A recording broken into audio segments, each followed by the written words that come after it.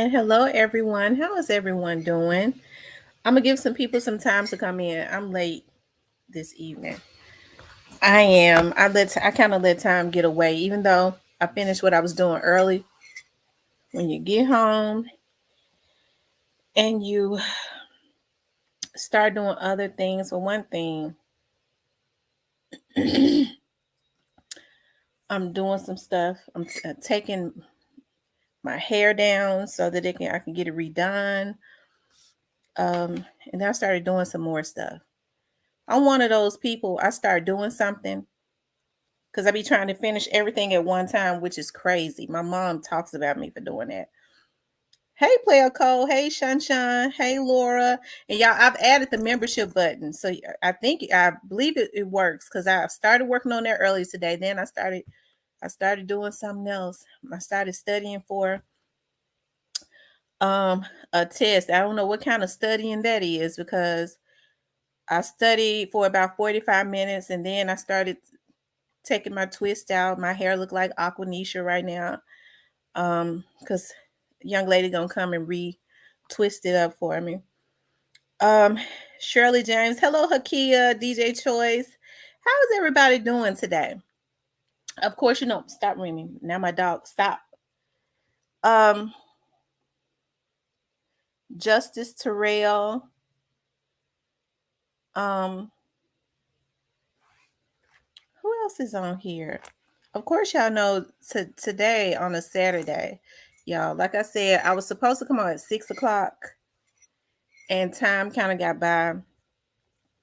And what I was supposed to do is, like I said, I was hoping that I could speak about, I actually had a subject for today, and I didn't hear back from the person for today. And I understand because it is a holiday weekend, but it'll give me an opportunity to get some more stuff that I'm trying to get. Doing okay. Insomnia is real because I be up a lot of times late at night too. But today, y'all, it's a Saturday and we're just gonna talk about it's just open conversation. And one of the things that have been on my mind, and I kind of like I said, I've been holding it, and the more I hold this particular topic, it makes me do more research and look into more things. Because that's the type of person I am. Um, I know on here we always say it's gonna be open conversation, but we always end up talking about the young Dolph situation, right? We end up talking about the young Dolph's case. I don't know about some of y'all, but I kind of get the feeling that this young Dolph situation is justice is getting ready to be served.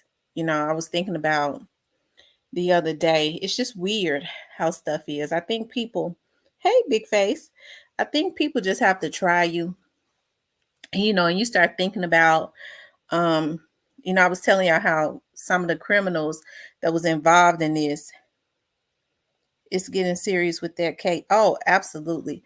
Some of the criminals have been right. And a lot of the heat, I'm talking about as far as this case, that has been brought up on people or the people that they look at or looking at or whatever is going on, it's because they have kind of pointed them in their direction. And I don't know if people think I be capping when I tell them I own a investigative company, and the type of work that I do, I don't get I don't tell lies. I won't say nothing. I might say I don't know something. Maybe that's a lie. I don't know. Um, but I think it's getting to be pretty pathetic when you have people with money, and I'm gonna get back to what I mean about my investigative company because you know people think that we won't trace them. You know what I think because it was a young lady called me maybe last week. She hadn't called anymore. We traced it back in a matter of 3 minutes. Okay. That's why I say these setup girls better be careful. They better choose their children. But hey, I ain't messed up about that. That's for the FBI, right? So, I have not received, um, but anyways, some things are, but here's the thing. Sometimes with people, they are so slimy. And I think it's a shame. I was talking to somebody today. You know how you have grown men, right? And these are men with families. They have families, okay? Hey, Miss Lynn, baby, Andrew Savage. They have families, and they will allow another man to send them out and do stuff or conspire to do things, or they'll go do it. But I know a lot of people on drugs too now, okay? That takes them away from their family, which means because yeah, which means they're putting that person, you're that person's flunky. Okay, because if a person is, you know, gangster as they say they are, they go handle their own stuff, right? Right? But you'll let somebody send you out to conspire to do things or try to intimidate people, or that's gonna get you taken away from your family or get you capped. Okay, gonna get you flat killed, especially when the people know who you are.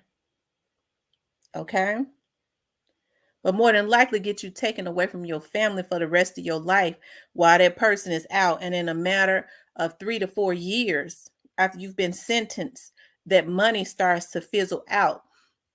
And it's amazing to me how I was having a conversation with somebody, how people, I don't know if it's the cocaine that a lot of these folks are on. I said cocaine, so whoever on cocaine probably got some money, because a lot of these Negroes in the hood on crack, they can't afford no cocaine. So when I say cocaine, that's a rich man's drug, right? More than likely, right? So it gives them a false sense of I can't be touched. Okay. All right. Because they sending the crackheads out. That's what's going on. The ones that's on cocaine sending the crackheads out. The ones on crack out. That's what's going on.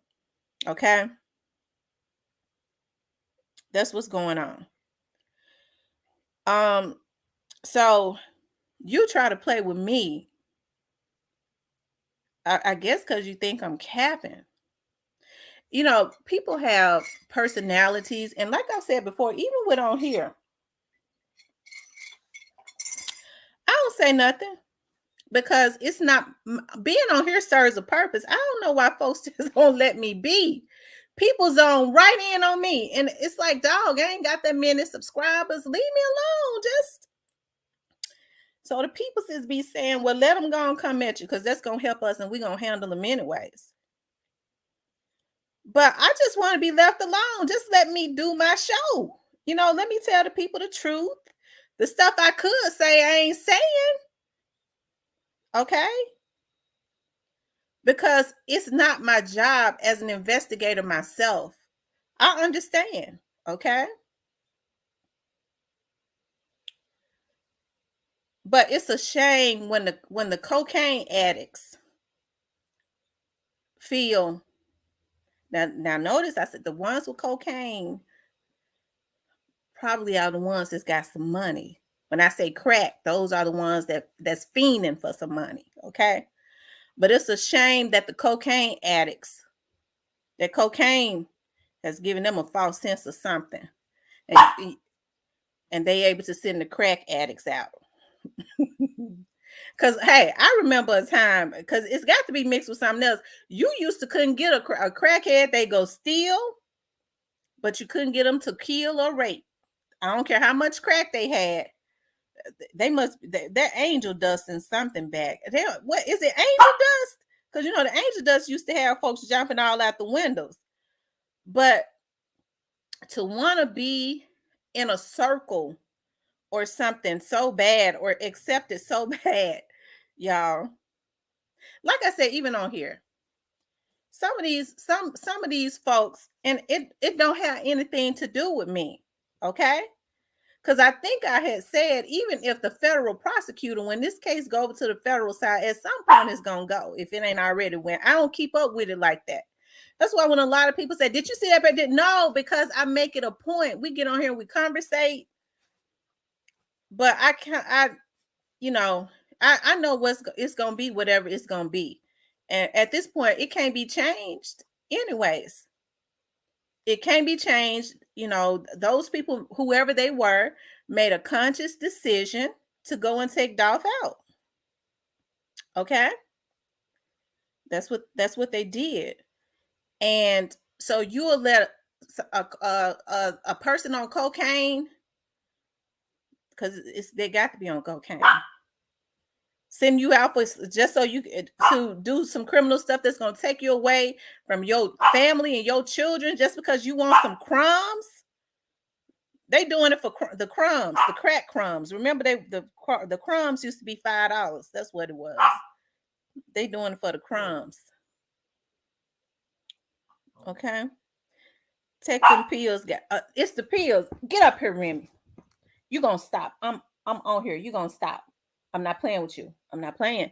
I've been quiet. She been quiet the whole time. She was all good while I was studying for my real estate exam. I'm studying for real estate. And the reason why I got back into real estate is because my dad owns a lot of properties, right? But he don't have a real estate license. And my dad asked me a few months back, he said, it's just funny that you got all into investigative work, that police stuff.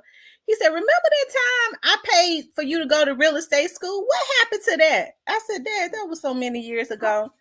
But I've always liked real estate. So I'm looking into some good thing about it is that's something I want to leave some generational wealth. Okay, like my dad and my grandfather and them did. It makes me extremely proud with what they were coming from North Memphis. A lot of the stuff that, and I wish I could tell about the business that my granddaddy got into, but when people say get it out the mud, he got it out the mud. He couldn't even read, and he got it, but he could count. He got it out the mud. And a lot of people with the business that he's in, a lot of the clientele that he has, when he's booked up, they'll wait. Okay. And he still be out there with his workers. He can't, my granddad 80. I don't know what he think he doing, but he stands out there with them. I was talking to my dad about that the other day. He said, you know what? Sometimes dad will get in that crane or whatever they call it. And he'll do some work, but maybe it keeps him young because I seen him on the internet. One of my aunties, child, he had on some blue jeans, a hat on his head. I said, look at my granddaddy. And we look just like him. We look just like him. The dark skin, everything comes from my dad's side of the family, because when people look at my mother, they'll go, your mama light skin. I'm like, yeah, that all that rich chocolateness comes from my dad and them. Their genes are very strong. Kimberly says, right, it's 44 in the building. But back to what I was saying about the crack and the cocaine. Y'all, hold on. Let me give Remy some water before I have to whoop her butt. Of course, y'all know she don't get no whoopings. They'll be on here talking about pet abuse. I'm just talking. Hold on. I'm sick of you now. I am tired of you.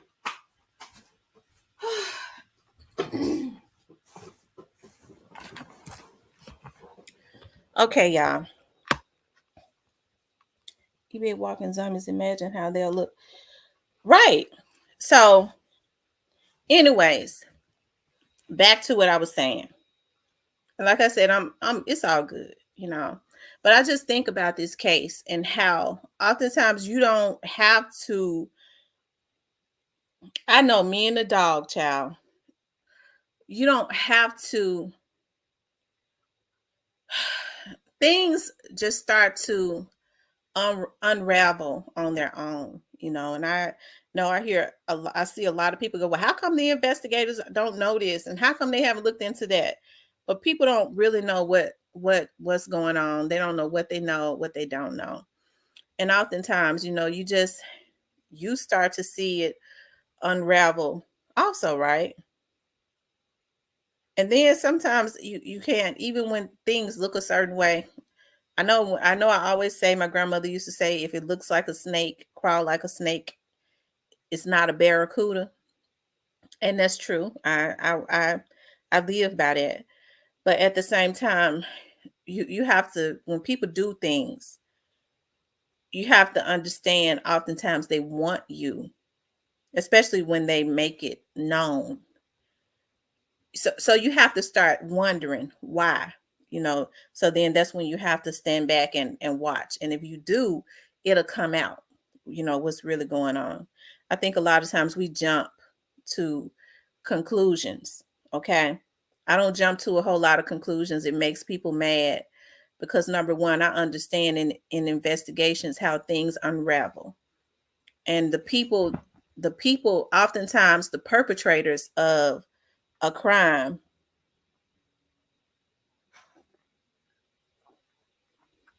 Yeah, Joseph said, "Good luck on the real estate exam. This Dolph case has so many twists and turns.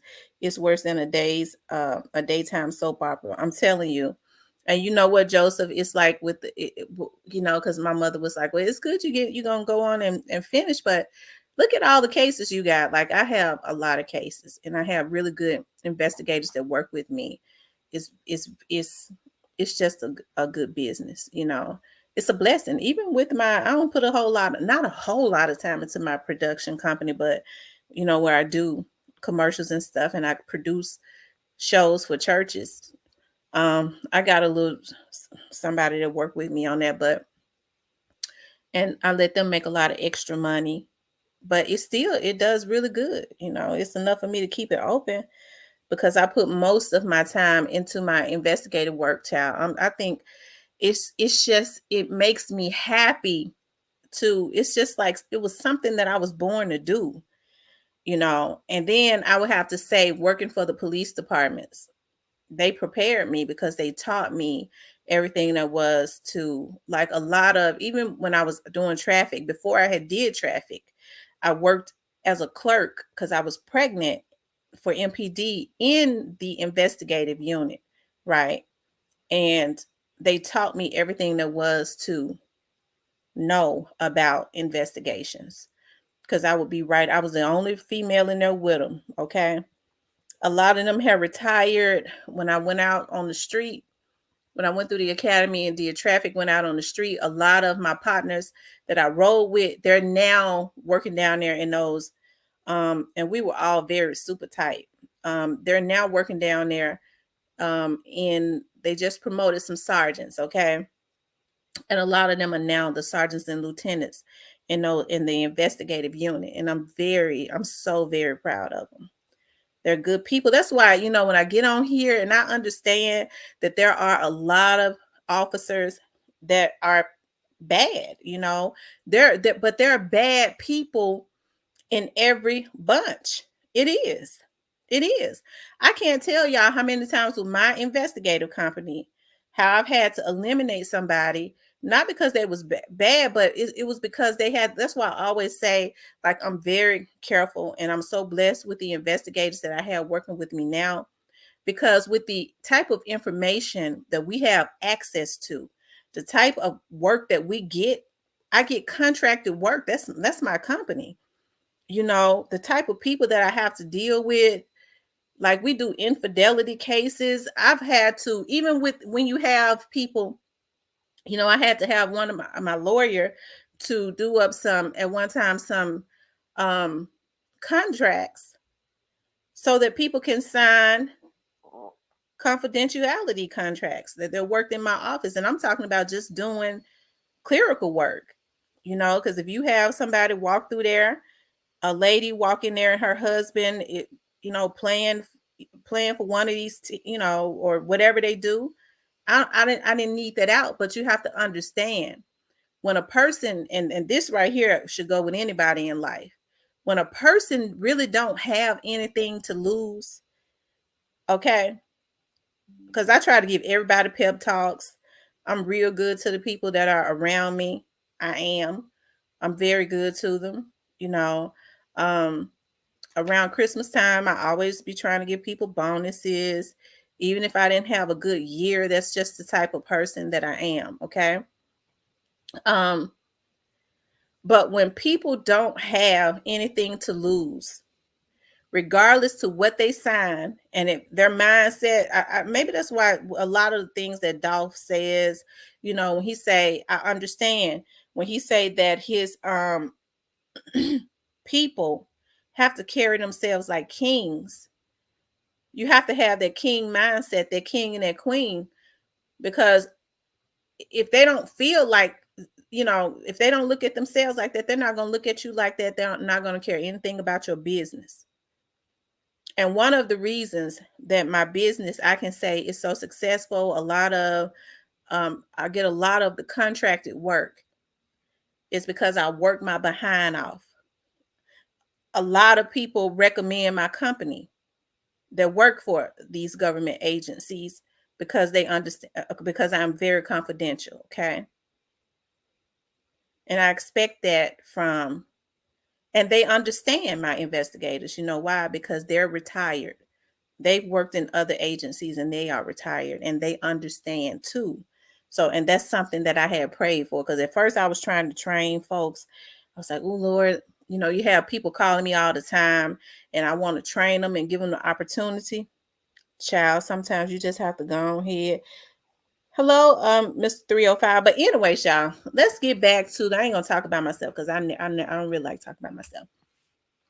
Anyways, let's get on back to the crack and the cocaine. Let's talk about that. So what I was saying about that is because I want to put a lot of emphasis on this. And I guess it goes back to thinking a lot of yourself. But then when people are on drugs, if you notice, those are the types of people that they kind of have around them. And even some of these men that are coherent and they have families, you know, um, they let people, I can't understand how you could live your life as a hitman. Okay. I can't understand it. With the thing that makes me really mad about some of these young men, they'll say, well, that they had, the Italians had did it. They lived a normal life. It's something wrong with that when you don't have an issue. A person don't think enough of you to start you a legitimate business. You struggling. Okay, you struggles until somebody wants you to be their flunky to do something that's going to either get you knocked off or take you away from your family because they don't want to get their hands dirty, you know. So, I know a lot of, people sometimes they get mad, especially with this Dolph case, and they say, Pete, whoever did this, whoever they think did, they're getting away with it. People never really get away with nothing. Okay. People never really get away with nothing because number one, you have to read what you sow. I've seen it. I've seen it. I see it all the time. You reap what you sow, and that is true. I think, like, I've been doing this because I had worked for the police departments for 18 years altogether, and I've been doing this. So I'll say 20 years in doing this. Okay, I they don't get away. They don't get away. So, as that U.S. Marshal was saying, you have to let the wheels of justice turn.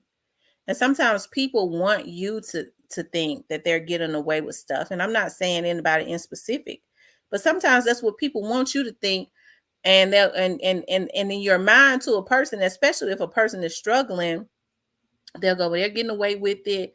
They seem to be living good and this and that. That ain't true. They're not gonna tell you that they ain't sleeping at night, that they waiting on them folks. They know them folks gonna hit that door any day. They know they can't kill everybody. Okay. So they don't know who's gonna crack and tell. And at this point, you'd have to be a fool to send a hit. And you have to be on crack to take to even accept it. And I think that's what, a lot of these ones on crack.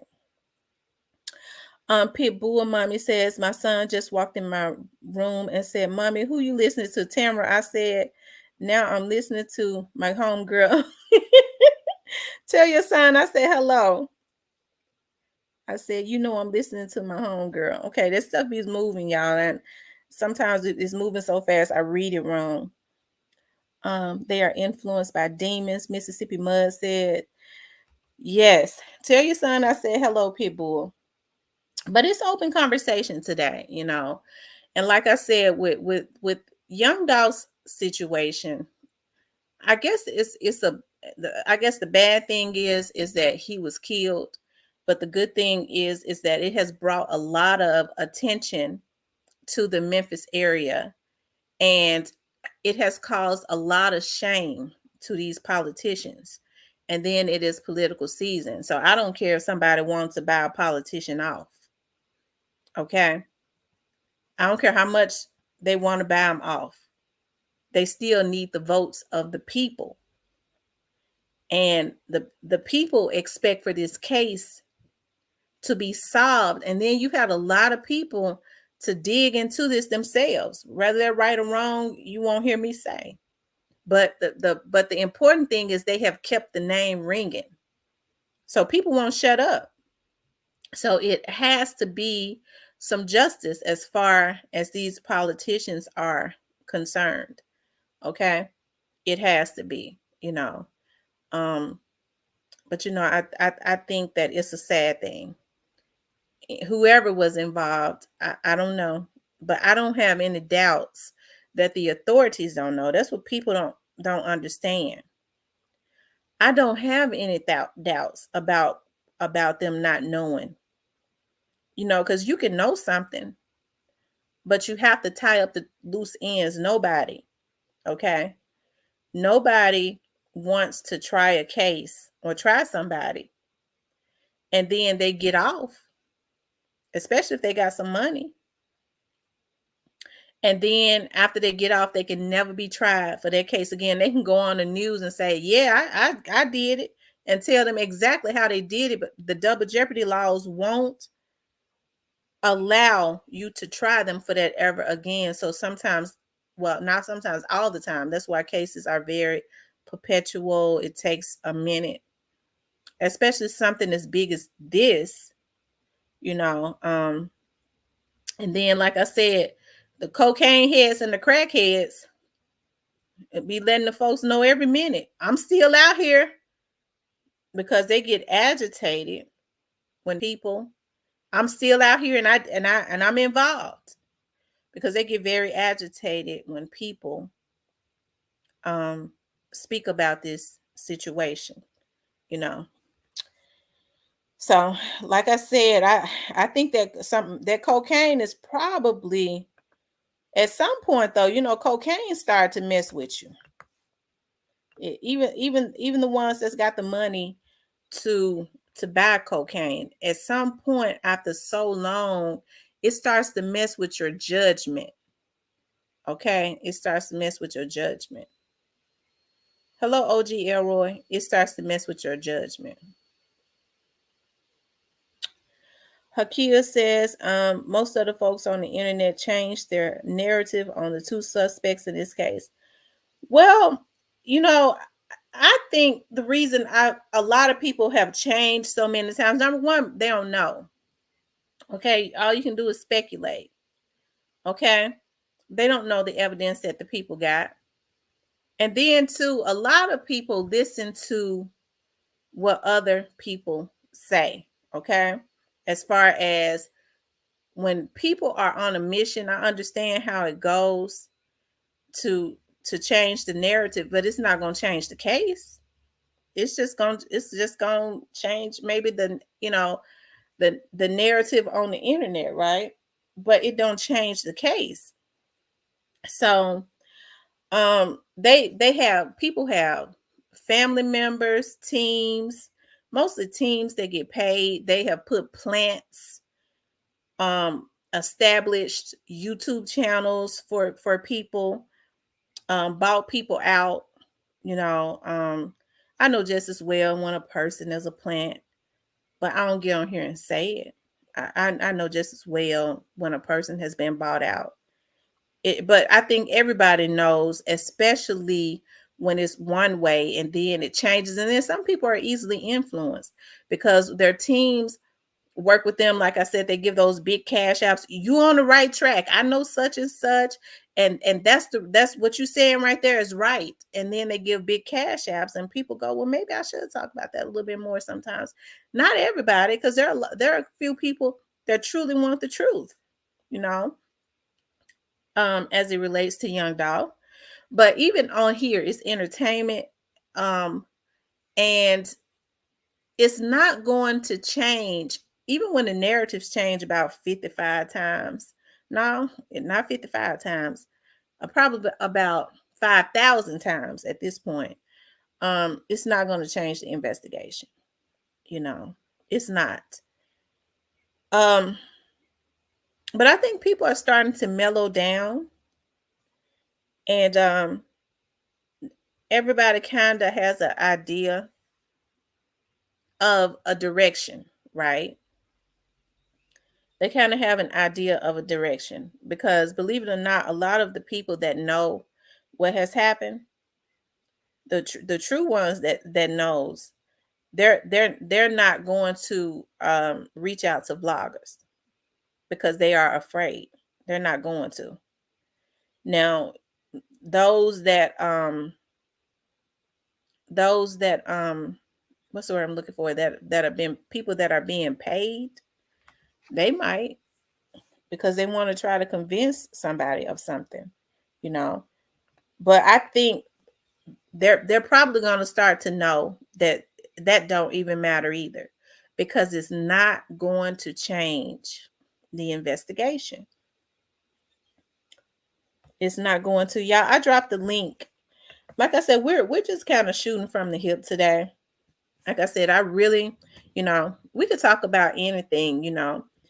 A lady had sent me not a lady, a Dima. She was looking at some of my old shows, and she was looking at a lot of my missing person shows. And I did missing persons, y'all, for so many years, right? I did. I'm talking about as far as the shows. If the cases are draining, can you imagine how it is, doing the shows and stuff? But that's what I did for so many years, to bring awareness um and to help families out. I dropped the link. Anybody want to come up can come up. Like I said, we're just kind of shooting from the hips today. Um, I should have had some stuff. Well, I thought I did. Like I said, I was going to talk about somebody today, but I didn't get a phone call. So, I was like, well, it's some more stuff that I want to look at anyways before I talk about it, because I kind of want to go all out on that one as far as what I'm doing. But like I said, we're just kind of shooting from the hip. So do you all think that they're going to make some more arrests really soon? Well, we know that they're going to be more arrests, but do y'all think that they're going to happen pretty soon? Who do y'all think? Who else do you all think is going to be arrested? It's going to be interesting to see. It is. It's going to be interesting to see who is next.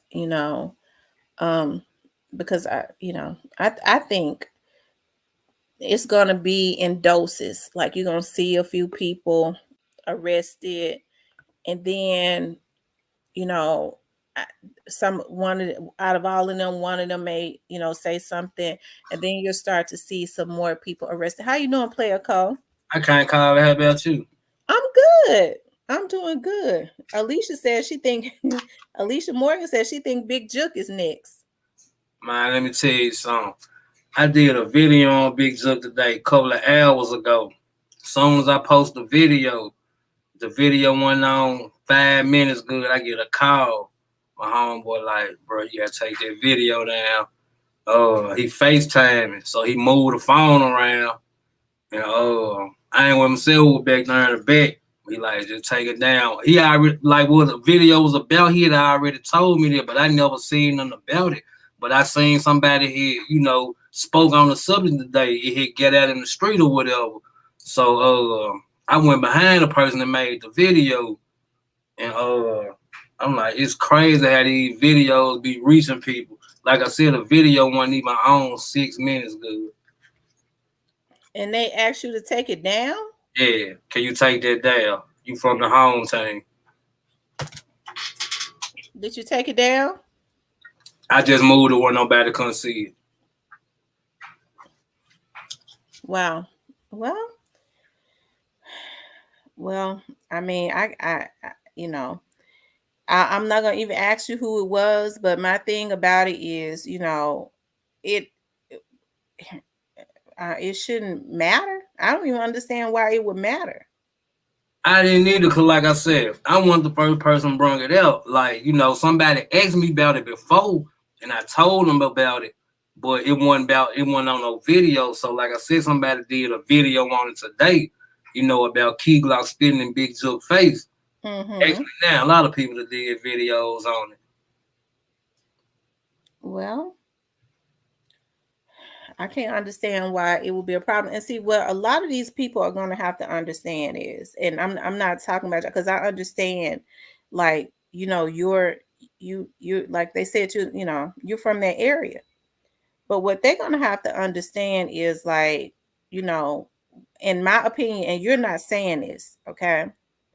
When they, have people to call, um, well, I'm not gonna even not I'm not gonna even, because I don't want it. I'm not gonna put you in that, okay? Because, like, what has happened with other people and what happened with you is different. You know, it is different. But I think people gonna have to understand they can't intimidate people.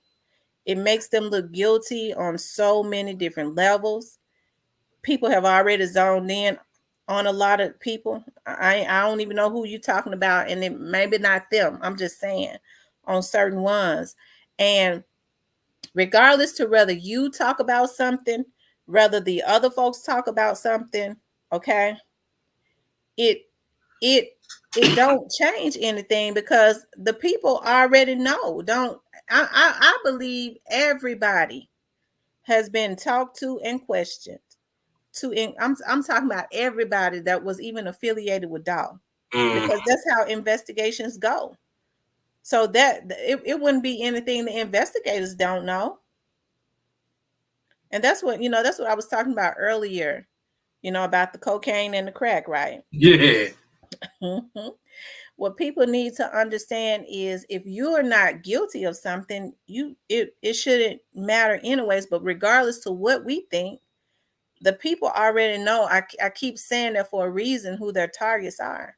And And the see, only thing these people do is, certain people, they make them zone and hone in on them even more. and that's how the conversation did. Like, that would have gave me guilty vibes. Like, it really wasn't the conversation. It was the back conversation, what was going on, what was being said. And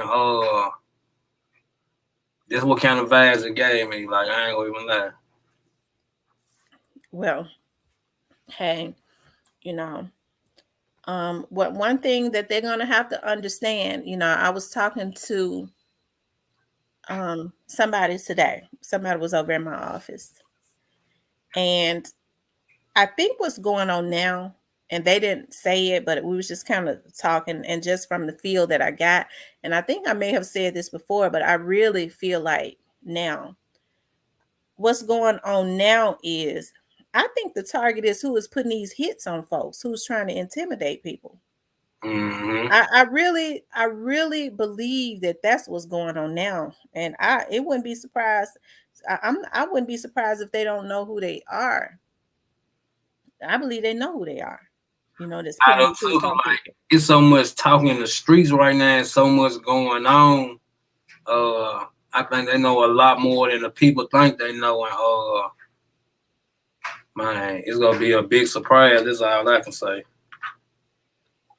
Well, I don't think it's gonna be a big surprise to the authorities, though. Now, not to the authorities, Yeah, not to the but authority. to the people on the outside looking in. Like Mm-hmm. it's a lot of key players wrapped up in this Dolph case.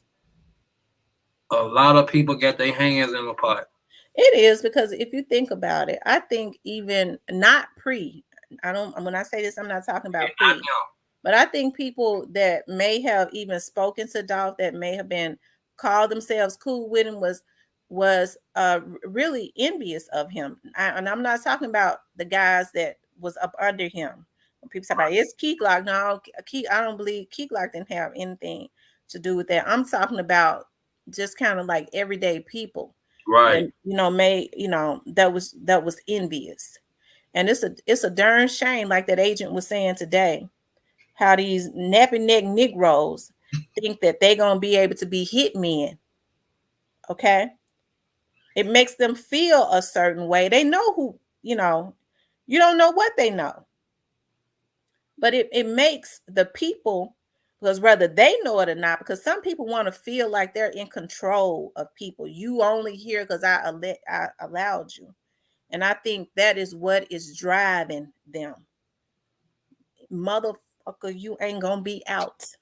And if we can help it, because a lot of these people are gonna be able to be categorized as serial killers. Okay. I keep saying that for a reason, from what I'm told. But it's a shame that you put yourself in that situation, you know, for another person, another human being, because you want to be down to another human being when your loyalty should be to yourself and your family. Because if a man can't put me in a position to make no legitimate money, he sure can't use me as his flunky. No. And these are strong, African American men, a lot of them, I think, that could really have made a difference. Probably got beautiful kids and stuff, but you put somebody else before you put your children and your family, your mothers. I don't get that. Because you want to feel like I told you, and I keep referencing that Judge was sitting there because I used to have Judge Joe Brown on my show all the time. Okay, he ain't been feeling too good because he coming back, and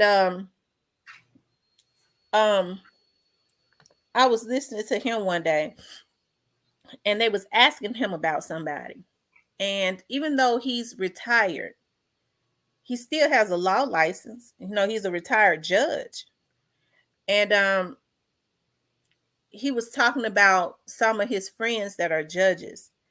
And and I said all that to say this. I'm not going to really get into that conversation. A lot of these, I referenced that judge that turned orange when he was talking about these folks that's paying for hits.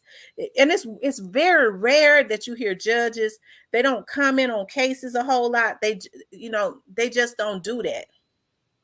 Because they like to wait until the end of cases. They don't really have a lot of remarks. But this Dolph situation has gotten everybody to thinking.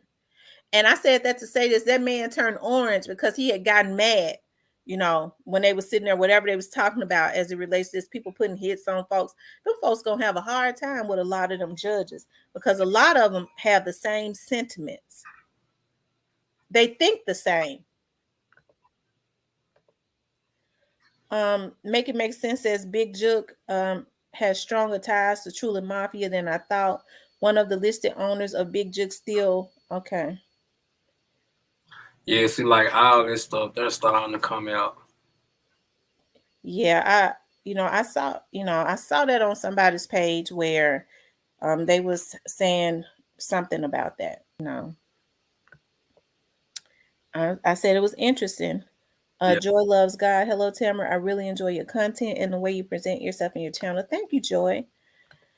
Um, I can't believe Key Glock did that. Juke is a big dude. but like I I don't know. told people, that incident really did happen. People just not starting to talk about this, but it did happen in the airport though. That's a real incident. Mm-hmm. Well, you know, um, that's a real incident, and it happened. You know, um, But and if something like that happens, then what you're supposed to do is, because if somebody's spit in my face, it's on. I grew up fighting. Yeah. So, I'm not I grew up in a time where you throw your hands if you got an issue, right?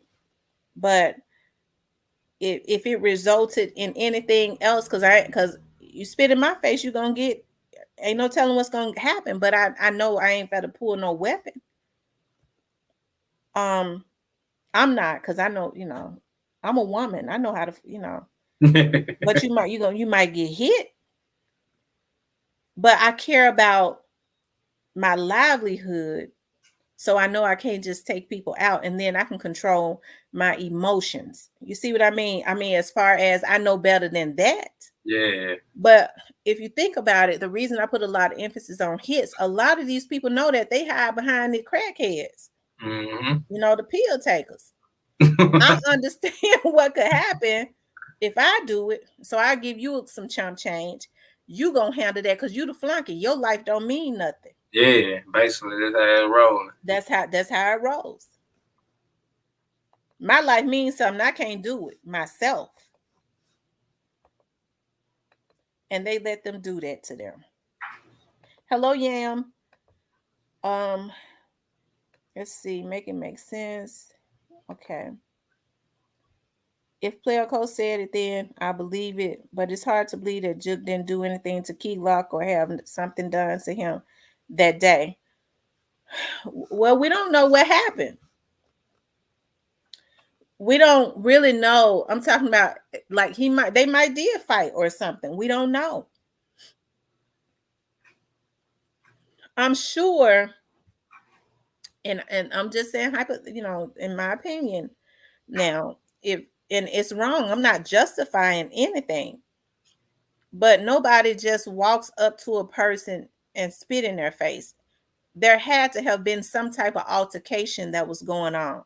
Yeah, they had some words before that, you know what I'm saying? Before he spit in his face, they was having words. Right. See, people leave that out, which I'm not justifying that, but and then who's to say he didn't, they might have threw them hands. We don't know.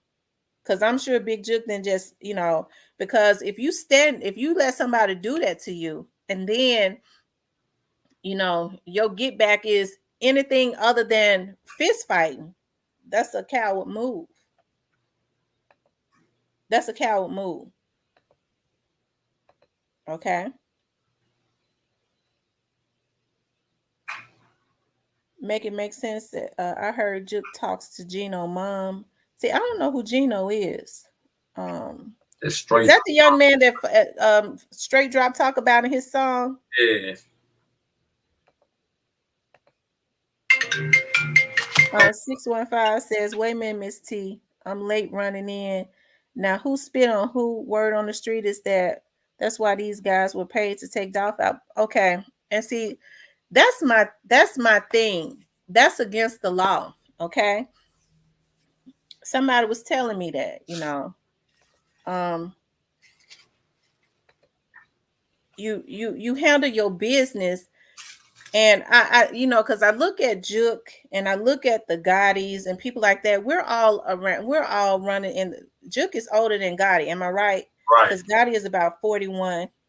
Okay. So Juke is probably my age, if not a little older. We grew up in a time where you throw your you ain't afraid to throw them fists, okay?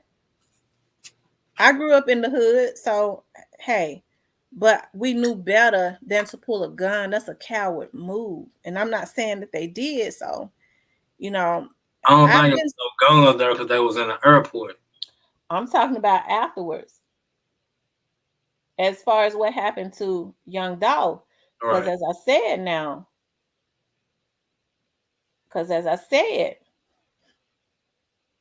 somebody told me now that the young man had been followed the whole day. And like I said, I've seen, stuff over the internet, and I dare not say a whole lot about it because as far as that is concerned, because it's for the investigators and the federal agents to present their case or whatever.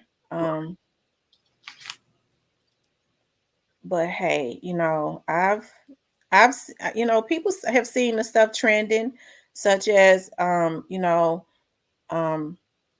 people were saying that the week that young Dolph was taken out, and this is not something that probably the investigators don't know, that allegedly they hurry up and they got out of town or something. I don't know. They took their mother or something out of town so that they wouldn't be in the city or something like that. I don't know. But this stuff has been trending since day one. Yeah. So nothing anybody says um has not already been said.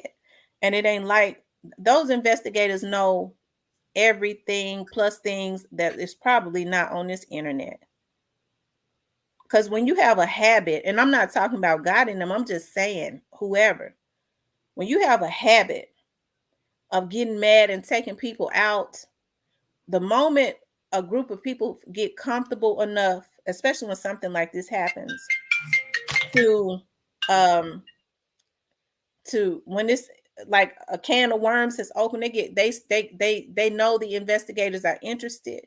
And they've been living in fear. Maybe they've been fearful. Sometimes people only deal with you because they fear you. They start telling everything and who the hitters are too, because they're tired of it. And I'm just talking about in any situation.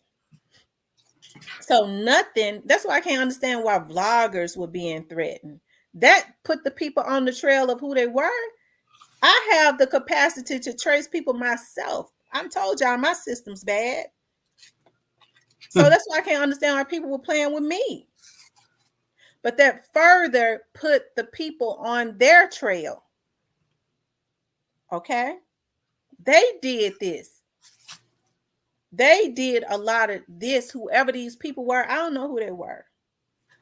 Okay? They did a lot of this to themselves. Because sometimes I guess that cocaine, after a while, can give you a false sense of of what you are. And one thing that you can never be is above the law. Right. Make it make sense as Gino's mom name is Tasha Linwood. She's in her early 40s. Okay. And how was that young man killed? He was killed in a car wreck, right? I believe so, if I'm mistaken, y'all. Okay, he was killed in a car wreck, unfortunately. For those of you all that's just coming into the room, please hit the like button. Also, if you have not subscribed to the channel, please subscribe to the channel.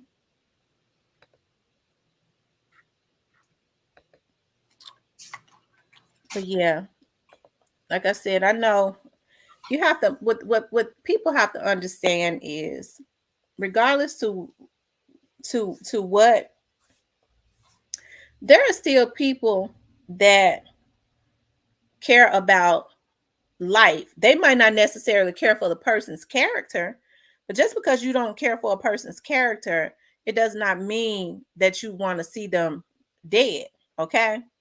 And when people start have a habit of doing stuff like that, whether people want to say it or not, they don't want people like that in their neighborhoods or anything like that.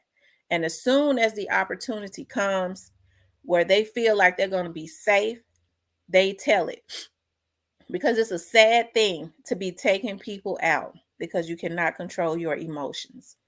There have been a lot of people, I'm just saying in the past or whatever, to lose their livelihoods, very talented, regardless of what field they was in, to lose their livelihood and mess their lives over. And it's gonna be I think it's gonna be a lot of people to lose their livelihoods because they won't stop. Somebody was saying today, they think somebody playing with them. You know that people are on you and you still trying to hire folks because they doing something you feel like they shouldn't be doing. And the sad thing about it is the folks know it. That's the sad thing. I probably shouldn't even said that.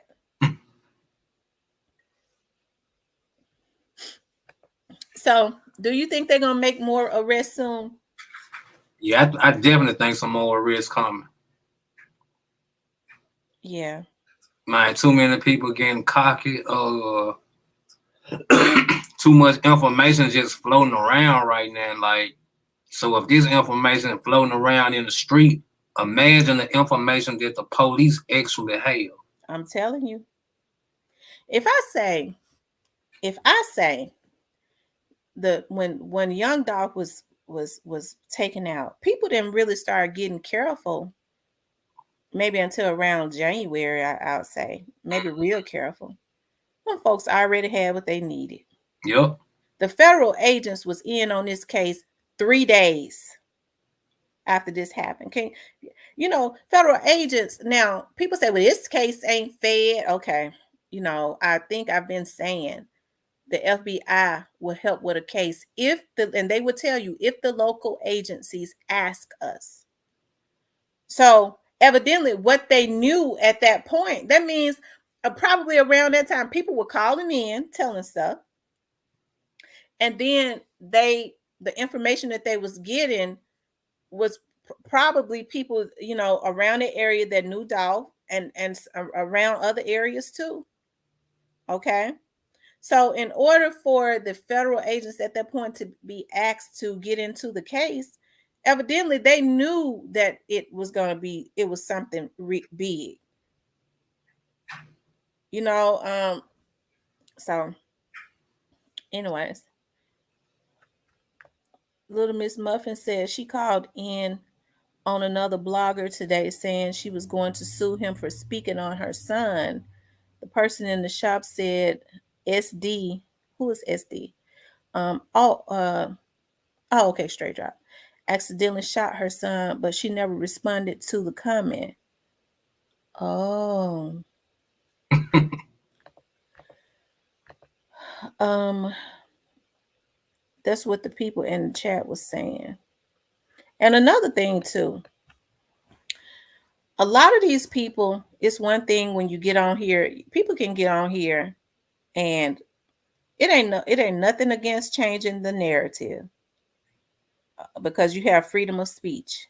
But it's something different when you start trying to force people, when you start trying to slander people, and you start trying to force people um, to agree with what you're saying. So you automatically have given yourself away because each and every person have their own channel. You say what you got to say. You have people that look at your stuff. Everybody that look at you don't necessarily agree with you. They just looking. But when you start trying to force and harass and set people up, that's something else. Some of these vloggers gonna go to jail in the end if they don't watch themselves. Mm-hmm. That's what I'm saying. People doing anything for money. We talked You about can't it the make it other wherever you trying to go in jail. day. Yeah.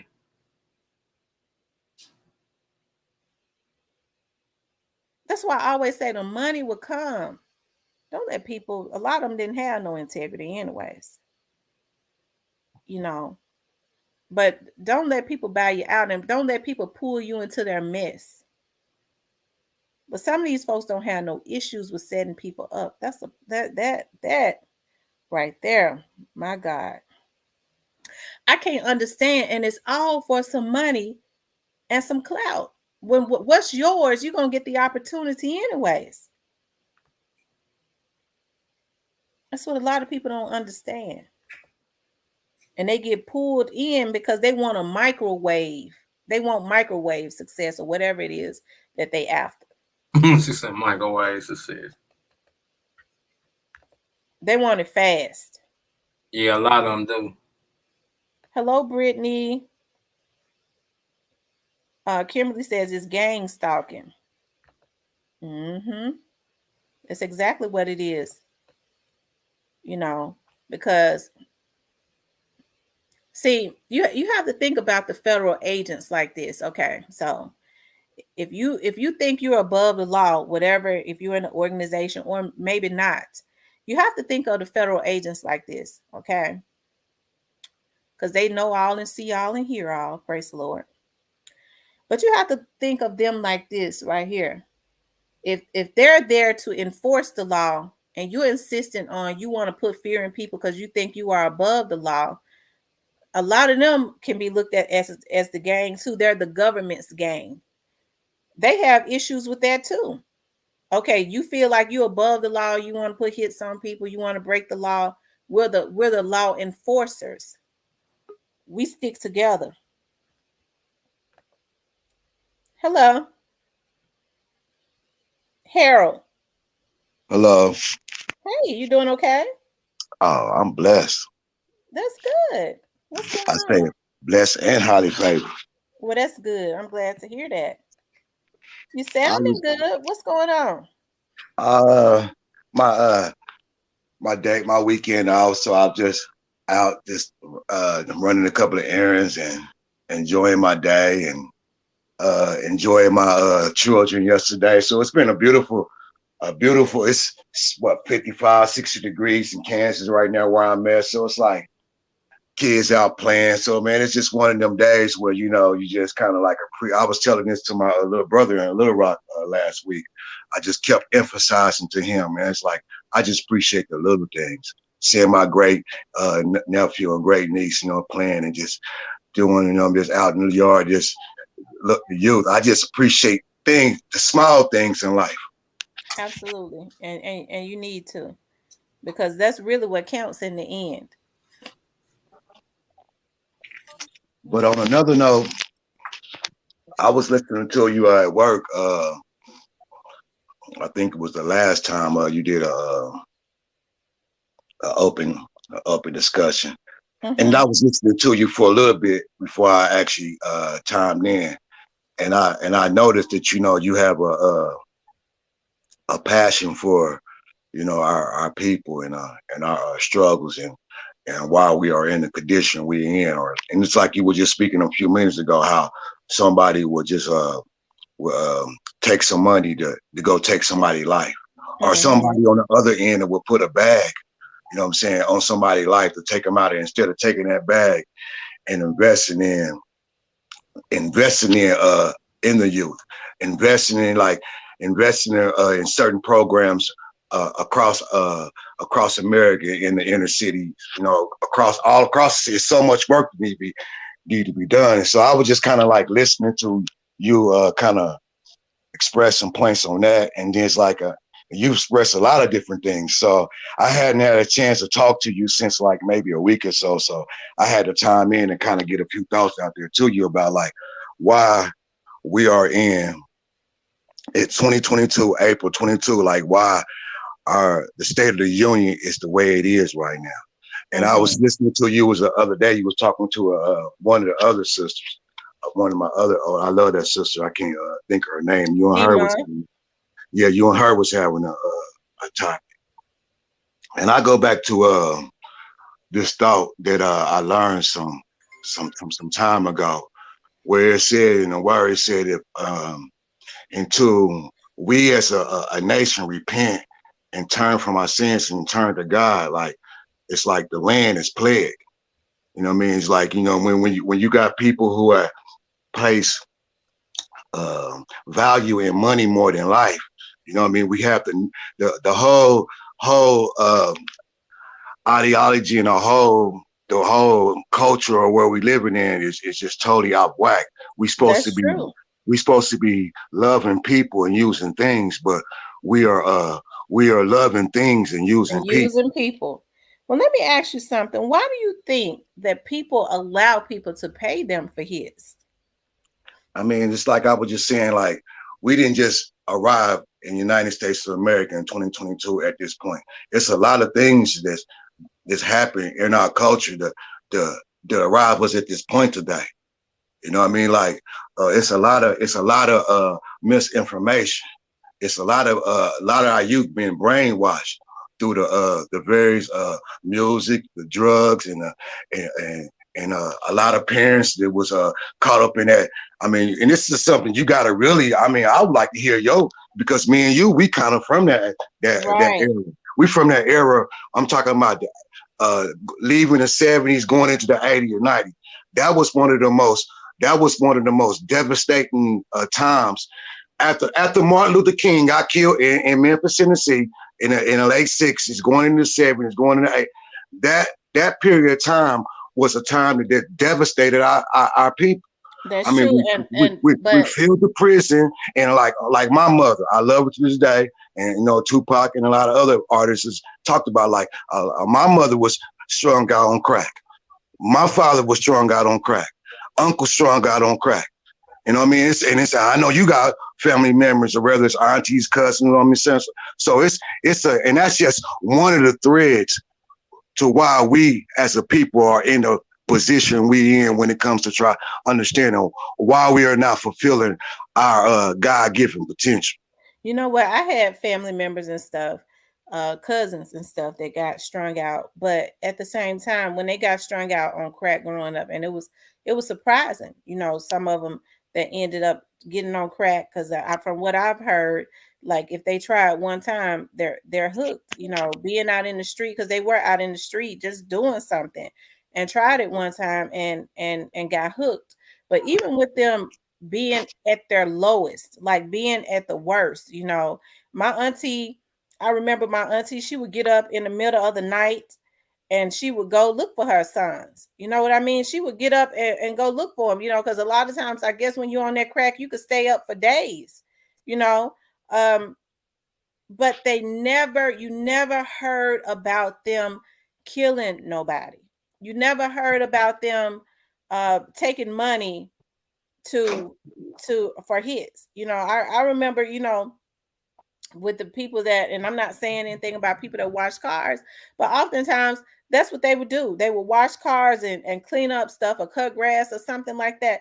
It's just evil on so many levels, and it's very disappointing when you hear about people with money that are consistently putting bags on people's head. And you get that from the community, because believe it or not, the people it's happening to the people's family members and friends that are living in these communities. So as much as they might admire you, they sick of you. Even though you're not there, you're not in that community. Why would you send destruction back to those communities? As I always say, and you know how hard it was growing up in the hood, growing up in the impoverished areas. Okay. Mm-hmm. A lot of these people understand how hard it was. So that's why I say people are going to have to be taught self-love, or even if they're at a certain age, they got to get some type of self-respect or self-love, because you got to understand, nobody that cares about you is going to give you money for a hit to feed your family. If they care about you, they're going to put you in a position to legally feed your family, not go take folks' lives. Look at how the people have zoned in on this stuff now. I'm sure a lot of this stuff is going to be a lot of families to get justice. People are sick of this. These are these people's family members that have been taken out. I like to get you to consider one thing in regards to, like, when we talk about like putting the bags up and all the different various evils that's taking place within this rapidly going on throughout the America. In the book of Ephesians, it talk about, and I think it's in the 6th chapter, it talk about us wrestling not against flesh and blood, but principality, spiritual wickedness in high places. See, straight drop, he don't understand, or Justin or Kenice. These brothers don't know who they are in our Heavenly Father, the Lord of creation. See, when you don't know who you are, that goes for any of us. It says in the morning, the prophet said, God, people are destroyed from the lack of knowledge. See, when you don't know who you are in God, you're subject to be to any various things. I can come. I remember this when I was a teenager in my early 20s. I can remember guys in prison actually, man, cutting somebody dope for a pack of cigarettes, for a pack of cool cigarettes.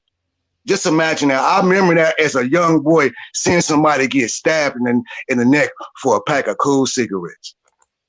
So just imagine when somebody come to a lay Cornelius or straight or any of these individuals, these young dudes who don't have any type of stern role model, somebody who can hold you accountable for what you're doing and your behavior. You just kind of being falling a victim to circumstances in your environment. When somebody come along and they sitting in this fancy sports like fancy automobile and they show you all the money, what you think you're gonna do?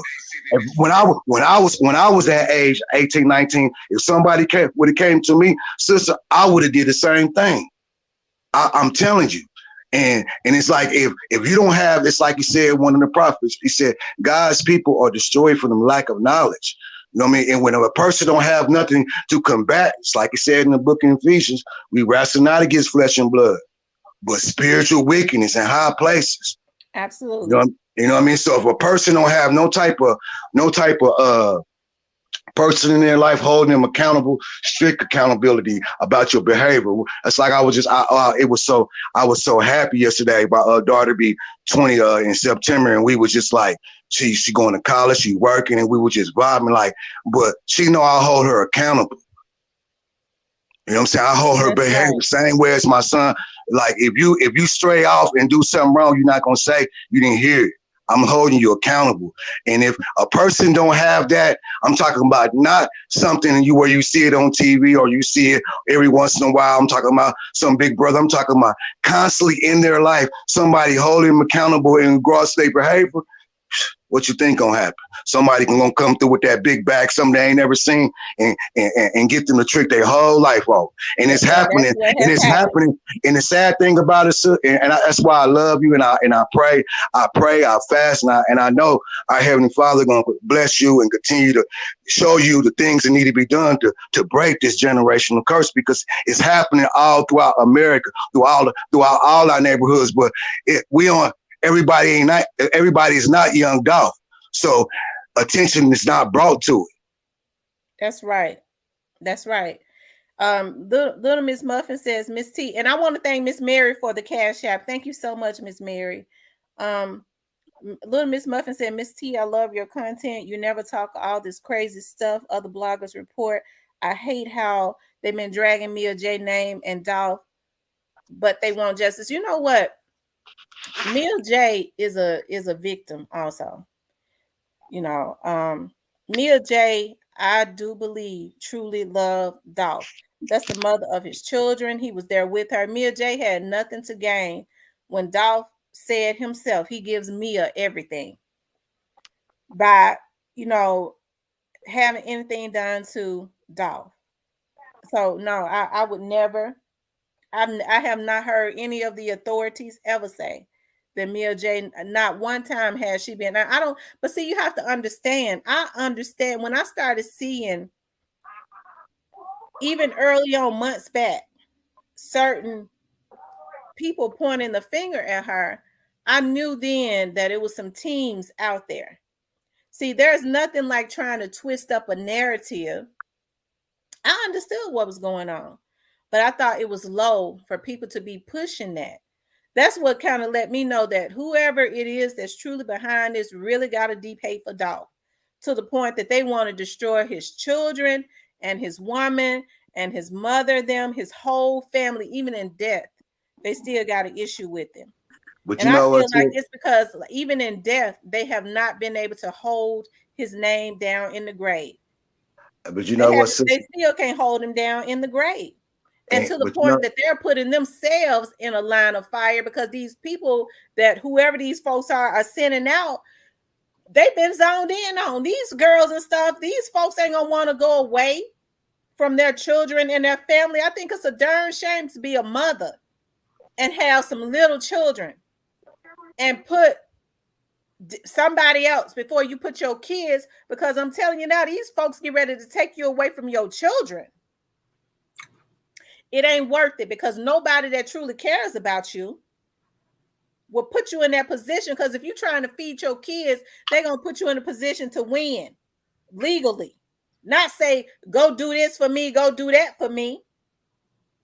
Now, it ain't nothing to be on the internet changing the narrative, but it's something different when you start harassing people and threatening people.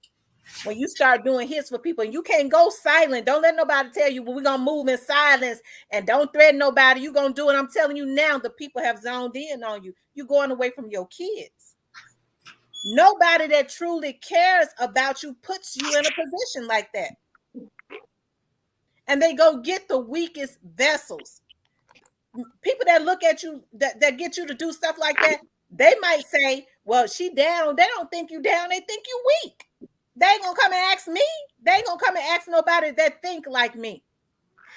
Hey, sis, can I say one thing I like you to think about? Also, like, it's kind of like one of them wink moments, you know what I mean, revelation moments about this whole situation with Dolph. The people who did this to Dolph, one thing they really didn't consider, the X factor in this whole situation, they didn't really realize how much people in this world really love that brother. That's true. That's a really, you know what I'm saying? So it's like, that's why I was telling you the last time we talked, you know, that brother Dolph, that brother inspired, and we're not really going to really see the ramification and the outcome of his life until like years down the road. Like, I'm not talking about something in regards to y'all down in Memphis giving him some sign on the boulevard. I'm talking about what young Dolph brought to our culture. Like, to me, I was raised in NWA and Tupac and Jay-Z and Dre. I mean, I could talk Run DMC. I can tell you about any musician, Nipsey Hussle, who just King Von. Like, to me, since I've been studying music and been in this life, like, nobody from my personal opinion, my personal belief, no one has affected my mind, in my life in regards to my drive and how I want to bring a change to my people. Like Dolph, he's changed me. That's why I'm not sad about his life and all this stuff that's going on. That's in the dark. I'm telling you, that's why I say you keep on pounding that drum. You know what I'm saying? It's not in vain, because the big thing, you got to know this. Whenever you get done talking, whenever you get off this thing, you got to know one thing will be the fact: your Heavenly Father backing you. So it's nothing. It's like, I heard this a long time ago. I say this in closing. It say, if God is with you, you are the majority. That's true. Play a one. All right, that's it, man. Play a call. No. You there? Okay. Play a call. Hello. You there? Yeah. Okay. I think you had made a mistake and took yourself off mute, but rest in peace, young Dolph said, I believe Fabo, I don't know who that is, a Fabo, getting paid early to do something dumb like Straight Drop did. I think he got paid before Dolph died. That's why I think he took them photo shoots. I don't know who Fabo is. That was the dude that was on the internet. When you say he was on the internet, was that right after Dolph was taken out? Nah, that was the dude that's supposed to be Key Glock friend or something. Oh, the one that was threatening Key Glock. Yeah. And see, that's a prime example of what we're talking about. You know what I mean? Like, if a young man, so I'm assuming he's a rapper. If a young man has a talent, because what he did was he threatened Key Glock on the internet. Those are terroristic threats. Key Glock need to really get that on. But the thing about it is, it's all over the internet, right? Yep. So it's all over the internet. That can't be taken back. So, but here's the thing: if somebody is paying him to do that, that's what I'm talking about. If you got a talent, if people really want you, they truly care about you, they gonna invest in you. They shouldn't. You shouldn't be doing dumb stuff. And you know, and that was definitely a dumb move. You know, because really, like when he got on there with it, like that should have been something you should have called him about. If you felt a certain type of way about him or whatever the situation was, you should have reached out to him instead of reaching out into the internet. I feel like you had a bigger motive than that. That's true. Do you think somebody put him up to it? Yup. You know that's a crime shame, don't it? And like I said, it's almost like people are saying that it's not going to trace back to me. I mean, that's what they think. But But like see, I said, pride comes before a fall. you got to realize this though. You got to realize this when you come to when you come to talking about cash on hand, it's easy. It's and I went to the I was in the federal prison and in 2000 from 2000 2000 and I got locked up in 2014. I finished it in 2017, and I seen firsthand conspiracy cases. Like I seen big conspiracy cases. One in particular, this guy at Kansas City. Yeah, he was the number one on this like 32 man conspiracy. Now the person like he was number one. Now the 19 person on that conspiracy never ever even met him. Don't even he found out what he looked like when he got locked up. So I said it to say like the number one person, whoever it might be, it could be a Jamaican person or somebody in the Bahamas, whoever. I'm not gonna say CMG. I'm not gonna say Black Youngsters. I'm gonna say X person. This X person who got $1 billion. That the number one person could have sent $1 million to 7 different people. By time that money filter all the way down to straight drop them, that's why I be listening. I'm not accusing man like Raven or none of them, but it's great because I heard you say this. Well, if Makita and them has something to do with it, why straight dropping them ain't telling? Because it's very easy for straight dropping them to not even know that they had anything to do with it. In conspiracies, everybody in a conspiracy case don't know everybody in the conspiracy. That's why I make it a conspiracy because everybody in that conspiracy don't know everybody. That's the one thing you got to think about when you're talking about when the federal government launch. I know another brother, man, the Morris in St. Louis, the Jerry Lewis Bay, them they hit them with a RICO. It's like when you get hit with a RICO, all them people in that RICO. Probably the first 3 people know each other. But then when you get off to the 5th, the 6th, 7th, they don't know where that money came from. That's why the feds got it. That's why it's a tricky. And I heard you say it, and I congratulate you. And I heard we got to sit back, man, and let the feds do their thing because I'm telling you, like the feds, hey, they can come into a place and get a small piece of person hair. I mean, the feds, they are so good when it comes to details. You know what I mean? So like a person who put the bag out might think they got away with it, but you know what I'm saying? Money can always be traced. Listen, that's true. They don't people. Let's see. Hakia says, yes, Sabrina, I can't imagine. I have 2 sons, never gang banged, are truly stand-up kings. And you know the thing about that, Sabrina, is a lot of these folks that go to the hood and pay these kids, they brag about how good their children are and how good their grades are. They got them in private schools and things of that nature, but they sending somebody else's son out. Rest in peace, Young Dolph says, Miss T, him and he previewed a new song saying he gonna catch him at the show, and he been flexing all these hundreds. He ain't have none when he got out. I think that money to take out Key Glock, it probably is, but I'm sure the people are on it. And I'm gonna tell you something. God had put this in my spirit. I don't do a whole lot of research on this Dolph case. I don't. I know one of my closest friends is one of the ones that's working this case. I don't ask him anything. I don't try to intrude on anything. I understand that he's a good investigator. He's got other people. It's a lot of people working on this case. They're gonna do their thing. Okay. They're gonna do their thing. They be stressed out enough. You know, we commentate on it. And then I would never, if I've ever heard anything, I would never say anything either. But God had put into my spirit, and I don't know why God had put in my spirit that Key Glock needed to step up his security in the Fort Wayne Marion area. Okay. You know, I was looking at something, and like I said, every now and again I'll go and I'll search for something, I'll look at something. but God had put that into my spirit. Now, this young man has been selling out shows, and it wasn't enough to get rid of Dolph. That was the major one. People was really jealous of. You know, I want to. Okay, I'm not going to say that. Okay, But you know so something though, like what I realized today, man, the hate is really real for young Dolph, even after he gone. Like, man, they people despise him after he gone, and it's crazy. but that kind of hate only can come from jealousy.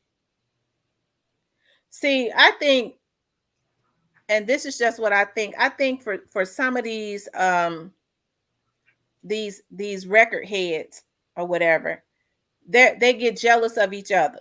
That's what I think oftentimes, especially around the same city. Okay, Yep. they be constantly trying to outdo each other. Okay, some people are so emotionally messed up, and that's when I said that they get this money gives them a false sense of who they are. Okay, if I do something, I'm gonna do it big like this. I don't want the competition to be able to watch what I'm doing and come back and do it bigger. And I truly believe that people start thinking like that and take other people out because they can't handle that comeback. I believe the reason that young Dolph was shot so many times like that was because whoever sent the hit said he ain't gonna be able to come back and make another song that's probably gonna sell almost a billion. Cause I ain't gonna be able to handle that. That's gonna send me straight to the crazy house. That's what that jealousy does. It makes a fool out of you. Mm-hmm. Because it ain't nothing, especially if that person ain't did nothing to you or your family. It ain't no reason for nobody to hate nobody like that just because you feel like they overly confident or cocky. Even if y'all have had words, it don't turn into no hate. I just don't care for them. Because I've had words with people and they'll say, "Do you like them?" No, not really. But I don't have no hate for them. Old school says it's not a conspiracy when it comes to straight drop. He is signed to CMG. Old school says the RICO is hold on. I'm about to stop. The RICO is not going to step in. It's going to take them to pick up old straight drop due to the fact he is on federal parole in violation. Okay. How you doing, D-Ma? D-Ma in the room.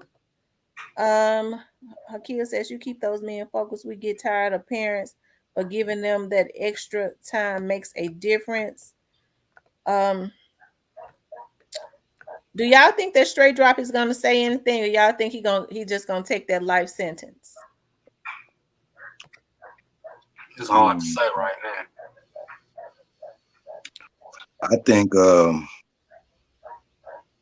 I look at this dog situation. I just think when everything unfolds, a lot of us, I mean, unless you got some type of inside connection, a lot of us gonna really be surprised about, you know what I mean, everything unfold. But like the people who, like, I don't know, sis, I don't know you, bro. I don't know if y'all just start following. Some people just start following Dolph, start listening to Dolph.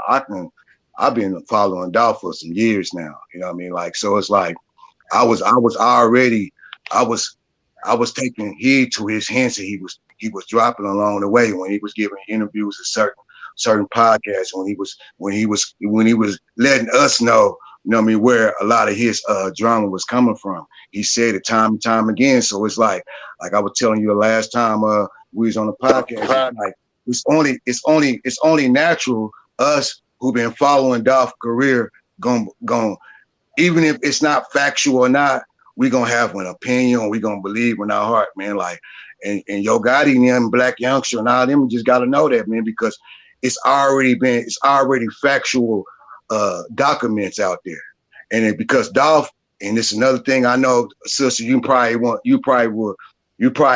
not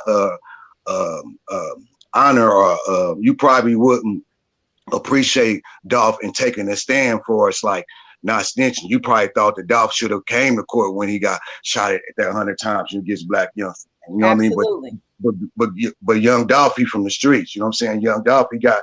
I mean, it don't justify, but that's just where Dolph come from. You know what I'm saying? It was like just like when he got shot in L.A. You know what I mean? But when you go through and you look at all his interviews, I've seen a lot of Dolph interviews. He always is with his own words, not my words. He with his own words is pointing the finger at them. So now he's gone. It's like us who are fans. You know what I'm saying? That's we gonna only think that way. And like me, like I used to bump Yo Gotti and Black Youngster, Money Back and all them. I'm telling you right now, me as a person, because my dollar is powerful. I work and I make my dollar. I make it work for me. I choose not to buy nothing a CMG. I choose not to support none of that. I just me. It's all paper route. Key Glock and all them, man. Big Kenny Money, all them paper route dudes. I support them. I support young Dolph in this movie. I support his wife, his children. And every time I get a chance to finance paper route empire, I'm going to do that. Now, I'm pretty sure Yo Gotti didn't see. He probably ain't even thinking about that, but I guarantee you, I was just in Kansas City, Missouri, and my sister, were a lot of my cousins. I got a whole lot of cousins, and a lot of us feel that way. It's a whole lot of us feel that way, and y'all not seeing it being recorded in the numbers of CMG. But it's a whole lot of my family members. It's not messing with CMG. You know what I'm saying? Hold on one second, Harold. Hold on one second. How you doing? Rest in peace, young Dolph. I'm doing good, Tom. I just wanted to say, what's going on? We gotta watch these jokers who getting paid beforehand. That's why they feel like the money can't be traced because they paid them beforehand. Yeah, they try to pay them before the hit, before the fact. Yeah. Cause I noticed like before that straight up flip, but he took it down. He was having photo shoots. Oh, so the young man that threatened Key Glock was having photo shoots.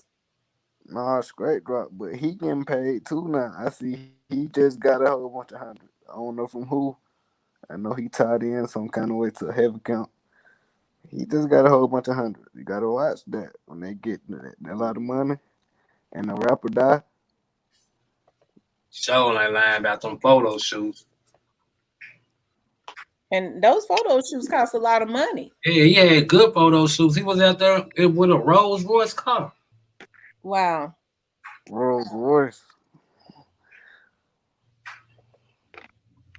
And the thing about it is, it seems like to me they're still trying to, because when and Player Cole is not saying this, I'm saying this. I'm saying this myself as a investigator, myself as somebody who has worked for the police department, myself. When you tell somebody they need to take something down, you are indirectly threatening them. Even if you ask them, hey, I don't like that, take that down. That's a form of intimidation. Fact. That's a fact. Intimidation. They say. That's a fact. And for me, and Player Cole is not saying this because I know Player Cole don't have no issues with any of them or whoever it was. He didn't say who it was. I don't want to know who it was, but I'm glad it's on record. Because this stuff got to stop. A person can say what they want to. Because one thing I do know about Player Cole, he is very fair. I have not ever heard him accuse anybody of nothing. Sometimes, because one day my eyebrow went up because I be trying to, I was like, but I understand. Really, that's the way it should be, I guess. So he has not said anything. He give everybody their props. So when you say that something has to go down, and he's not saying this, I'm saying it. And when I said one day my eyebrows went up because I heard him giving props to somebody, I was like, Lord, he don't sound, that guy, I'm talking about the rapper, he don't sound like nothing to me. But that goes to show I was like, he don't even sound like nothing to me. But I understand. But when you say stuff like that, that's intimidation.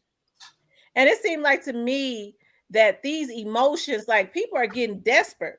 But what I can't understand is somebody is getting desperate because of their own anger, how other people let them pull them into their mess. Because it's some folks get ready to go away from their kids and stuff.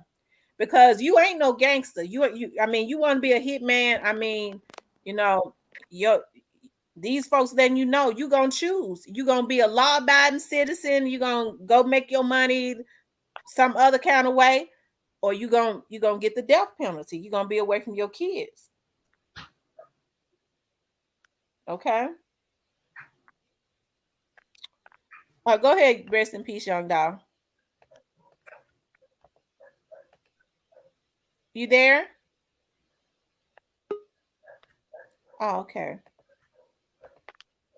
You there? Rest in peace, young dog.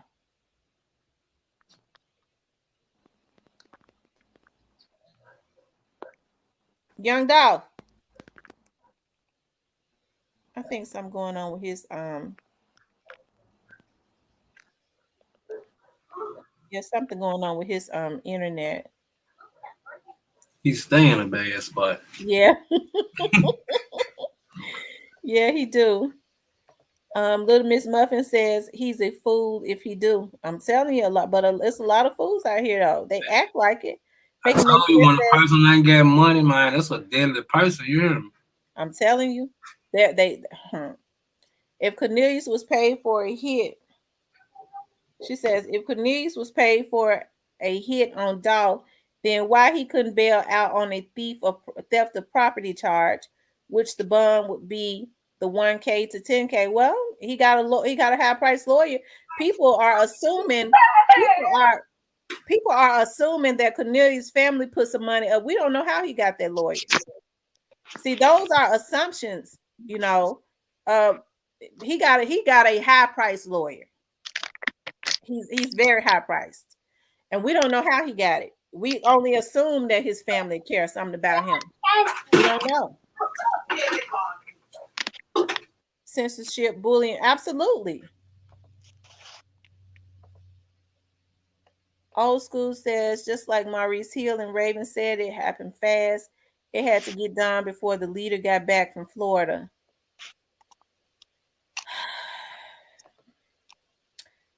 I don't know what to think about that.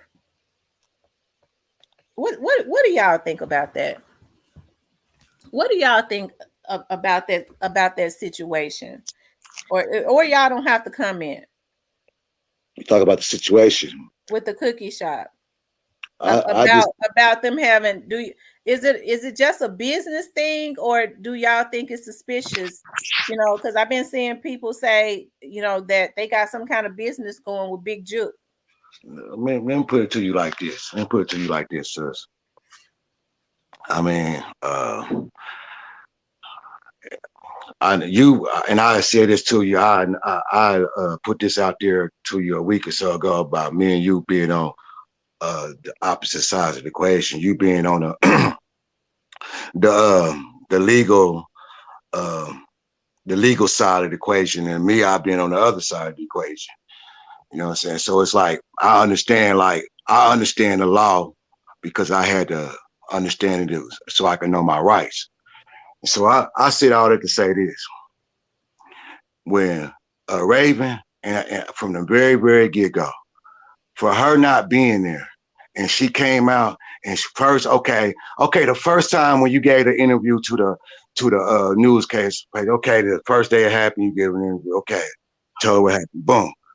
Next thing you know, she came back to back and she just starts giving all these. I mean, like, I don't know if she's going back listening to what she's saying, but I have, and it's a lot of people thoroughly. I don't know if you have, but a lot of stuff you said, it just don't make no sense. So, like, even if we didn't want to suspect y'all at the cookie joint, it's like it's just too many. Like, I don't want to suspect them. I don't want to accuse them of something. I'm just saying, me. The consensus is it's just something weird. It's just I don't know. It's something strange. And it's people in your own town saying they're like, we can't say they had anything to do with it. But man, it's a whole lot of strange things that's not happening. That's not adding up. And one last thing is this. When you go in, when you're dealing with the detectives, any detectives on whatever, whether it's robbery or homicide, the first thing when they bring you into that office to question you, the first thing they looking for is any inconsistency in your story. They want to make sure they gonna come back hour after hour and make sure that you saying the truth. In y'all in this interrogation, you say something different, or you put something and you change from your story. Now a red flag, and that's all that Raven. She got to understand. That's all it is for the people when it comes to them. It's like we don't know. We weren't there. So by you indulge getting all this information out, all this stuff, like none of it's adding up to nothing. It's like, oh, I don't want to accuse you, but dang, it's kind of weird. It's like it's strange. So that's me personally. That's how I look at it. And I've heard a lot of other people. Now, some people like Co-Figure and other people are just straight up blatant, like saying she has some. I'm not saying that. All I'm saying it just looks suspicious. Mm-hmm. Well, like I said, Because let me say it's this one thing: like you an investigator, so like right. I mean you when you go in and you might be investigating somebody that was missing. You're gonna first try to go back to where the person was last seen and just kind of work your way and just kind of that's kind of how you're gonna try to see where they blueprint where this person was at. And that's all us as people that love dogs, that's all we doing is taking all the information that's being put out from Memphis and trying to come up with a reasoned conclusion. What happened to our brother? Absolutely. The DJ, Maria says the DJ at the Grizzlies game played Dolph and Key Glock music today, and Moneybag and Zach Randolph was sitting on the front row. People held up "Long Live Dolph" signs. Glad he did. Hakia says they've been lied to so long. Player Cole, we can't have an opinion. They just want to accept the truth, scared of everyone but their own brothers and sisters. Dang on it. Okay. Like I said, I think it's a shame.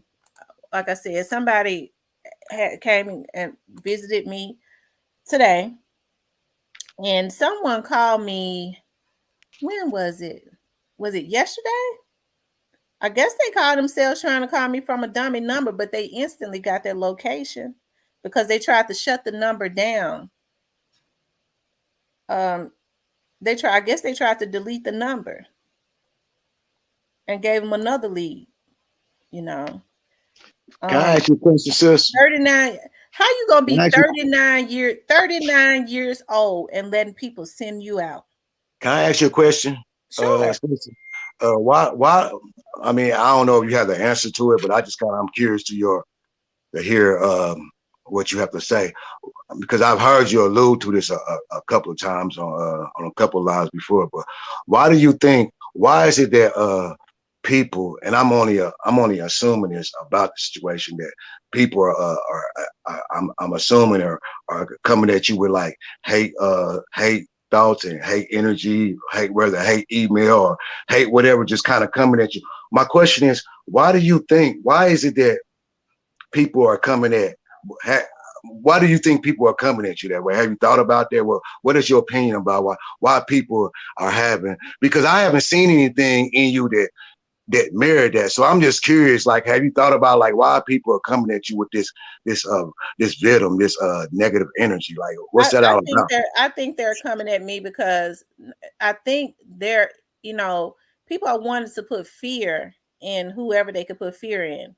Whoever it is, that's how you know that Straight Drop and Cornelius was not in this alone, right? There's still some people out there, right? So Mm. that's how you know that. But I think it's simply because, number one, could be because I'm an investigator. Because, like I said, I think I've been very responsible. There are some things I could say, but I don't because it's not for me to say. I think I've been very responsible. I think people get afraid because I make anybody feel comfortable enough. They're scared of somebody coming in this room and saying something, but there's really not a whole lot that a person can come in this room and say that the investigators and the agents don't already know. But what they've done is they consistently open up a can of worms, even when they call in my investigative company to try to see if it's real. It's real to the bone all day, every day. Okay. Um, but like I said, and that's what I think it is. It's I want to be able to. You gonna do what I don't want it being talked about, and I want to be able to control all the vloggers, and that's what's got the agents angry. Mm. Mm. Or else So I'm gonna use my resources to see what I can do. So that's you hear a lot of the agents talk a lot about draining the swamp. So so unfortunately, they've made their resources a target because a lot of the law enforcement authorities look at their resources as being a threat to the community. So would it be fair to say that a lot of these bloggers, I'm not gonna put any now, I'm not gonna put you in the equation. I'm just gonna just say a generic thought out there. So a lot of these bloggers out there be close to like some truth.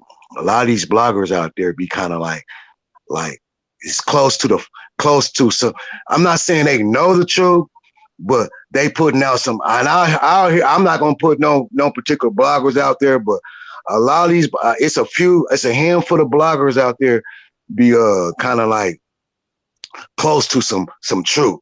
So like I mean, because else would they be mad at whoever if these bloggers or these people are not putting out some type of fact or truth?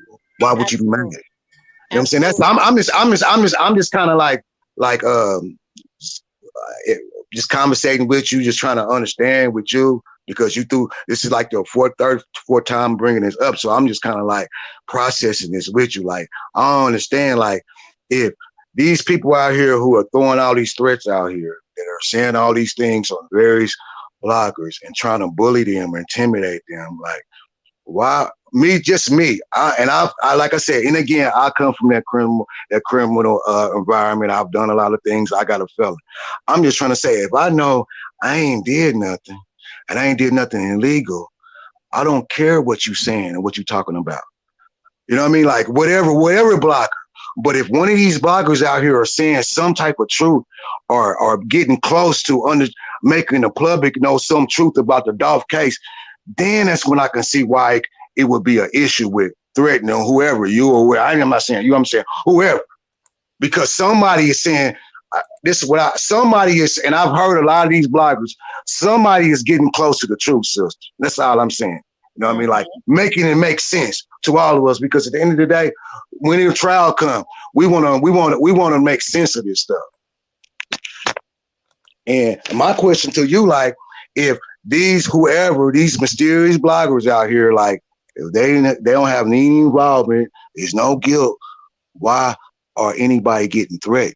You or anybody? What's the threat and what's the bullying part? I'm pretty sure that's what the authorities going to know. Like what's the like that's kind of weird. Yeah, I'm just saying, just answer. I think what has happened is this is what I think has happened in that situation. Because if you notice, I don't even really talk a whole lot about it because I don't worry about it, because the people who have, even when I had gotten some threats in the beginning, they know who those people are. Okay, when I was getting those emails, they know who those people are. The young man that called me yesterday, he tried to delete that number. They that's the reason why I got a visit today from one of the agents. They know exactly who he is. Okay, if he on here, you're 39 years old. Okay, so that's we know you. They got you before you could delete it. But so, and when you do stuff, that's why I say when you have people to do things of this, you let people send you out to do things of this nature, you put yourself in a jeopardy, because a lot of them have families to be taken. The people that's paying you to do it, they got families. They don't want to be taken away from their families. My family need me. Right. So I pay you, even though you got a family. I couldn't care less about your family. Yeah, I'll take care of your kids. You ain't gonna hear from them no more in 2-3 years. When the case is over and they feel like they're safe of you not telling, and then after a while, who's gonna believe you? Because after you sit in there so long, they're gonna feel like, oh, he's just in there mad and thinking he want to take everybody else down with him. Okay, so they ain't gonna believe you anyways. That's why I say these men, when you're 39 years old and older, and even in your age, you shouldn't be letting people use you as their flunky. Nobody, you ain't no gangster. You ain't. And see, people look at TV and stuff too much. Because anytime that you want to threaten women, because there have been quite a few women to get threats, you ain't no gangster. Gangsters didn't fool with women. Period. That's why I say this crack. They deal with the, and then they laugh about him. You know, he a junkie. He be glad of that. Talking about you all behind your backs. Brought in a lot of them. Oftentimes when stuff like this happen, if they have been brought in to be questioned, they ain't gonna tell you. Then when your name is brought up, oh, that's I don't know. I just heard he a junkie. He a little junkie. This, and that. Ain't even got nothing good to say about you all the time. Secretly paying you for hits and talking about how much you a junkie. You on pills. You ain't having nothing. That's what they think about you. Because when I care about people, anybody, especially if they're in a position to help you, you put them in a position to make a legal living for their families. That's how you do that. And in the process, it generates resources in your community. Okay? You know, going and buying somebody a car or some chains or whatever just so that they can get on Instagram and show it off ain't doing nothing for your community. You ain't even doing it for them. You're doing it for you, so that people can brag about what you did, how much you spent on a chain, not for that person.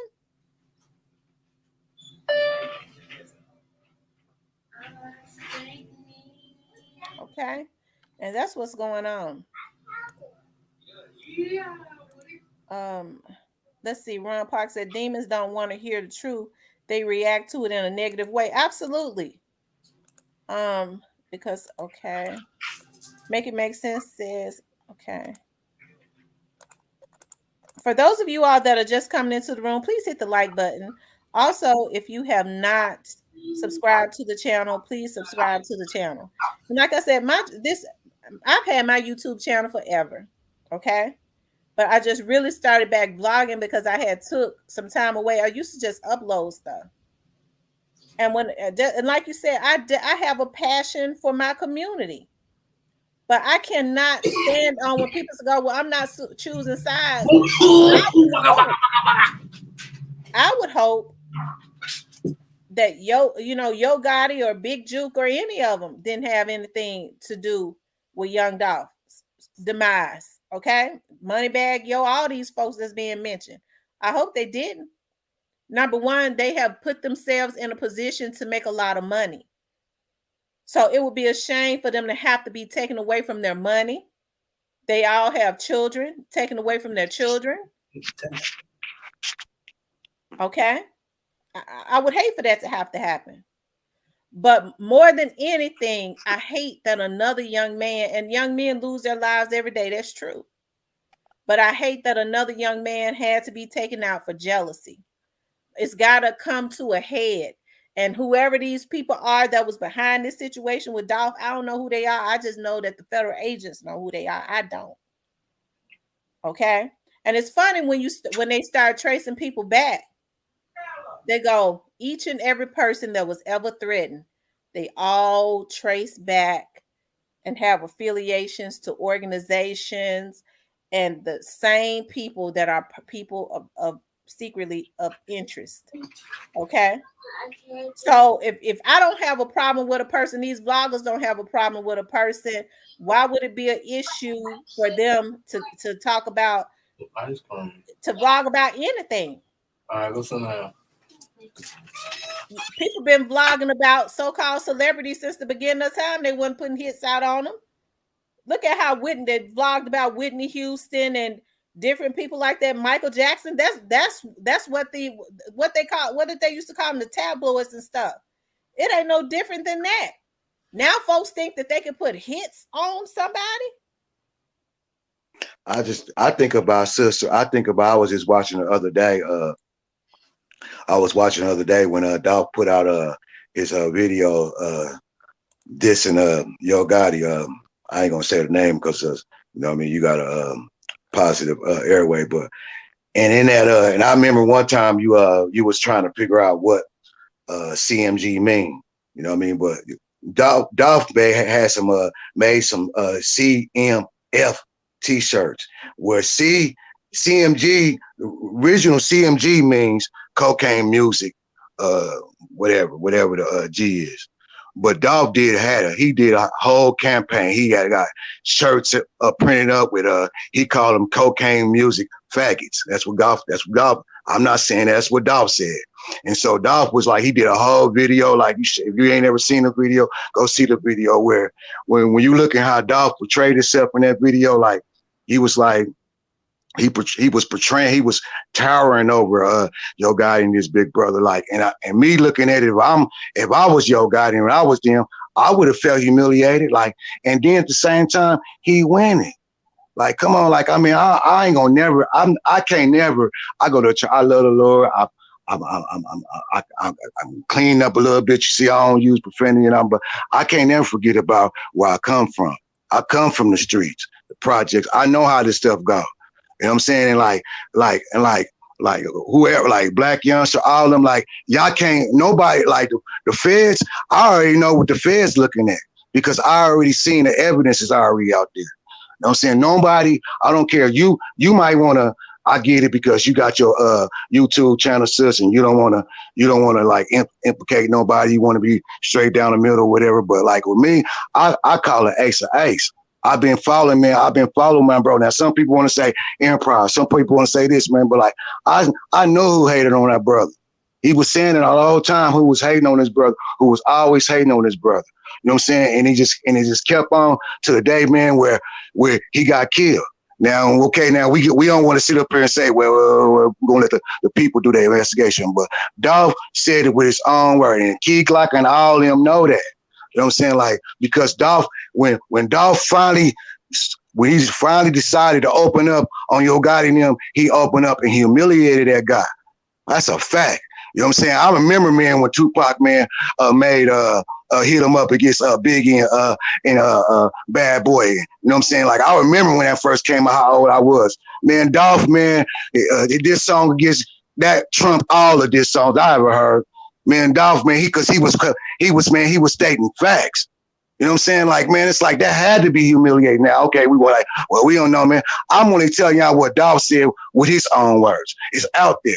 You know what I'm saying? So it's like, I get it. We don't want to judge the judgment. You know what I'm saying? But like, just like custom pastors talking about the insurance, Black Youngster, like, hey, Black Youngster, all y'all, man, like, y'all put this stuff out there. You know what I'm saying? Like, if CMG, if they didn't want us as fans, as public to believe, they shouldn't have been doing what they doing.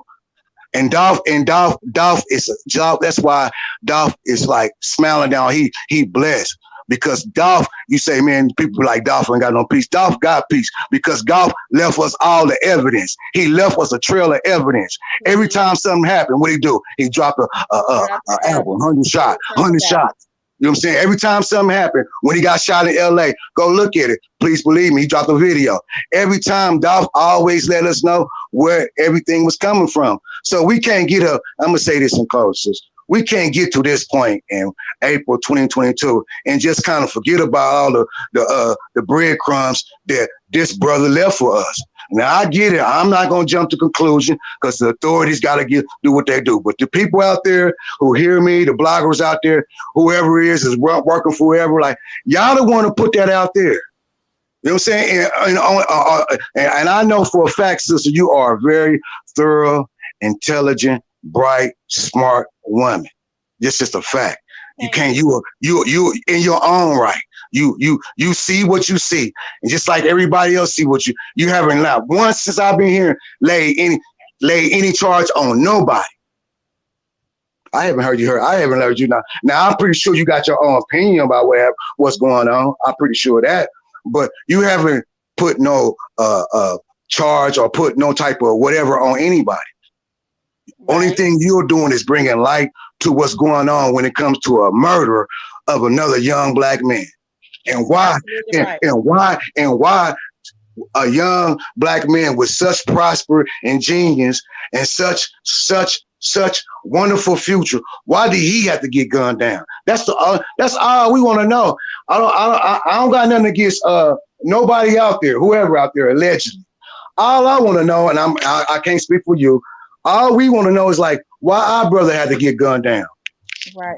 Let me read this. Make it make sense. Says blogger Memphis Street News posted about Key Glock spitting on Juke, and someone commented, "You going way low. You going way left with this one, man.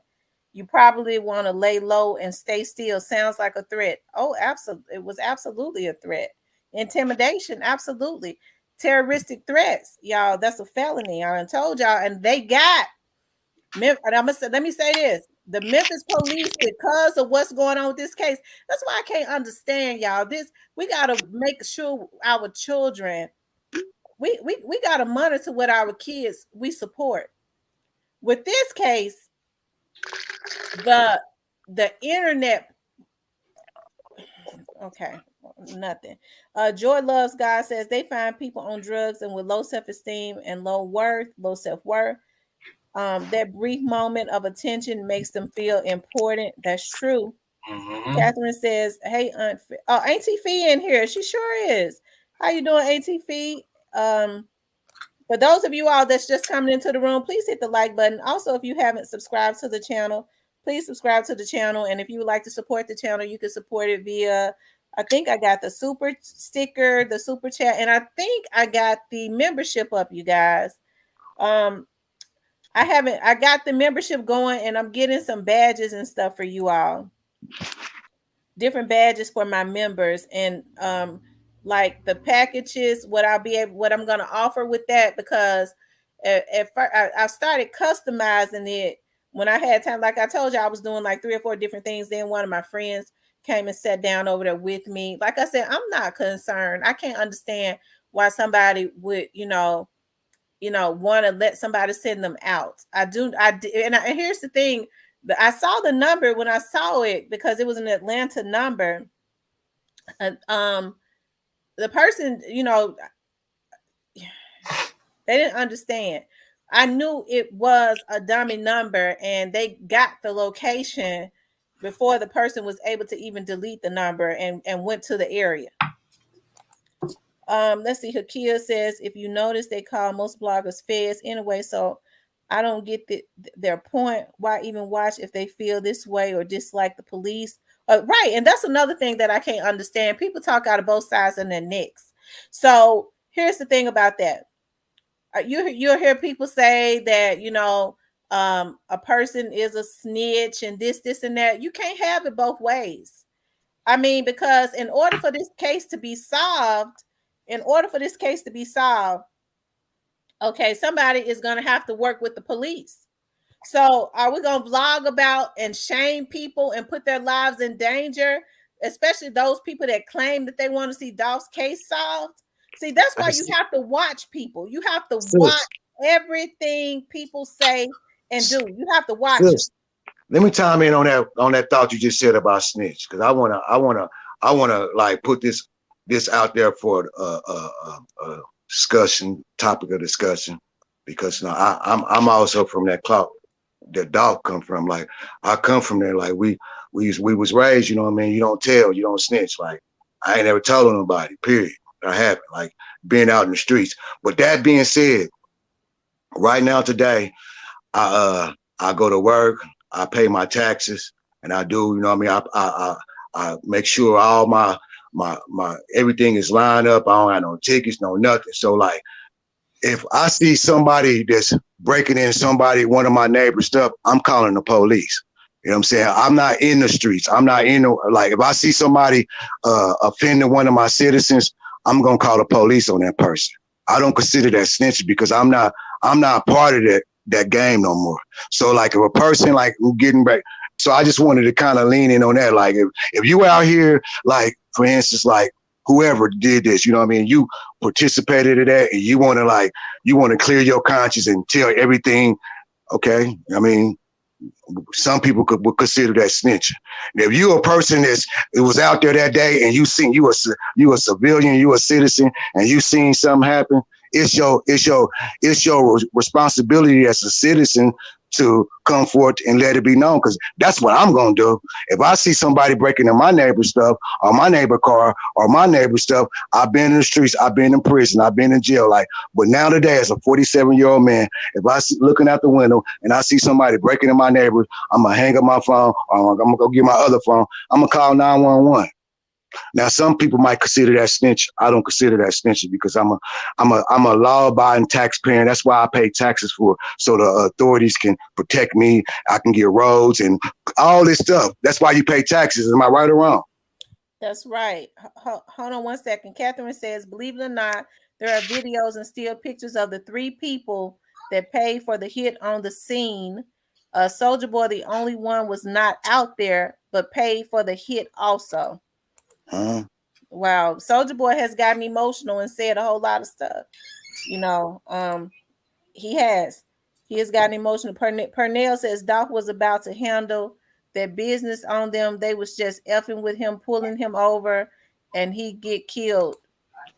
Tammy Clark said it goes back to you can't tell people what to say. You can't hurt people over words. Absolutely, you can't. It's against the law to hurt people over words. That's not a threat to your person. Dolph let his feelings override. Dolph let his feelings override his character. They were waiting for this to respond to this manner. He was too much to handle. Sabrina says folks better read the Patriot Act, not only for hijackers. Right. Let's see. Zalikia says there are some people feel like because of the color of their skin, um, the case would go cold like the other ones have.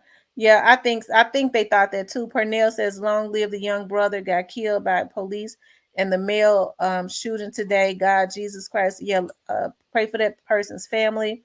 Little Miss Muffin says, "But that's why, but why that's part of the game. Just come back with a harder diss. Don't absolutely. They've been doing diss and stuff forever. I'm behind on my comments. Let me see." Teresa says, "Don't mess with Miss T. She'll get your butt." Let's see. Alternate Juror says a trial is a search for the truth. That is when the facts come out. Absolutely, Alternate Juror. Retired street civilian. Lady Diva says, "Hi, Miss Tamara." Hello, Lady Diva. They need to handle their business like other Nipsey Hussle, period. Law taking too long. God, Jesus Christ, not playing with it. But see, God is exposing a whole lot of stuff. It's a lot of stuff that's being exposed, and people don't understand that. You know, I'm gonna tell y'all something. I love that scripture that says they come at you one way and they'll flee in 7 different ways. That means that they all come at you in one accord, but they flee in 7 different ways because they all start fighting and stuff with each other and turning on each other. And that's what's gonna happen in this case.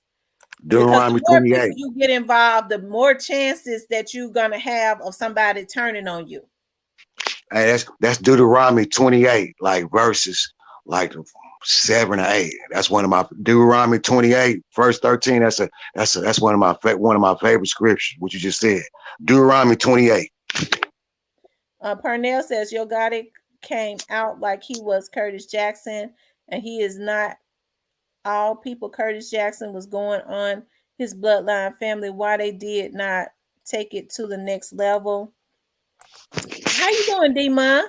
Hello, lady. Hello, gentlemen. How are you? And everybody in the chat. Good evening, family.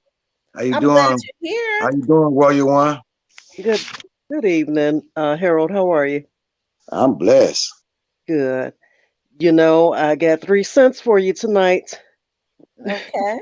Mhm. uh, I want to just pose a question to family in the chat and everybody on the panel. And I was thinking about something today. I seeing people say straight drop and Cornelius didn't have anything to do with it, and that's fine. Everybody is entitled to their opinion. But I want to pose a question. I want is as Player Cole say, food for thought. If Cornelius and Straight Drop was let out today, does anyone think that they would have learned from this situation? Does anyone think that they would come out of those jail cells and toe the line and live a productive life, having this scare of the case like this on their back? Me personally, no. I think they would get out and do the same thing. Sometimes, you have to realize and take people for who they are and realize that they have a pattern of behavior. They have criminal records, you know. And it's not to say that not everybody that's been through the system can't come out and get their lives together. But for some reason, I truly feel in my heart that they haven't learned and they're not going to learn, because if they learned, uh, uh, one of them would be talking. Now we don't know if either one of them are talking or not. We don't know that. But if they're not talking to me, then that means you haven't learned. Because if you've learned anything from this, you learn that these guys don't have no love for you. You would learn that you have been used and thrown and tossed away, And I truly believe in my heart, if we could bring Dolph back to life today, that these same players from previous situations with Dolph would try to do the same thing today. I have no doubt in my heart and in my mind about that. So for everybody that's saying that Straight Drop and Cornelius, oh, they didn't have nothing to do with it, and think that these authorities came to a cookout wearing snow boots, and just sitting out here lollygagging, just picking up people for no reason. You have to ask yourself that question. These guys got out today. Would they live a honest, decent 9 to 5 working man's life? No, I don't think they would. I think they would be up to their same old antics trying to knock off the rest of the pre-members. Period. Yeah, they're showing that they don't have any remorse, and a lot of it is Demon. Some of these people are some of these people that was involved in this are being slick and really throwing some of these folks that think that they're riding with them up under the bus. They are encouraging them to consistently troll Dolph because that keeps the eyes on them. Okay, Yeah. eyes probably already on them, but that keeps the eyes more so on them because they, you know what I mean, and kind of maybe they feel in their mind might take them out of it a little bit. Yeah, they consistently trolling Dolph. Now they starting to control pre-artists. And like I said before, everybody, we have to keep in mind that pre still lives. Pre still exists. So in essence, everything that pre do is an extension of Dolph. So to me, it's almost as if he's still here, because they're living through him. And every time they do a concert, every time they drop music, and as hard as they may try to kill Dolph's legacy and his name, it's just not happening. And I think every time these guys do a show and every time they drop music, it's just more salt in the wound for the haters. And that's why I say these guys have got to be on point with their security. They really do, because they want to destroy They want to destroy the artist, and especially Key Glock. And I really hate that he's getting the bulk of the hate. I really do, and I really think that he really, and I hope and pray to God that he really has his security team on point, because I feel in my spirit somebody's going to try him. I really do. Yeah, especially if somebody feel like that they can pay somebody and it does not trace back to them. That's what's going on. People are feeling like it's not going to trace back to them. And you have to understand, a lot of these men that are in their late 30s and early 40s are not mature at all. I was looking at somebody, I happened to tune into somebody's show maybe a few days back, and they was talking about this young Dolph situation, and they had a live panel, and one of the young men was talking about he feel like, and of course a few people said, I've heard people say it, well, I think when they Dolph signed one of the young men, it was their op, and they was like, you gonna sign my op, he signed his op, and he making it where his op can eat. And the host said something. He was like, "Well, the op Dolph owed them more than that, than to be signing they op to make sure he eat." That's what I'm talking about. A lot of these older men, these kids thinking this way because a lot of these older men, that man looked like he might have been 39, 40. He might have even been older. This Mm-hmm. is how a lot of them are feeling. They're overly emotional and messed up. That man had a business. He can sign who he want to. They don't say anything to Walt Disney when he hiring young ladies that don't like each other. They ain't Exactly. talking about Walt Disney hired my op. They ain't Yeah. saying nothing to Google when they hire different girls that don't like each other, different men. There's competition in all genres of creativity, from from movies to music to behind the scenes. There's all kinds of competition. But like you say, we don't see these people knocking each other off. It's only in this genre of music, the rap industry. And I was thinking even about the female rappers. I saw a video today of Cardi B and what's the other young lady? They were sitting in the car, carpooling or something, talking stuff. But my point is, we don't see these female rappers out here sliding on each other. I said, what is it about these emotionally unstable men? What is it with the male testosterone that's got them out here taking each other out? It has surpassed uh and it's beyond ludicrous at this point. It's to the point where it's like straight criminal. It's straight serial killing now. It is. It is. And that's why the feds have straight stepped in. And a lot of these folks can sit back and laugh and think that their money is going to protect them. They think they're involved in some of these organizations.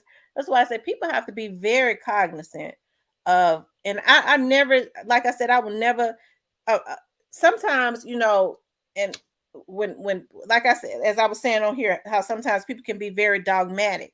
You have to understand, and people don't think like that, when a lot of people, especially with this case, because I feel like I don't know who it is, but they sure want to try to keep it a secret. A lot of these people are paid to change the narrative. A lot of these folks are secretly in the same organizations. It don't matter that they're in different states, Yeah. and people would never know that.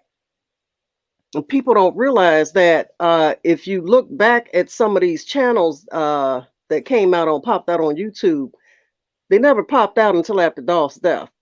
And once some of them popped out, they started zeroing in on throwing pre-members under the bus and Mia J under the bus and slandering.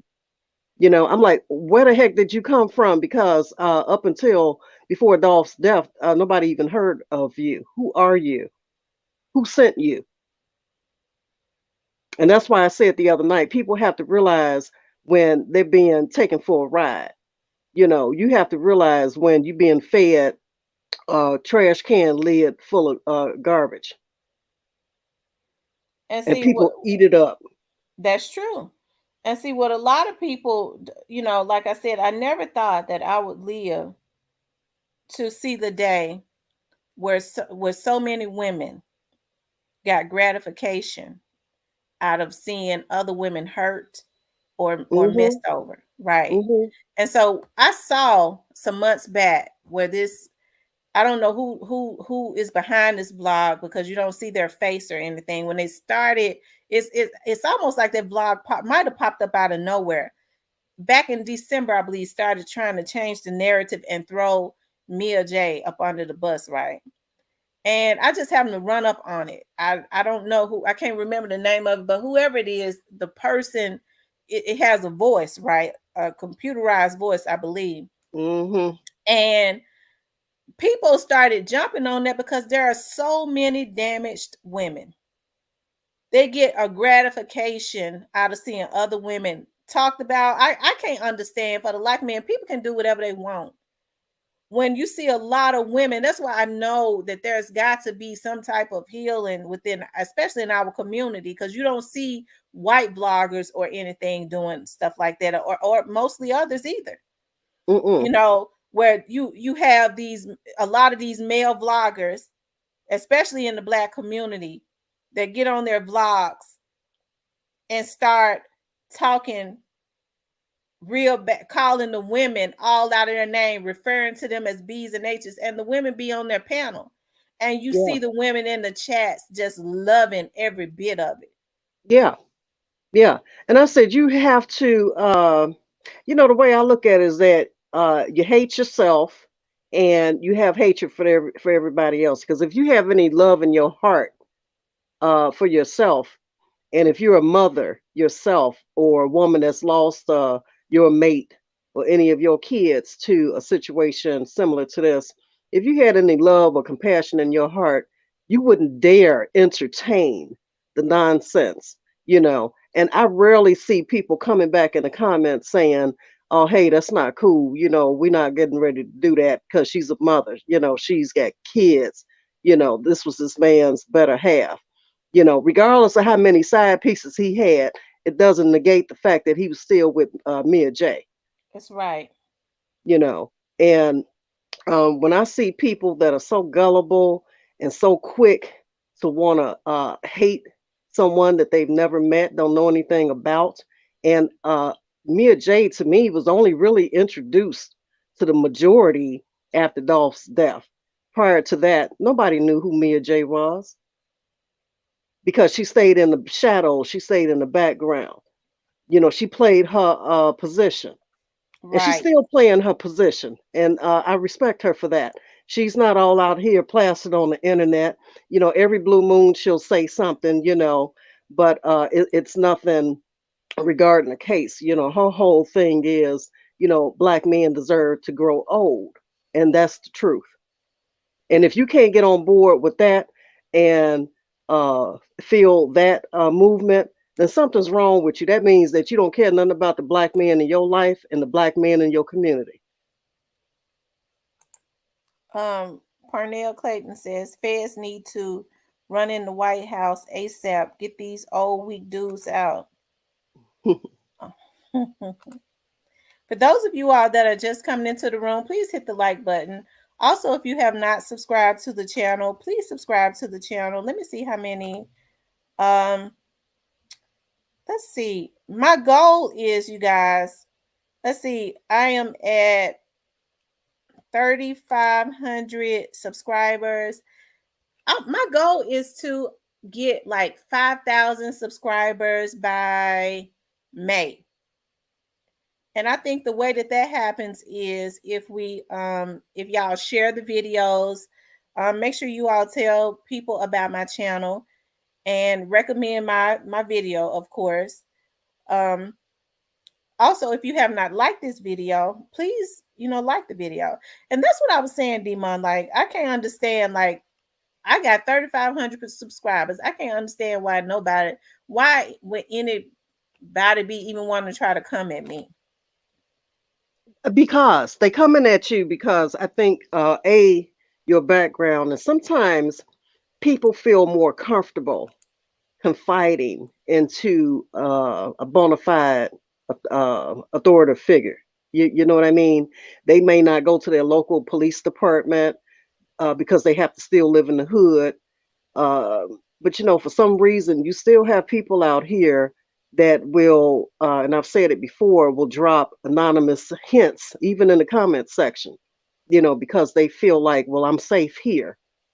So I think the haters and the people that's involved in this look at you as a safe haven for those that want to talk, as a place for people to come to. You know what I mean? Because they don't want them reaching out to someone giving the real deal. And I'm gonna say this: when you got more than one person involved in a situation like this, it's hard for all of them to tell the same story and keep their story straight. And at the end of the day, somebody's going to talk, you know, uh, Mm-hmm. be it the people that's already locked up, or be it the people that's still out here on the streets, or be it the people that's in their circle. Somebody's going to talk. And I think that's what they're trying to prevent. They're trying to prevent any um real bona fide information being spilled. Right. So, in order to do that, they send out all these bloggers with all this fake content and create all this mass hysteria with fake content. And I've seen one page, and I'm not going to name them, I don't do that, but I've seen one page even go after the police chief. They've gone after the newscaster, Jeremy Pierre, and another young lady that's a news person. uh, they've gone after so many different people and thrown so many different people into the pot, until if you are foolish enough to listen to them, yeah, you would be confused. But to me, there's no Mm-hmm. confusion on this. It doesn't. It's a no brainer. You know, and I'm going to ride off the fact that whatever attempts were made on Dolph's life prior to his death, I'm gonna ride out with that scenario and that theme. Absolutely. Absolutely. Because it's not going to be that far out from that. Yeah. It's definitely not going to be that far off from that. Like I said, when you see people changing the narrative 100 or 200 times, that person really couldn't tell me anything. You know what I mean? I know sometimes you might go down one road, and then as the investigation goes on, as it matures on, you might get on another trail, but it don't change every day.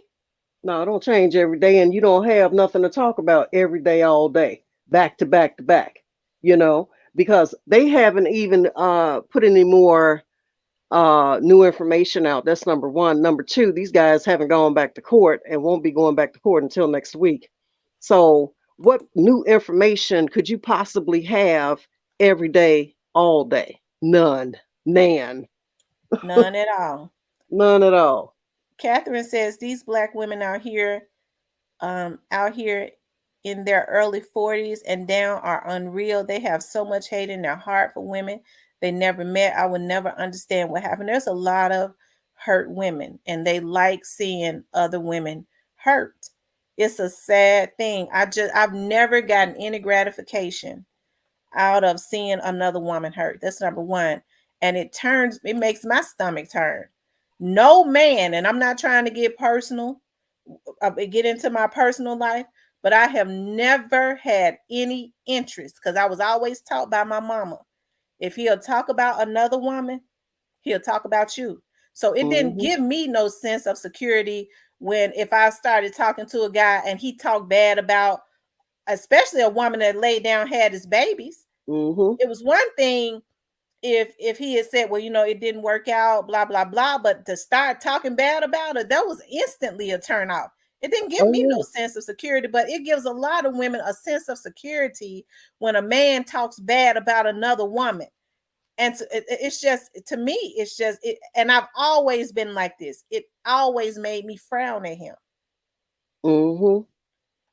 And like the old adage says, if he cheat on her, he'll cheat on you. Some of these women start feeling like they some special and that they kitty cat got kitty powers, superpowers, and I'm a bad boss bee, and he'll never do me like that. But guess what, honey? He has no respect for women. Period. So you get a turn too. That's When right. he's disrespectful to women, all women that's involved with a man like that gonna get a turn. Believe it. Because I grew up around men that didn't do stuff like that. I'm not saying that they were perfect, because they weren't. They did their dirt, but they you just didn't hear them calling women out of their names or anything like that. They were providers. They Mm-hmm. did what they were supposed to do in their families. You didn't see them doing all that they could to try to mess with the woman's self-esteem. You have men, okay?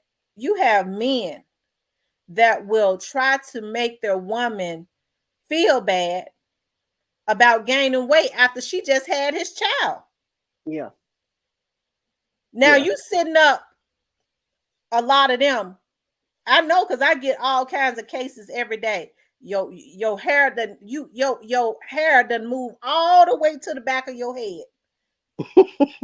Okay, your Mm-hmm. belly is hanging down to your knees, and that woman still love you because she done been with you. But you got the nerve to say something to her because she done had your babies and she Yeah. done gained a little weight. Yep. Okay, And that's why I and said to Miss T that, a lot of these girls are clicked up with these gangs and these labels too. And when this information about Dolph got twins on the way and this, that, and the other about Mia J, I really think in my heart that it's fueled by some of these girls clicked up in these organizations. You know, I really feel like, like you said, these fools are getting paid to get on the internet and spread lies. And because anybody that's a Dolph fan not gonna come on here talking about, slandering Dolph's name and him as a person with all this nonsense. And that's why I say you have to watch some of these females too, because these females worse than the guys. But I'm telling you, they get so caught up in getting enough money to go get BBL surgeries and uh, you know, all these different types of cosmetic surgeries and getting their hair and nails done and all this stuff, and they think they balling, and then they want to call themselves a boss bee because some clown with money then laid a few grand on them to get on here and talk crazy. that's true. D. Marlene says these women let these men make a fool out of them, even to the point where they try to smuggle drugs into the institution. For them, Yeah, I'm gonna tell you something. I know that because I'm gonna tell you something. Because they used to have one-on-one visitation. Now I think they do more so their video visitation when they don't come in contact with them. Even when they come there, they have to see them. The glass is separating them and stuff now. But you're right. A lot of those girls, a lot of those girls, that's why they had to start doing something different where they were separated. And even then, they would come down there and they would um he would say, show me your breast. She'd be trying to whip the officer in there, knowing she was gonna get kicked out. Only thing she did was got him aroused to go back up there with the men. yeah, Because that's what happened. I cannot understand. You had girls that would be coming down there. Those men would be in jail. They would have a baby one day, and instead of going home, because you know how open you are after you have a baby, you can have a setback.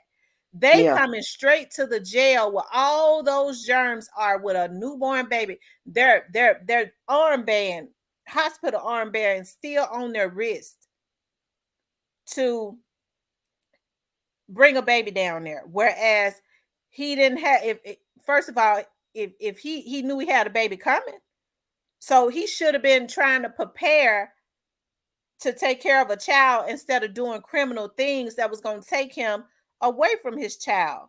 I'll never forget one day I had to go down to, because the courts is connected. 201, the courts are well, there are some that are upstairs and there are some that are downstairs. I was downstairs. I had to go downstairs to the lower level to one of the courtrooms for something. That's when I was still working for the sheriff's office.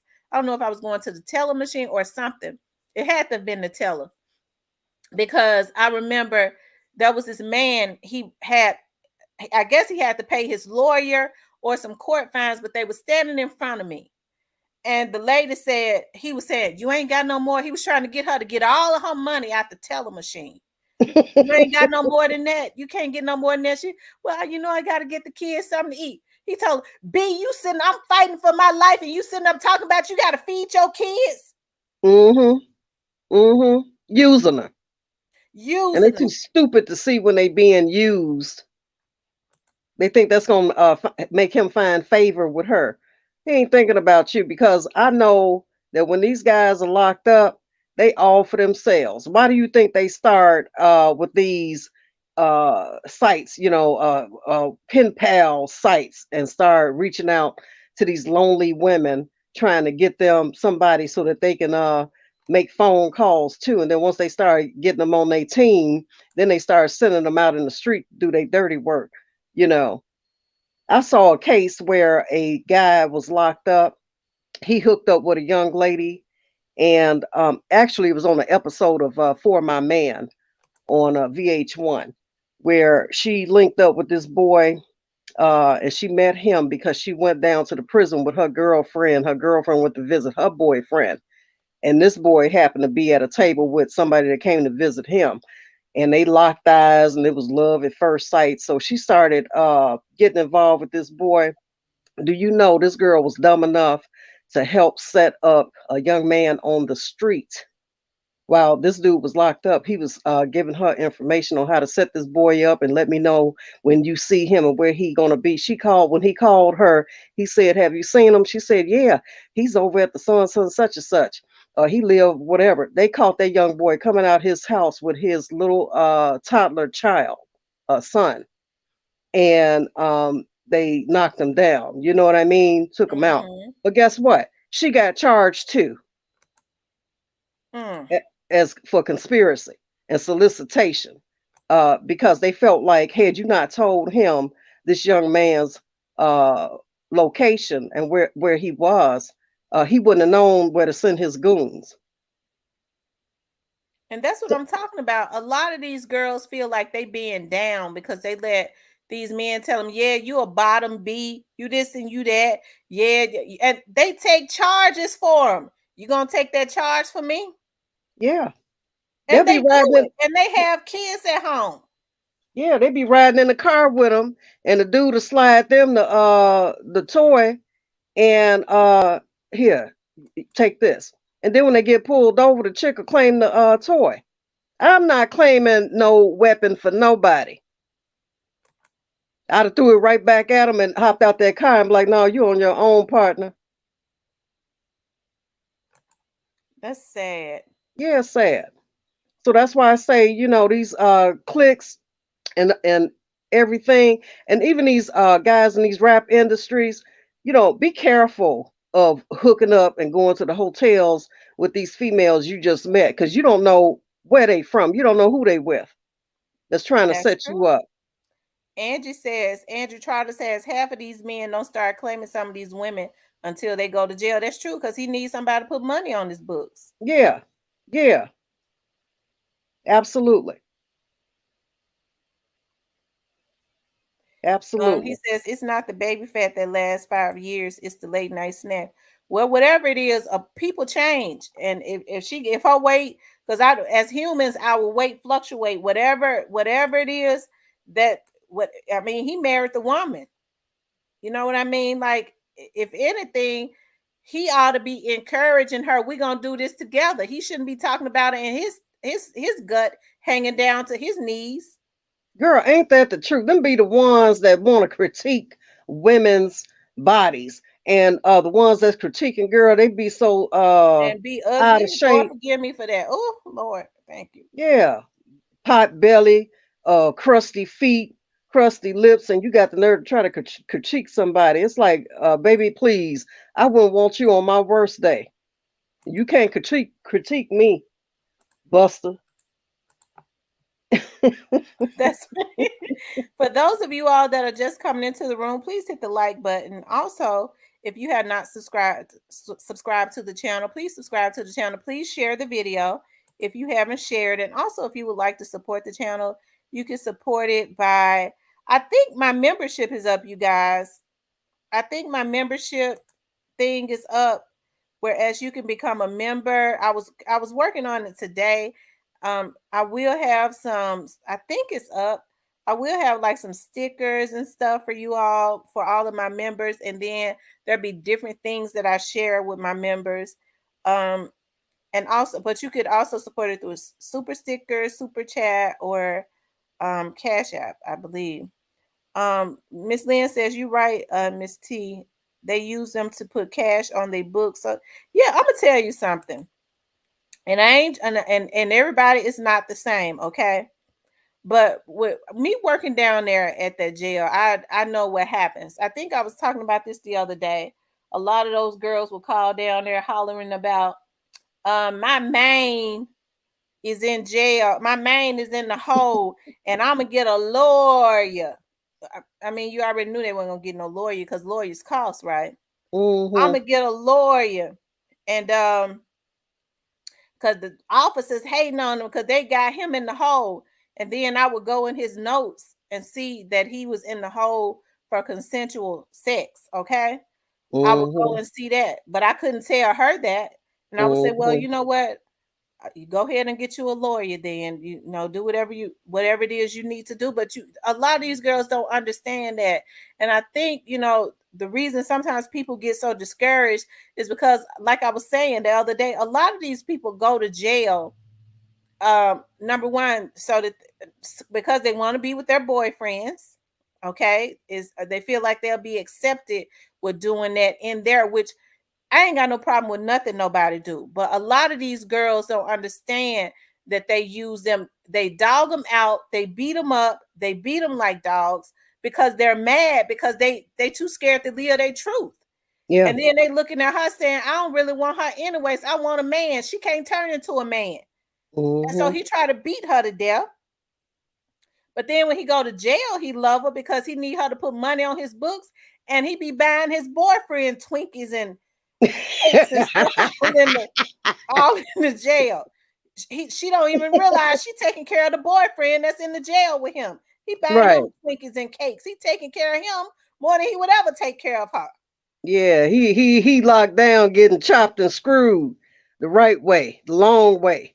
And that's why I feel like it's a lot of domestic violence a lot of times with a lot of these guys that get out of these institutions. They come out on the street trying to get back into society. And the first place they run to is these girls. They already got their apartment established and trying to go to school, or got the kids. They've been holding it down. So he go back and live with her. And instead of him being glad to be home and acting right, the first thing he started doing is going upside her head, you know, because he been getting his thing, the long way. So, she can't offer him that, and he's not looking at her as an equal. They don't look at you as an equal. They look at you as a means to an end. That's right. That's right. He's sitting up, like I said, these these young people are gonna have to open their eyes. They are, like I said, they just do. And a lot of these criminals, that's why I'm glad that the laws are changing, because I know how well they take care of a lot of these criminals in jail. Like I was saying the other day, a lot of them come to jail, they be on their last legs, okay? And they go in their jail, they already sick, they want to go in there because they can live the lifestyle they want to live and be with their boyfriends. Sometimes that's what it is. Oftentimes they go in there because of the free medical. A lot of them health be shot to hell when they get in there because they too busy while they out, they be on their last legs because they out there, they ain't got time to take their AIDS medication. So they out because they out there banging, out there making babies, out there committing all kinds of crime. So when they come to jail, they near about dead. Yeah. So when the nurses, when they come to jail, they have a nurse that's gonna bring him his medication, his AIDS medication or whatever he infected with, each and every day at the same time. She had to go to his cell. And then, like I said, they nurse him on back to health. And they get out, they healthy again. They go and get it with infected, still getting these girls pregnant. Okay. Yeah. And And committing all types of crimes and things of that nature. yeah, they too stupid to realize that and all of this free love, I said, this ain't the 60s. You know what I'm saying? You just can't be out here loving on everybody, baby, because we living in a world where a lot of these guys on the down low, and instead of you just being honest about who you are, you keep these girls hanging on dangling on a thread, making them think that you in love with them, and they're not. And then they go off and get two or three more girls because it's all about lining their pockets and what they can get out of them. Mm-hmm. I'm And telling that's you, why, Kim says that her professor had told her that they call it gay for the state, and that's what a lot of girls don't understand. There are a lot of they don't understand that there are a lot of transgender men that come into jail that have to be separated from these hardcore so-called thugs because they cannot be in the pods with them because they will rape them. and They honey, have to I've seen, protect them. yeah, I've seen some transgender men, baby, that look better than I do. I haven't given they props, baby. You can't tell one way or the other what they are because they are dime pieces, real talk. And you got a lot of these guys out here that's got a little paper that's paying for their surgeries. And honey, by the time they get through doing waist training and BBLs and breast enhancements and getting their hormone shots, you don't know one way or the other. And I'm finding that you got a lot of guys out here that prefer transgenders over a real woman. Right. That's true. And the but a transgender is a man because they still have a pipe. Yeah, And and even if they ain't got it, they still a man. yeah, they still a man, and they still got that pipe. But these guys that's going for them like that pipe too. That's why they go for them because they still got Yeah, that pipe. If they went and got the whole surgery, they wouldn't even want them no more. exactly, exactly, exactly.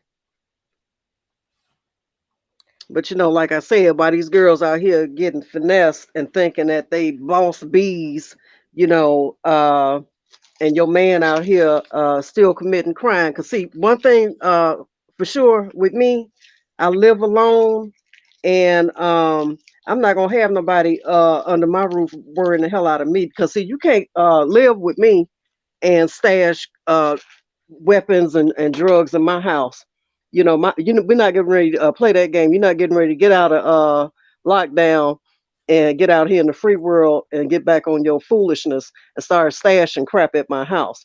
And see, and that's what they use a lot of these girls, and that's why they seek out girls that's got their own place. A lot of these girls on Section 8, if they're not on Section 8, they are blessed enough to work a job that's able to pay market rent.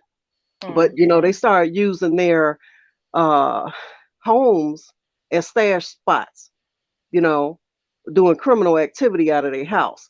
And these girls condone it. It's like, now, why would you be willing to have your kids taken into the child protective custody services and into the system, dealing with somebody that has disrespected your home, disrespected you, and disrespected your kids? And that's why a lot of these kids come up being murdered because That's you right. done met some clown out here on the street. You don't know nothing about him or his background. You have allowed him to move into your house, and you just met him a week ago. You done moved him in around your kids, and now you got to go to work because he ain't got no job. So he at home with your kids, and the first time the polo baby cry or make a mess on themselves, he want to throw the baby up against the wall. And then when you get home, he looking at you stupid tomorrow. I don't know what happened. And then overnight, the poor child not breathing because him throwing Mm-hmm. him up against the wall and caused some type of internal bleeding, and now the poor baby dead. You know what That's I'm saying? true. Yeah, all these times I'm using that as a scenario. Stop meeting these clowns out here on these streets that are bad boys, and that's why I said it the other night. These girls love these thugs and these bad boys. Stop letting these fools move into your house with your kids. I'm They telling don't you. they don't love your kids. Them not his kids. He don't give a damn about your kids. I'm telling you. McName A says, ain't nothing like taking care of your responsibilities and your family as a man. That's true, McName Ace. And that's what's got to happen. And it goes back to what we was talking about in this Dolph situation. These men got to care more about their families than they do than having loyalty to these organizations and to other men when they sitting up taking money for hits and things of that nature. Because what they're saying is, well, they ain't got no proof I gave them the money. If anybody got to go down, it's gonna be them. Yeah, I go throw your woman some money, and that's they probably want your woman anyways. Huh? Say that. That's probably why they got you committing their crimes for them because they hoping you get caught because they already got their eye on your woman. Yeah. You know, for those of you all that are just coming into the room, please hit the like button. Also, if you have not subscribed to the channel, please subscribe to the channel. My goal for let me see, my goal for by the end of May is to have what 5,000 subscribers. Yeah, because I really had not even been watching my subscribers like that, but my goal is to have like 5,000 subscribers at least or more. So y'all please like, share, and subscribe to the channel and tell other people about the channel. Also, that's how we do that. Joy Loves God says they need to stop being down for the clown. Um, Yep. that's right. Kim says only thing I'm stashing in my home is God, peace, soul food, love, and I'm about to go get a couple of peace gun steals. Everybody needs several guns. Yeah. Several. Valencia says, "Is that Miss Valencia Harris? Is that Unique's mom? I think that's Unique's mom, Miss Valencia Harris. She says, pure evil, wicked trickery out here in and out of jail. Oh, I'm loving this discussion. Interesting. Miss Valencia. Oh my God. Oh my God, y'all. I did one of the first missing person shows that I did was on her daughter, Unique Harris. It's funny because Mm-hmm. Kim was looking at that show the other day. The one of the first shows that I did was on Unique Harris. Unique had went missing from out of Washington, if I'm not mistaken, Washington, and she was missing for years.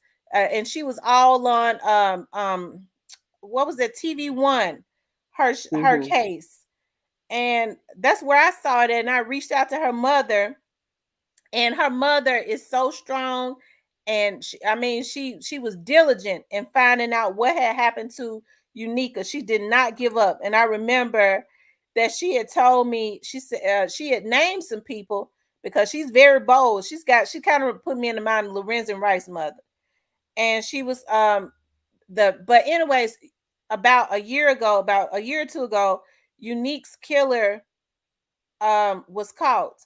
It ended up being a young man that Unique knew.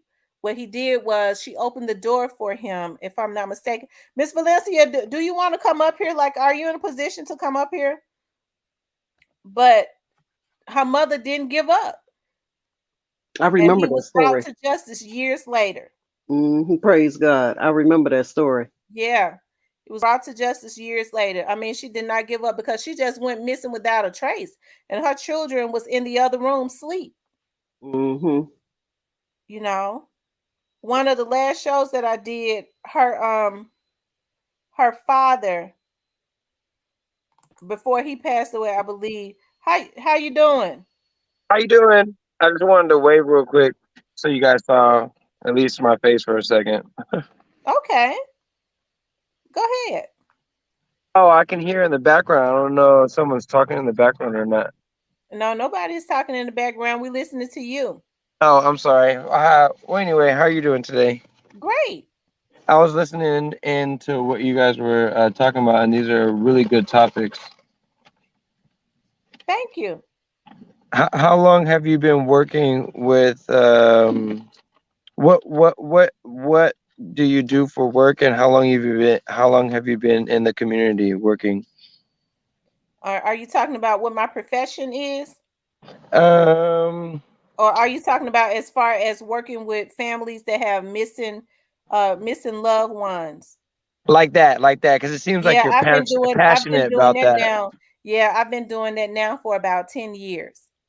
10 years, let's Yes. go. You've already mastered it then. Yeah, I've been doing it for about 10 years. Oh wow, that's great. That's great. I just wanted to chime in on some of the things you guys were saying, especially about the revolving door and the prison system and in the juvenile system as well, Mm-hmm. and Go some of ahead. the and some of the way that our immediate cultures are being influenced to promote certain behaviors that make it possible for our youth and young adults to do things that are somewhat mindless. And That's true. there's a couple of studies that are out, especially when it comes to just us as individuals. So they did a couple of studies about how many thoughts that you think about, Mm-hmm. and that was a lot. That was a pretty big number, but that didn't interest me. What interested me was how much of those thoughts were negative. And they said if you could look this up on Google or any platform, 80% of our thoughts are negative, and 95% of our thoughts are repeated. Hmm. So we have to begin to somehow promote more positive. We need to somehow promote more positivity in our immediate environments. So if Mhm. this is a certain area where it may be too dangerous, and you say, Yeah, oh, we don't want to throw a community party or community block party because there might be a shooting or this or that, well, then you would just go and get the police department involved. You go get the fire department involved. You go get the local community changers involved. Get the city involved, so that way you can enable that and let people know that it's okay to come outside. It's okay to go to the parks and have fun. Uh-huh. absolutely. That's true. I agree. Hello, Miss Sabrina Grant. I haven't seen you in here in a long time. Miss Sabrina, she normally gets up here on the panel with me. But I know she be at work also. Um, Zola says, hello, Tamara and family. Awesome platform. Thank you. Magname says, either to fail or to succeed. I agree with what's your name on here? Is that the it's together? It is I'm trying not to be like this, but I'll just say it anyway. It's master spelled backwards, so it's the Ritsum master. If you look at it, you'll see it. You'll see master spelled backwards, and then it's just the in front. Oh, So okay. RETSAM is master spelled backwards and then master. It's just Oh, my YouTube name. I'm just playing with words. That's all. Psychology. okay. All right. Are So you, you have a you so you're a YouTuber also? Yes, I am, but I wasn't trying to do promoting because I really like the content, so I didn't want to try to, impose. Oh, well, I really I appreciate that. Just you coming up and your input, I definitely appreciate that so much. Is this your first time in here? Yes, it is my first time in here, but I would say it's my first time being on YouTube on a channel that has actual substance. Well, thank you. Is that did I say that right? I think I said that Yeah, you right. said it right. Thank you. Because you go in here and you hear some of the stuff, but all of it is propaganda. It's not promoting anything but the spiral into the same poverty we're trying to get out of. Absolutely. Because my thing is why talk about it if we're not going to talk about solutions? Also, it's got to be some solutions because it's Hmm. almost like it's a revolving door. It's like there are a lot of generational curses. People talk Hmm. about how impoverished our community is, but people are not talking about why we are impoverished and what we need to do to stop this. These murders in our community. They're not talking about how poverty ignites crime, and most families are single parent homes, and the mother is working two or three jobs to put food on the table in a lot of situations, and the oldest child is the one that's at home taking care of the other kids. All right. Now I wanted to just chime in for a quick second. I'm not disagreeing or anything. I just wanted to say something along with what you're saying. Uh that is very hard to do that. And so especially being a single mother, if you do that, not you per se, but and like if I'm talking in third person and I'm trying to speak in general terms, if you will, which Mm-hmm. I try not to do. But but individuals that do that, especially as women that do the single parenting, when the child is left to, I don't know how to say this correctly, become more of an adult before their time. In other words, they're becoming adolescents before they finish childhood, and they're becoming young adults before they finish adolescence. And so it seems that when the child goes to school, they're putting away responsibilities that they have as a step above where they should be. So Mm-hmm. now you have individual students, even in their first period of class, they have to set aside their whole life. Maybe they're going through it. Mom is not there. They have to walk to school, or mom's providing, or maybe just the mom and dad are there. But sometimes even two parent homes are not what they look like. Absolutely, that's true. You're right. Now that's true Yep, that's true. because sometimes you have a parent in the household and it's just like they're not there. Can I say this? I don't want to say it like this, but I just want to be frank if I can. Okay. It seems to me that black families have to do over and over and beyond hoops of fire to provide, especially now, to provide for the family and be able to spend time with the family that is quality time. Because if both parents are working, and nowadays it's not enough to have a single parent income. You must have two incomes or two jobs. Whether you have two jobs, two incomes, maybe two jobs and a side hustle. But you're gonna have to spend a lot of time micromanaging your money. And that leaves not that much. That I don't want to say it like this, but it kind of neglects your children because you're trying to be the provider. That's true. And it's not your fault, or it's not you per se, you, but in third person I'm speaking. It's not the fault of the individual parents that have to face this, because they're faced with the, I either spend time with my child or make sure they have the bare necessities, which is food, clothing, shelter. That's what I feel like is going on with the black families. And is I feel like that is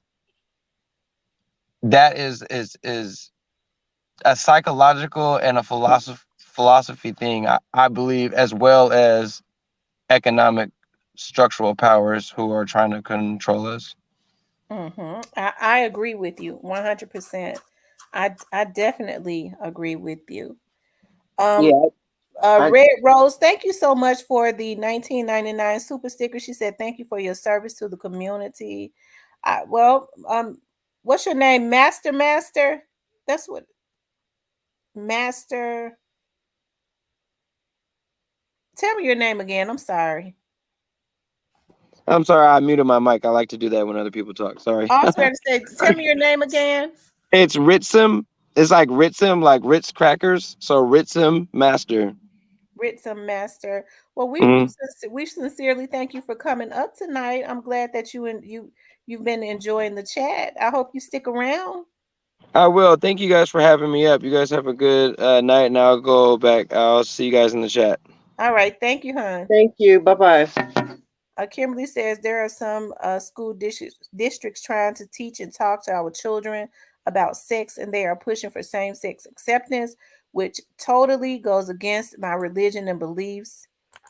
Um, let's see. Sabrina says, "Is that a white man?" No, he's black. He was black. He's. I got a chance to see him backstage, Sabrina. Um, Kimberly says, "No disrespect to bisexual or homosexual individuals, and this is my personal belief, and are not represented by Real Talk with Tamara." Um, Let me see. I'm trying to catch up on my comments. People are scared to get into community supporter groups. So sad. So many blacks are passing away. Prayers for everyone to come together.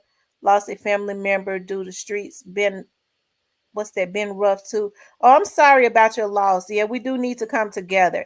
These hits and stuff, Miss Mom, Demon, only because I don't know if I asked you this. Why do you think that people are still and they know what's going on and they see how the authorities are all over this? Why are they still letting people pay them for hits? They still letting them pay them for hits because it's the old mentality that I can't get caught. I think the pandemic brought on more crime, if you ask me. Now, we've always had crime in these cities, but once the masks became mandatory, I mean, when they masked up, baby, they started masking up to the point where they feel like they could go out here and just commit all kinds of foolish crimes. And they feel like as long as their face is covered, uh, even with cameras in the cities and surveillance, they feel like they can't get caught. But like I said, if you're not going to commit these crimes by yourself and you got somebody with you or extra people with you, one can probably keep a secret. But when you got more than one person in these situations, you better believe that somebody's going to talk because everybody's not going to be able to keep their story straight. And we already know that the person that talked first get the best deal. And I think that not getting off topic or straying away from answering, but I looked at Ganguly's facial expression on the news that day. He had the expression of, I can't help somebody that don't want to talk. I can't defend somebody that don't want to help themselves. Absolutely. Absolutely. He looked That's the defeated. exact same thing I thought because see, Ganguly is, and Andrew Trotter, thank you so much for your $20 super sticker. Thank you so much, Angie. Ganguly is one of those attorneys that's good with getting deals, because when he knows that his client is guilty, of course, he's not going to say that because of the client privilege, client attorney privilege. And he's looking at the evidence that they got on his client rather than risk it because he already knows he's going to be found guilty. He's not going to tell him that, but he knows that it is. He give him the plead out and he's able to get them good deals. But with straight drop, I think straight drop, I don't know, depending on what he told, and I'm sure he knows where all the bones lie, you know. But he did. He looked like he was defeated, like he had talked to straight drop and asked him to save himself. You know, maybe Yeah. that's the reason why a lot of these people are around here laughing and going on, because to them they feel like, well, they know straight drop ain't gonna say nothing, but they And don't know who else is talking. yeah, and we have to remember that straight drop is young. And that's why I said if they were to let him out on bond, either one of them, that could have some very dire consequences because whoever paid, there's some depravity there in your mind when you are depraved enough to pay and use your money to have a man taken out and taken away from his kids and his family. But straight drop may feel like, if I talk, my family's still in the hood. They may come after my family. So I don't know what's going through his head because a lot of guys get locked up and it's not that they don't want to talk, but he could have his loved ones in mind, his mama, because people are saying we haven't seen anybody on his side. They probably scared. They probably scared that they might get taken out. So we don't know how big his family is, or his side of the family tree, and who's all still in that neighborhood. So he may be afraid for them. That's true. That's true. Let me see. Um,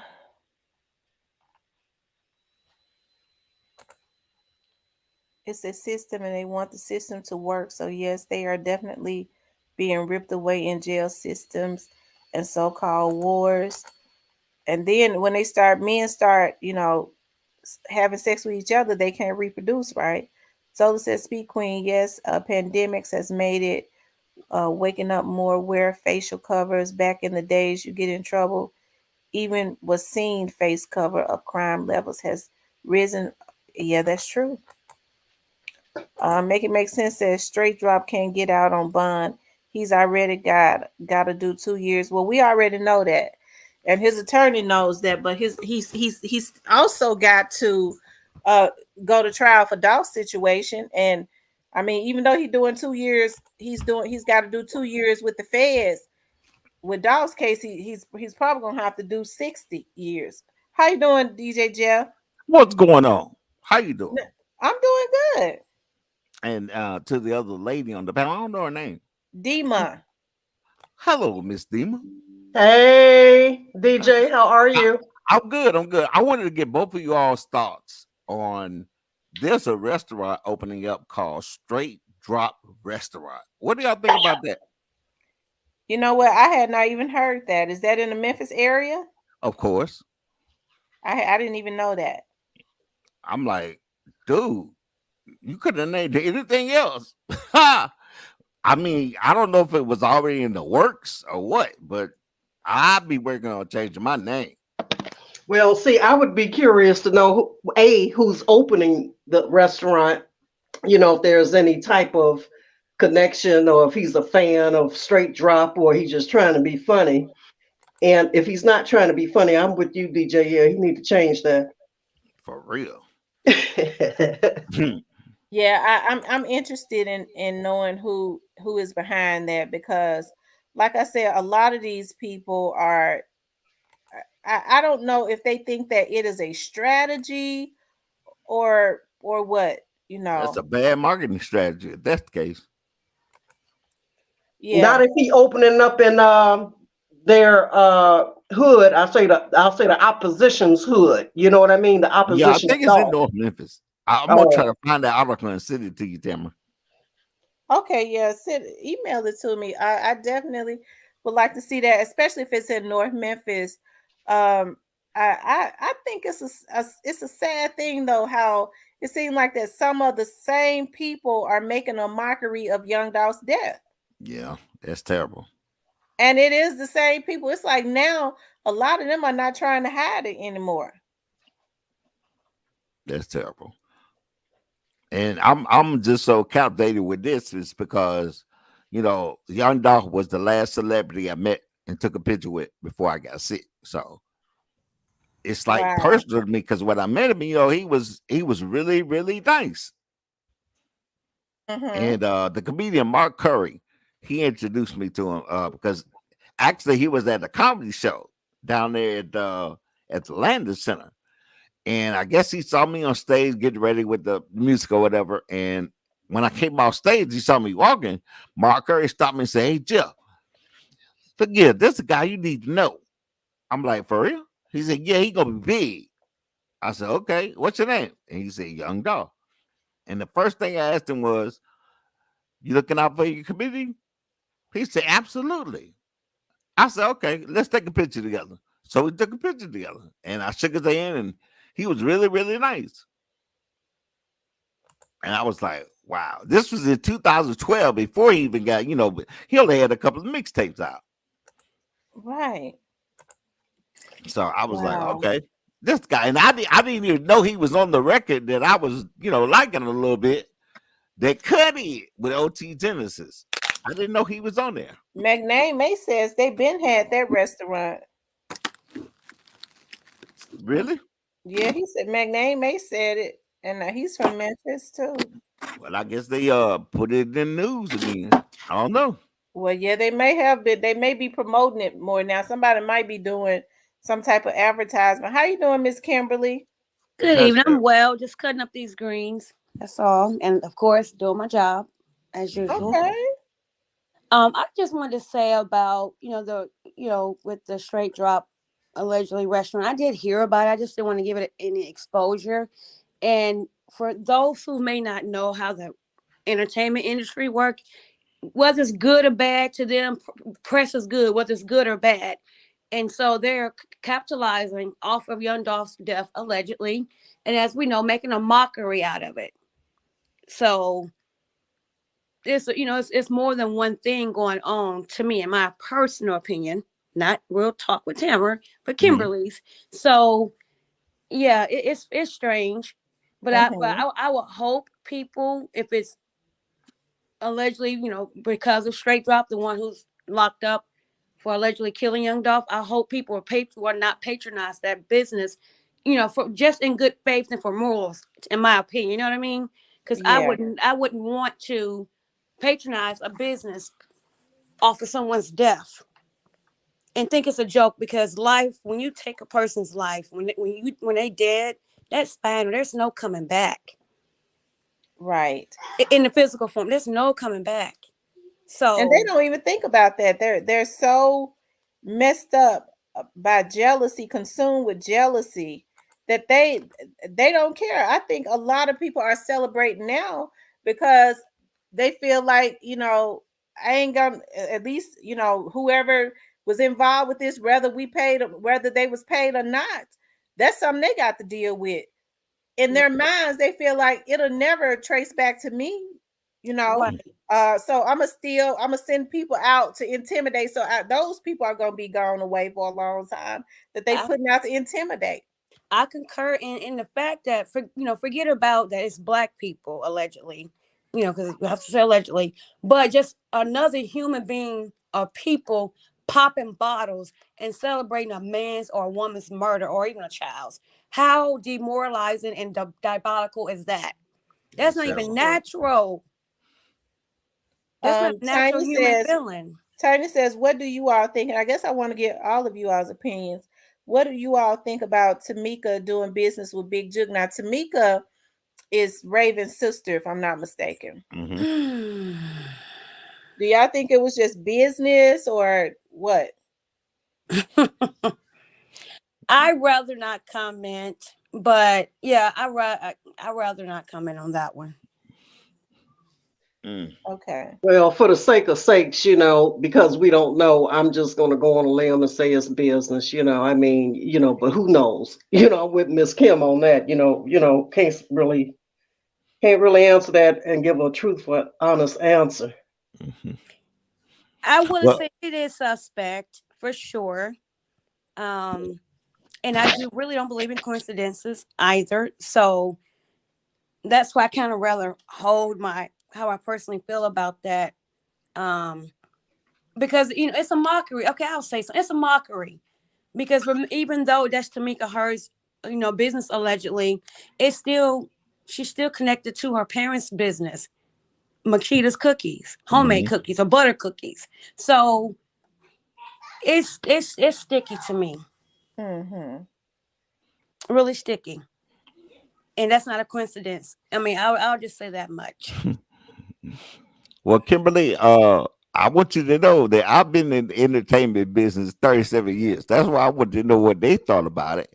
The only other thing I wanted to say was, have you all seen the mural in Castile of Dolphland? Mm, mm, I mm. saw pictures of it. I Yeah. definitely want to go take a picture about it. That thing is so beautiful. But that's Wow. all I had to say. So I'm gonna sit back and continue to listen. Well, thank you so much. All right. Bye, DJ. He says definitely business, but Young Dolph wanted to do more than what they really wanted. They just wanted the business for laundering the money. Wait a minute, it jumped. The money, but Young Dolph saw actual opportunity. So basically, they want to make dirty money clean. I got it. Yeah.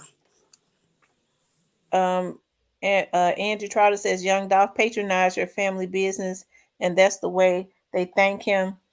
Hey. My. Teresa says Raven's sister had a motive in whatever she was doing. Look at Tim Norman. He had Terry, a stripper, Look what she did for Tim and for a few dollars. Talk about Terica. And he could not even collect on the insurance policies with an S. I'm telling you, karma started hitting them quick, didn't it? And what a lot of Absolutely. people don't know is with that Tim Norman's case, right before that case was solved, I think, and it's funny because I was on my Instagram page today because I never really post on Instagram. I probably hadn't posted on Instagram in months. And Uh-huh. I was looking at some of my posts and I saw where back in 2000, I believe it was back in 2000. A friend of mine that lives in Texas had called me. He had reached out to me on Facebook and he called me. He was like, I want to talk to you about. My friend says that her family wants to hire a private investigator. Her brother was killed some years back and they've Mm. gotten impatient and they want a private investigator to see what went on. He was like, and I was meditating and I thought about you. I said, okay. And he said, I don't know a whole lot about the case, but I just wanted to make sure it was okay for me to give them your personal number. I said, that's fine. So about 2 nights later, I was sitting at home and it was about 11 o'clock and I saw a name and it says Lubbock, Texas, come up Mm. on my phone. I was like, who calling me this late? And I almost didn't answer the phone from Lubbock, Texas. And when I started talking to the person that was on the other end of the phone, she was like, Myron had gave me your number. You're a private eye. I said, yeah. She said, well, my son was killed and he was killed some years back. He was killed when went to visit his grandmother. And she says, I'm in Texas, but he was killed in St. Louis. And I said, okay. I said, well, have I started talking to her about, you know, some investigators around the St. Louis area. And she was like, no, I don't, I really don't want any investigators around that area. And I was telling her, it was just funny how we got into it. I was like, well, if I do it, traveling back and forwards, your fees are going to be astronomical. She said, Oh, yes. she said, I don't mind. And we talked for about 2 hours. And she said, well, let me just say this too. My son was on a TV show. I said, really? She said, yeah, my son was on a TV show. And I said, Mm. well, what's the name of the TV show your son was on? And she said, Welcome to Sweetie Pies. Oh my She said, goodness. my son's name was Andre. I Mm. said, oh my God. Oh She my said, goodness. yeah. And I said, well, I said, wow. I said, so she said, his case is gone cold and nothing is happening. And she said, just give me your fee and we'll come up with the money. Just give me your fee. I really want to hire you. I said, well, let me think about it. Let me tally up some stuff. I said, because I gotta contract some more investigators for some more stuff. I said, one of the first things that I would need to do, and I'm so glad.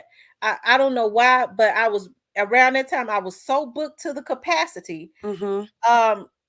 I said one of the first things I would have to do is talk to Miss Robbie and to Tim. And she said, She Mm. never did say nothing else. She just said, And about 3 days later, she sent me a message. She said, have you came up with some numbers? And I declined it. I did. I thought about that too. But I declined it because I was booked to the capacity and have to travel back and forth to St. Louis. And a Right. month later, the FBI broke the case. Look at God.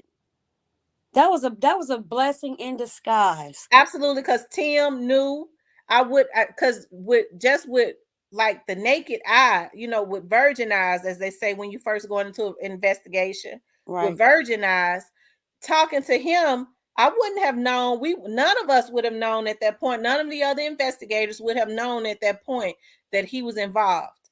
Right. Or even suspected. Absolutely. Mm, mm, mm, mm.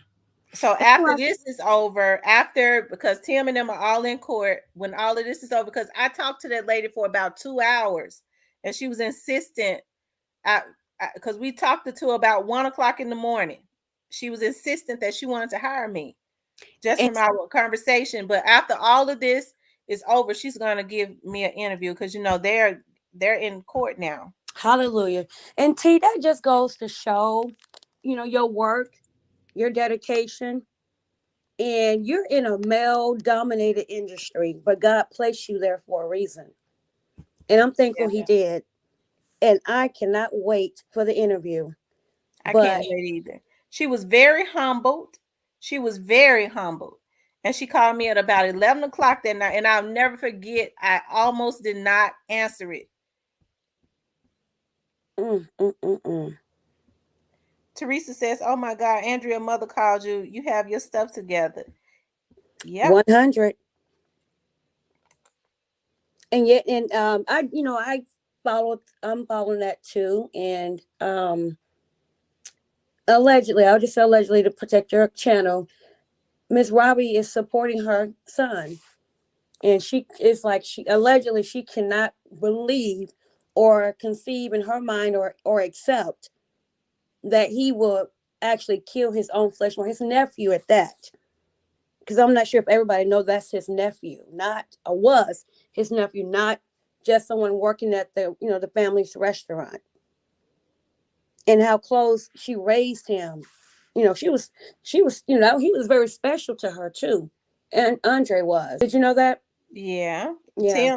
Tim, I think Tim had gotten into debt. He already didn't care for Andre, but how could you kill your own brother's child? And I do believe that he did. Sherelle is from St. Louis, and she says, like I told you, Tamara, that Tim case is hush hush here in St. Louis. Mm-hmm. Yeah, I think it's a crying shame, what he did to his nephew. Because I Right. do believe that and I think Allegedly. the reason that I do believe that the reason that they was looking to hire a private investigator, I'm so happy that I had the opportunity to have that long conversation with her. Uh-huh. It's probably, I learned later, because she did not say anything bad about them. She just said, but she never said anything. I learned later that the family thought it was suspicious, but she did not reveal this to me, that Tim was trying to get his death certificate. When you put insurance on somebody, in Mm-hmm. order to get the policy, you have to produce a death certificate, and they wouldn't give it to him.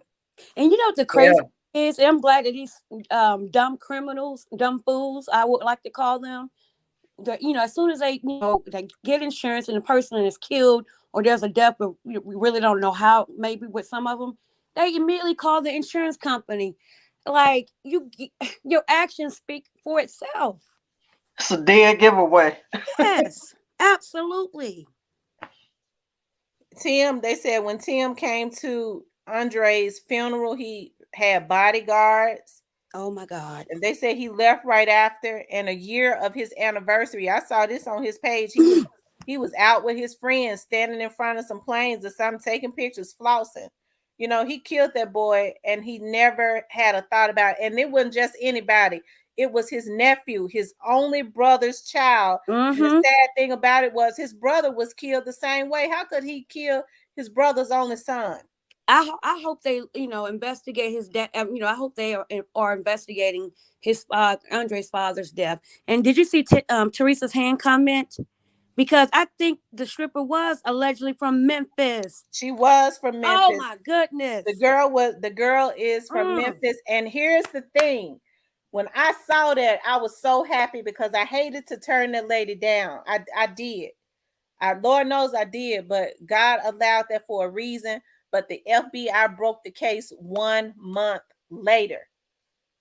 And see, 1 month later, that case was broke because they had already been secretly working on that case. And they thought, because they had those pay and go burner phones, that the FBI was not going to be able to trace them back, but they was able to get everything, to include text messages. that's why I love dumb criminals. I love you all. Please keep doing those dumb. Well, please don't commit a crime, but if you do, keep doing dumb things so you can be convicted. That's what I say. These people gonna stop playing with the feds, baby. Y'all gonna learn the hard way. And another thing, Tamara, just with you've been so booked, that speaks volumes for your professionalism and the quality of your work to Thank be you. booked up like that. And Thank you you. stay booked. What they say, they call it what, booked and paid, or Booked paid and and busy. booked. Yeah, there you go. Exactly. Thank you, Kimberly. I appreciate that a You're lot. welcome. So I'm gonna get back in the comments so you all won't hear me cutting my greens and do my other job. Girl, cut them greens so I can come give me a plate. What else you got going on with them? Well, it's basically mixed turnips and mustards with neck bones. I'm gonna make obviously homemade mac and cheese. They want yams If I feel like I'm gonna do 2 homemade sweet potato pies, I'm gonna do the drumettes fried and the pork chops fried, and maybe I don't like to call them devil eggs, angel eggs. She don't know how to cook it. Daddy, you want to wait and be quiet. See, I gotta go because listen. He love your show, Tamara. He Tell him really I said does. thank you. Daddy, she says thank you. You're welcome. But anyway, I'm getting back in the comment. Bye. Okay. You know what? I got a reason to make my homemade macaroni and cheese. I love, oh my God. Uh Demon, I got a recipe, and for some reason I love looking at um a lot of these cook shows on YouTube. Yeah, I do too. And I promise you, I got a recipe from off of YouTube.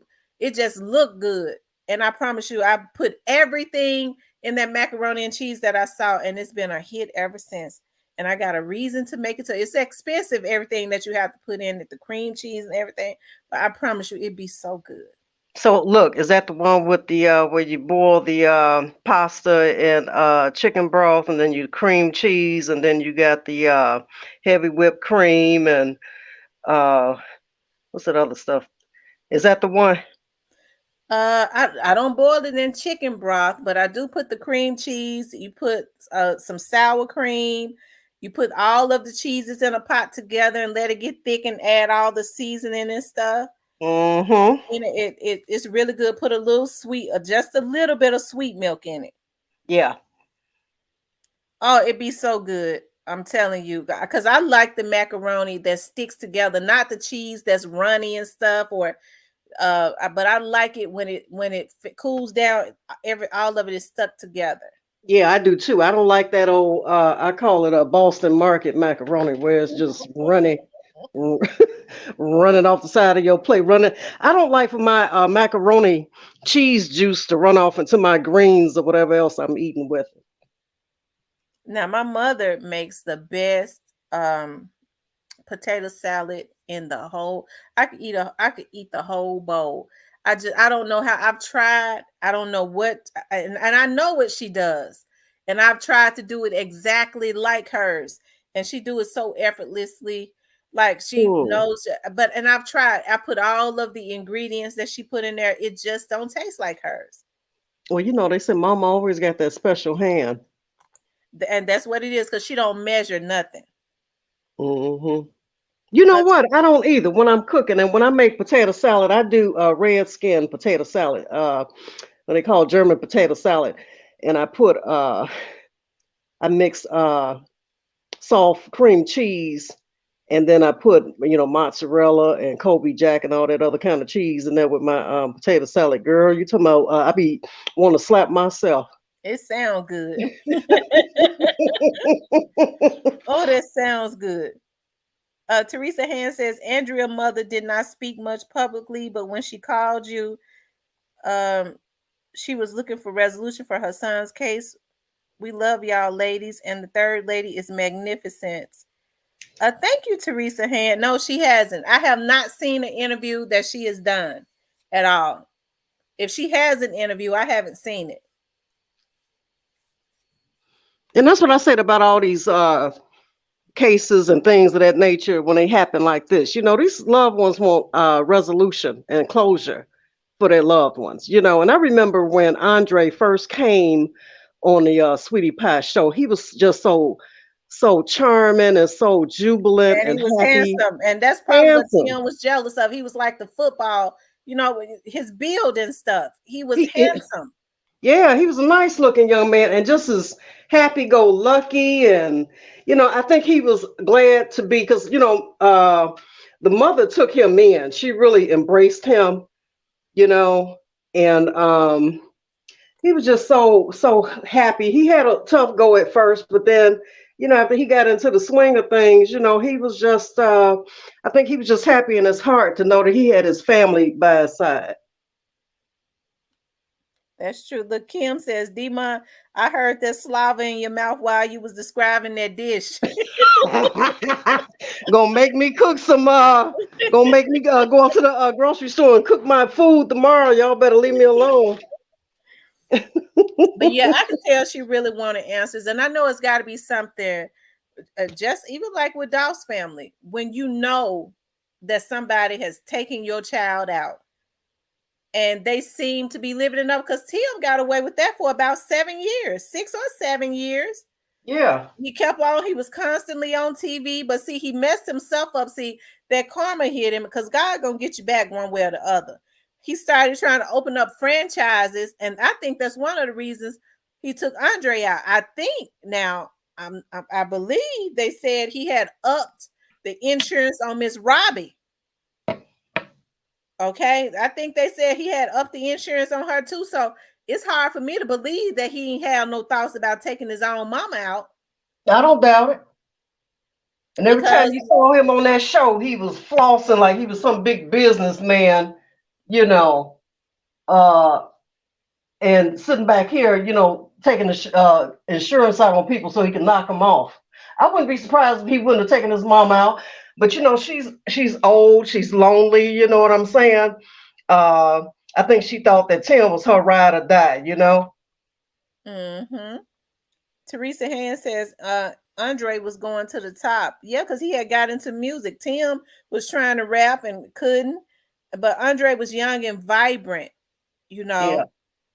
He said Tim Green took him out. It is. I think Tim got into debt, which is why Miss Robbie sued him. And remember, they got into it. She sued him because Yeah. he was over, but he was using her company's name and he was over budgeted. I think that's one of the reasons why he put that insurance on Andre. He had some loan sharks and stuff to pay back, trying to live this lifestyle. Yeah. And didn't he open up a restaurant or something she didn't know nothing about somewhere? Yes, he was trying to open up franchises everywhere, because he was trying to open one. It might be how he met Terica. He was trying, but you know what? He was against her opening up, because I remember that they had bought this area in downtown Memphis and they was opening up a Sweetie Pies down there. Something happened where it never opened. He didn't want her to open it up in Memphis, and that was after Andre was killed. So it could have been because the killers were connected, that he paid was connected to Memphis. He wanted her to open it up in Houston. But they opened up in Houston for a while. I think that closed. He opened up something in California that tanked. Miss Robbie was constantly trying to tell him, Tim, you can't open up these franchises because it costs. And what he needs to understand is, in LA, when you see those people, most of those people in LA are very health conscious. They don't walk around eating soul food all day. Exactly. Mm-hmm. But can you imagine having a child that ruins your family name like this? Because Miss Robbie, she's been doing her thing for years. She was a backup singer. She ventured off into being a owner of a restaurant and growing from there. She really established herself. But can you imagine having a child to ruin everything that you worked so hard for over the years and still try to love them and believe in them? Even after all of this, she still wants to believe that he didn't have anything to do with this. Yeah, but it's obvious he did. There are all the text messages. I think the insurance guy, even though he want to get shorter time, so I think he's talking now. Good. Terica, even the young lady who he had to set up Andre, she's talking. She's talking. So he don't stand a chance. Good. Hakia says the Sweetie Pies in LA flopped. It was gross.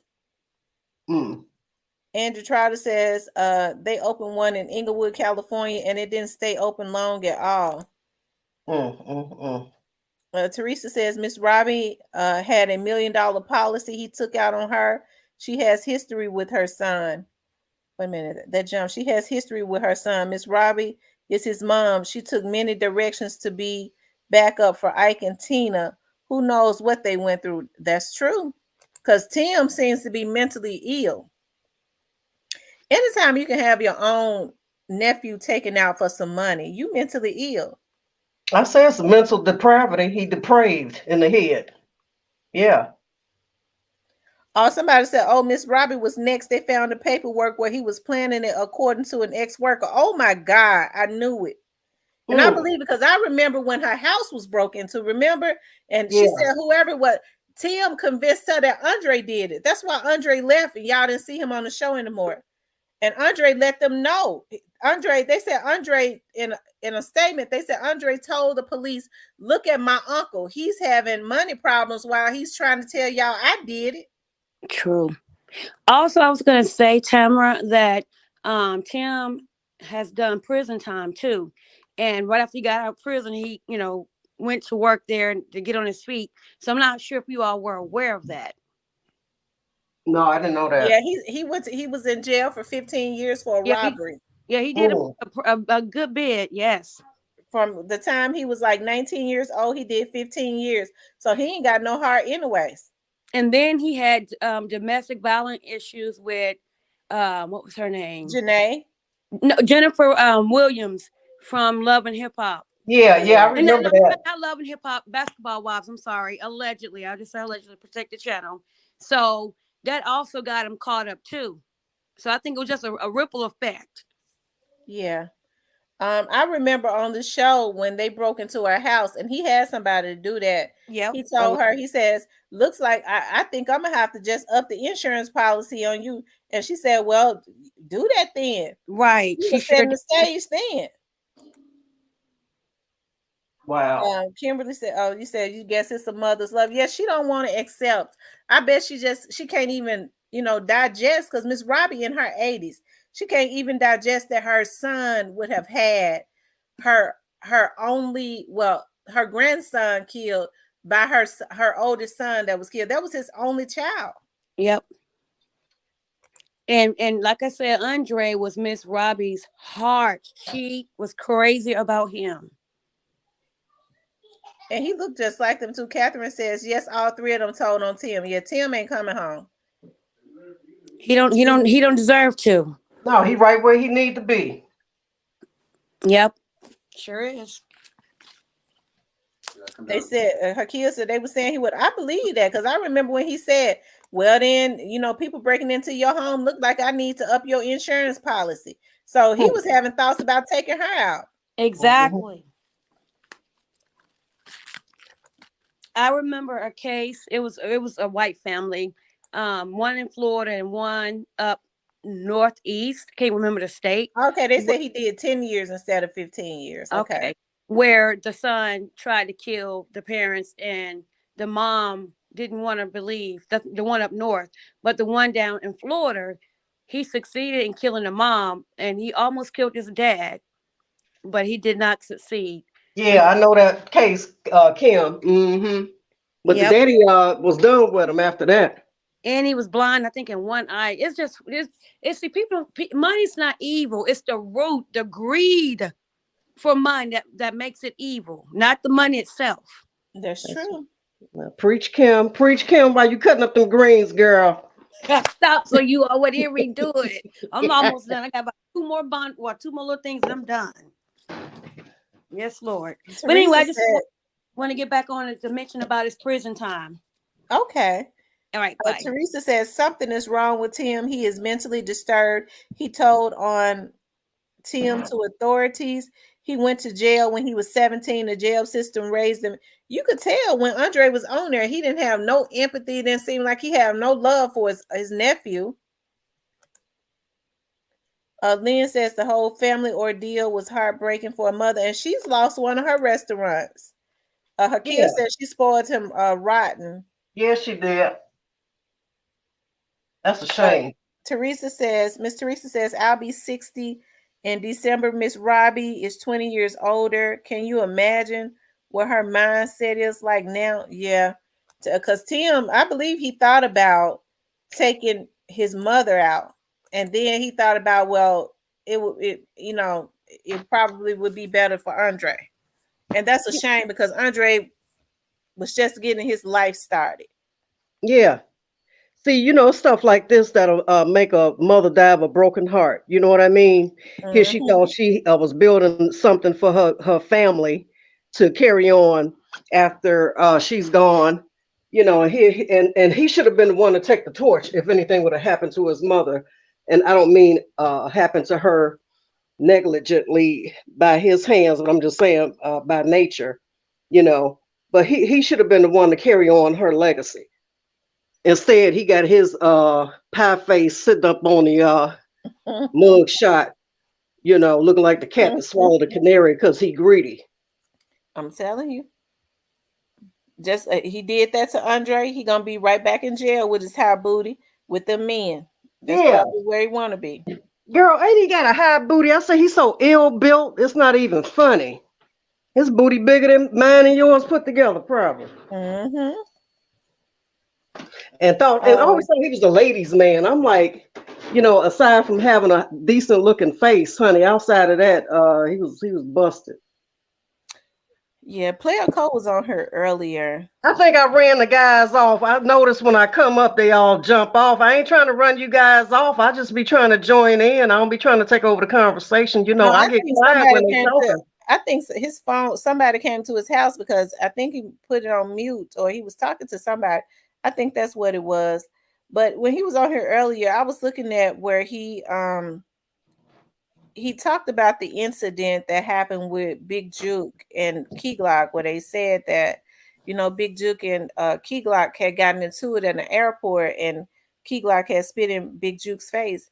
And he said Oh, that someone had called him and said to him, because he's very neutral, like he never takes sides or anything like that. I think he's very fair, but he said somebody had called him today and told him, man, you need to take that down. If that's not intimidate, he didn't say who it was.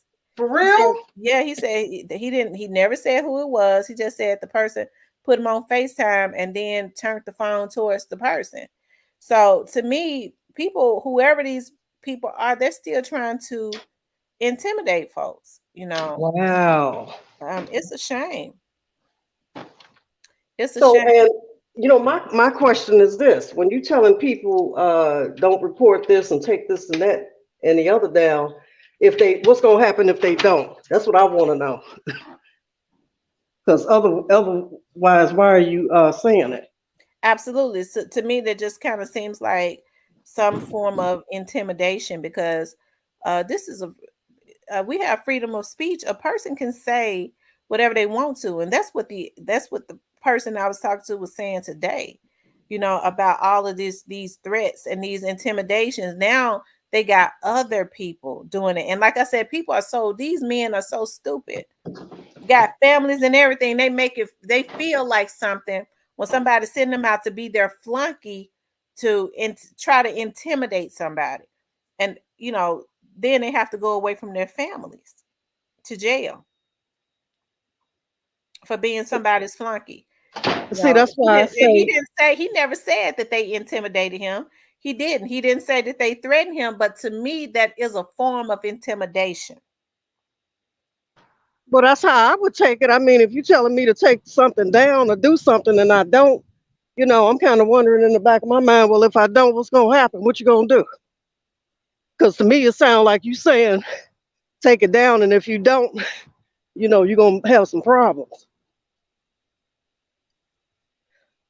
Because if I'm not gonna have no problems, then don't tell me what to do.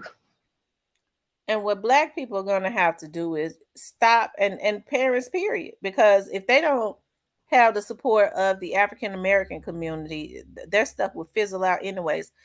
You don't support people that's putting hits on folks in your community. If they selling some type of product, whatever it is, whether it's music or hamburgers or what, you don't support people that call themselves putting hits on folks in your community like they some kind of gangster. And that's what our community is going to have to do, because this stuff is, like I said, this stuff has got to stop. Yeah, it's gotta stop. It's out of control. The crime is out of control. The trolls are out of control. You know, the fans, so-called fans, are out of control because, like I said, you know, a lot of them fuel this stuff.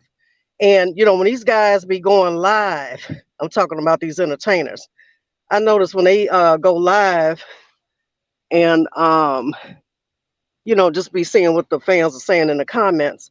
I noticed in these comments, girl, these fans be going hard. Did you hear what so and so said about you? Why you ain't slid for so and so yet? You a punk. You soft. Y'all whole crew soft because y'all ain't slid for so and so yet. Fueling, instigating stuff. It's a crying shame, ain't it? Yeah, and these rappers feel like, well, I don't want to lose none of my fan base if I don't get out here and do something stupid. And that's how retarded it is. You know, you worried about a fake fan base because half of them probably don't even buy your music.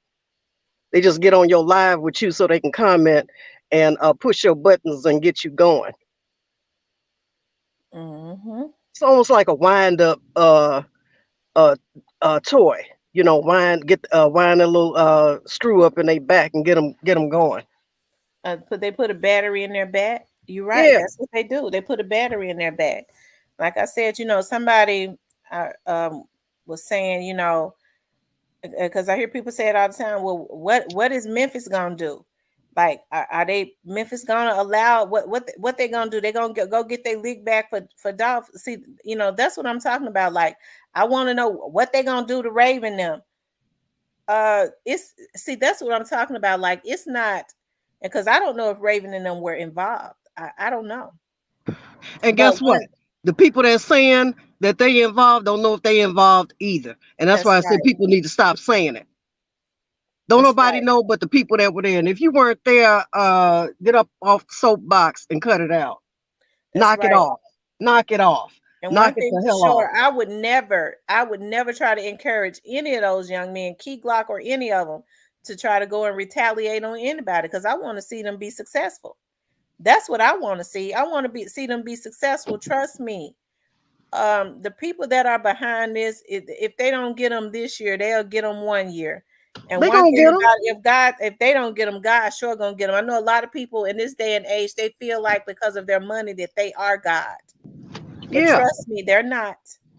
they Karma gonna get has them. a way. The spirit of God, because God says, I'm a God of wrath. God's wrath has a way of catching up with you one day.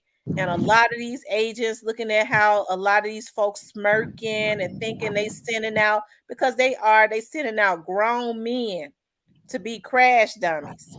Just Yeah, dumb as they can be, got families of their own, because they making them feel inclusive. Don't care nothing about them. If they did, they set them up. They go yeah, get buy him a store, put him a store in the community and give it to him. Let him run it. Help him to raise his family legit.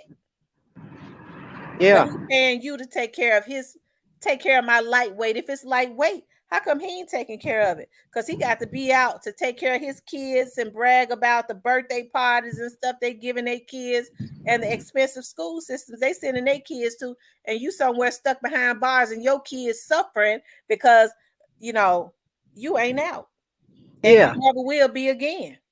That's right. And another thing they do is put these people on the scenes of these situations and have them get footage so that they can turn around and have watch parties. You know what I mean? And how twisted is Mhm. that? You That know, it's twisted on so many, almost like a serial killer. That's why I'm glad that some of these folks, when they connect all these hits and stuff, if they ain't already connected, gonna be charged as serial killers. Because after about 3 murders, I believe you can be looked at as a serial killer. If you behind hits, you calling hits, you have yeah, you a murderer, really. yeah, you just as complicit as the one that pulled the trigger. Absolutely. How twisted you sitting back popping champagne bottles watching somebody's arm hanging out the window or whoever that you filmed losing their life. Mo 3 and some of these other cats. You know what I'm saying? You twisted and don't nobody have enough uh, soul, compassion, or empathy to tell what happened. But I believe that somebody has told. I'm going to lay on that. I can't say nobody talked or nobody is I told. believe it's several people that have told. Now, check this out. I hope don't nobody, and I don't even want to say this, because like I said, um, don't nobody let nobody send you out to go and do anything to nobody. I just because people want to be folks want to say, yeah, such and such came and was sitting in my house. He only sat in your house because he wanted you to do some dirt. He wouldn't be caught dead in your neighborhood at this point, even though he grew up in it. But he coming to the hood, sitting in your house smoking a joint or whatever with you because he wants you to hook him up on how to get somebody to go do some dirt for him and has included you in that. Yeah, he buttering you up, getting that, putting it, slathering you with a whole pat of butter. Yeah, That's right, Angie. She said, why pressure anyone to retaliate and end up in jail? A lot of cases can be solved if we just open our mouths, which may save someone else's life and get a killer off of the street. Absolutely. Because I do feel like that if Dolph had opened his mouth instead, it seems to me that Dolph had some kind of regards for life because he definitely had the money to retaliate. But if he had just went to court, he probably could have got some of these evil people off of these serial killers. I'm glad they're going to be charged as serial killers off of the street. yeah, they be Um, worried and, about and, what is. and a lot of these people, especially when people are talking and they're tired, these high priced attorneys that they think that they can hire, these judges will get together. Okay. These judges will get together and make sure that those attorneys don't never win another case. And if they get too far outside of the perimeters of the law, especially if they've already been in trouble before, these lawmakers will get together and make sure that they lose their license. That's a high price to pay. And the thing that killed me was some of these people. Once more information come out, discovery, and more court uh, proceedings go forward, you're still gonna have some people out here trying to twist that up. Well, they manufactured evidence. That's not real evidence. They manufactured that. They trying to uh, they planted that. It's gonna be something to that. Because guess what? These trolls are not gonna want to believe the real deal. They still gonna be trying to put a spin on the real evidence.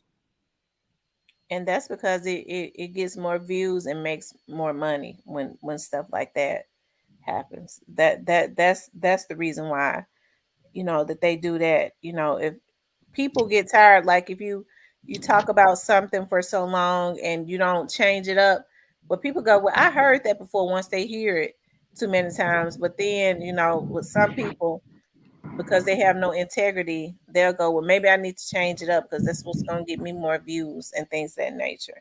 So they'll start saying all kind of outlandish stuff. I want to know when the real evidence come out, what they're gonna have to say then. I want to see if anybody is man or woman enough to retract some of these statements that they put out for the last, what has it been, 6 months. Hmm. Catherine Sanders says, what's sad is when Dolph's family and their community find out who set Dolph up, they going to be even hurter. I'm gonna leave it at that. So, Miss Catherine, who you think set Dolph up? Who do you think set him up? He says trolls are always on these chats talking like they don't have any sense. Of course, Teresa says the black community needs to be educated. These lawyers and judges mingle together behind closed doors. That's absolutely true. But um, uh, uh, uh, hmm, these lawyers don't stand a chance now when these judges, especially if they're in they're in fear of not being reelected. I don't care how much money is offered. He ain't gonna want to be off of that bench. No, they trying to keep their spot, and that's why I say they gonna use this case and others as an example. They gonna make an example out of them because you got to be tough on crime. And if you sitting on a bench just letting folks slapping them on the hand, then we don't have no use for you to be on the bench because you just making it a revolving door. That's true. That's true.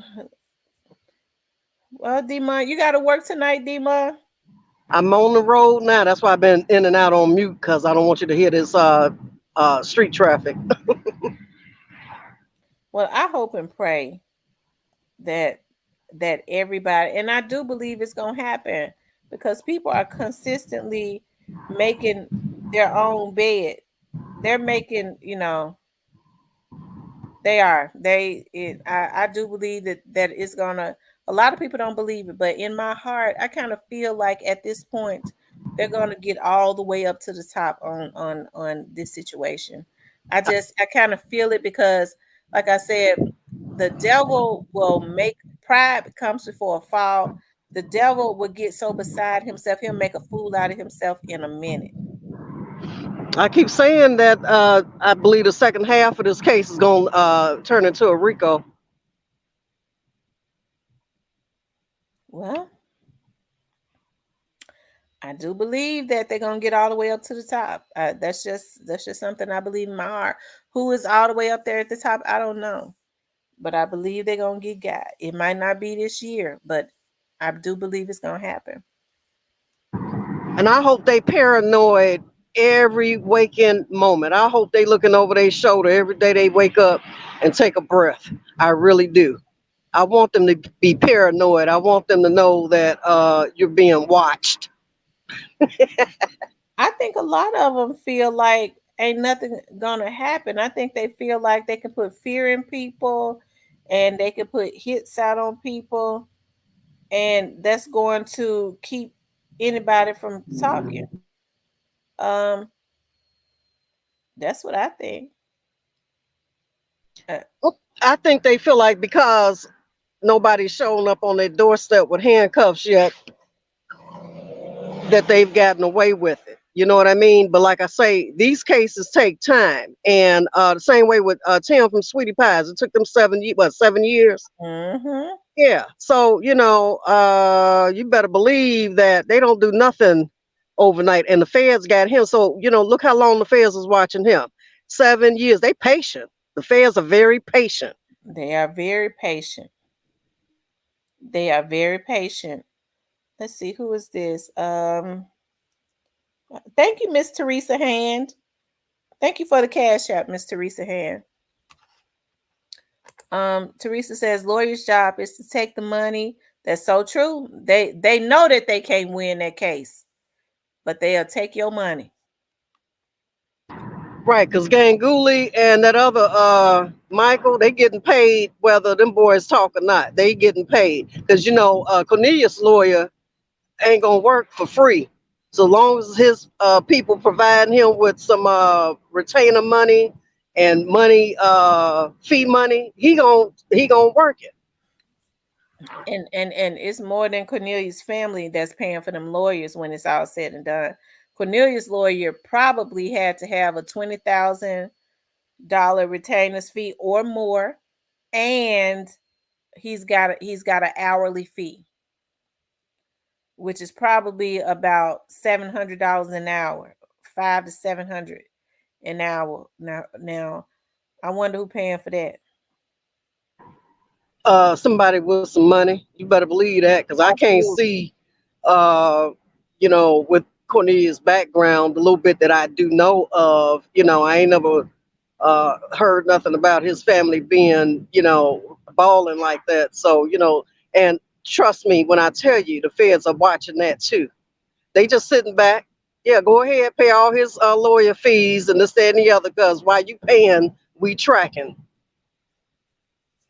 I'm sure they're being advised by an attorney. They probably giving the money to somebody, giving the money to Cornelius's family because they feel like that it can't be traced back to them if they give the money to the family. I'm sure they got some crooked lawyer advising them, but he ain't gonna want to lose his license when he go under oath. Trotter says, believe me, they are not comfortable because they don't know what the feds are looking at. That's true. Teresa Hand says, chasing a black man, he could be justified. He has life in prison, uh will be up for parole when he is 80 years old. You talking about Tim, Miss Teresa? Tim don't never need to get out because Tim is crazy under oath of no man. The feds are always looking. Yeah, the feds are always looking. The feds are always looking. They be in these chat rooms too. And the people that claim that they be bothering them when they be in these chat rooms, I think they be real quiet. They be waiting on folks to drop these threats. That's what I think, so they can trace them. Yeah, I don't know if anybody on the chat is familiar with this show. Because, like I say, at home, I keep my TV on the crime channels, and there's a show called Deep Undercover, and this show is a FBI channel about how they send their agents to infiltrate certain organizations. And, from drug organizations to biker gangs to militia groups, they send their people to infiltrate. And, the funny thing about it, and to make a long story short, when it come time to bust these guys, um, they look real crazy when the agent actually reveals his identity. And they look like, I can't believe that you were able to get into our organization and we didn't have a clue.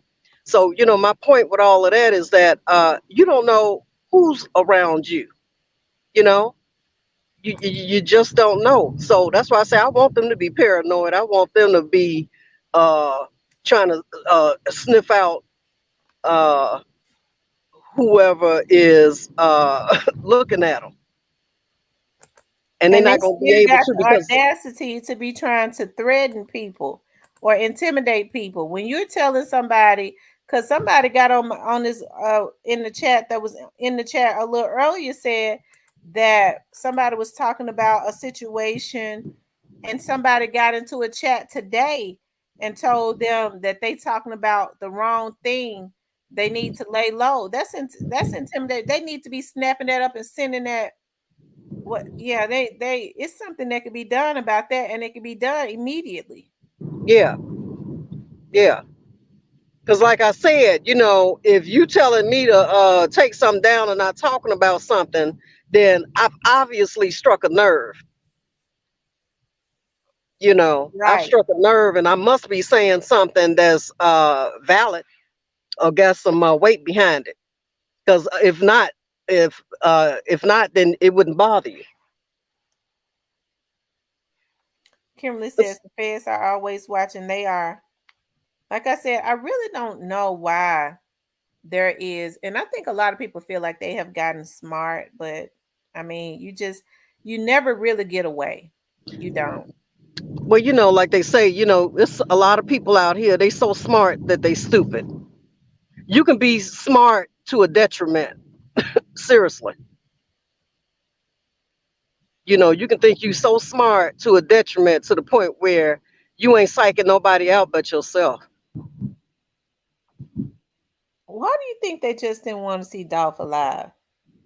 Because he was not like them. He was different. He was, actually controlling the game in Memphis. You know, he was signing uh,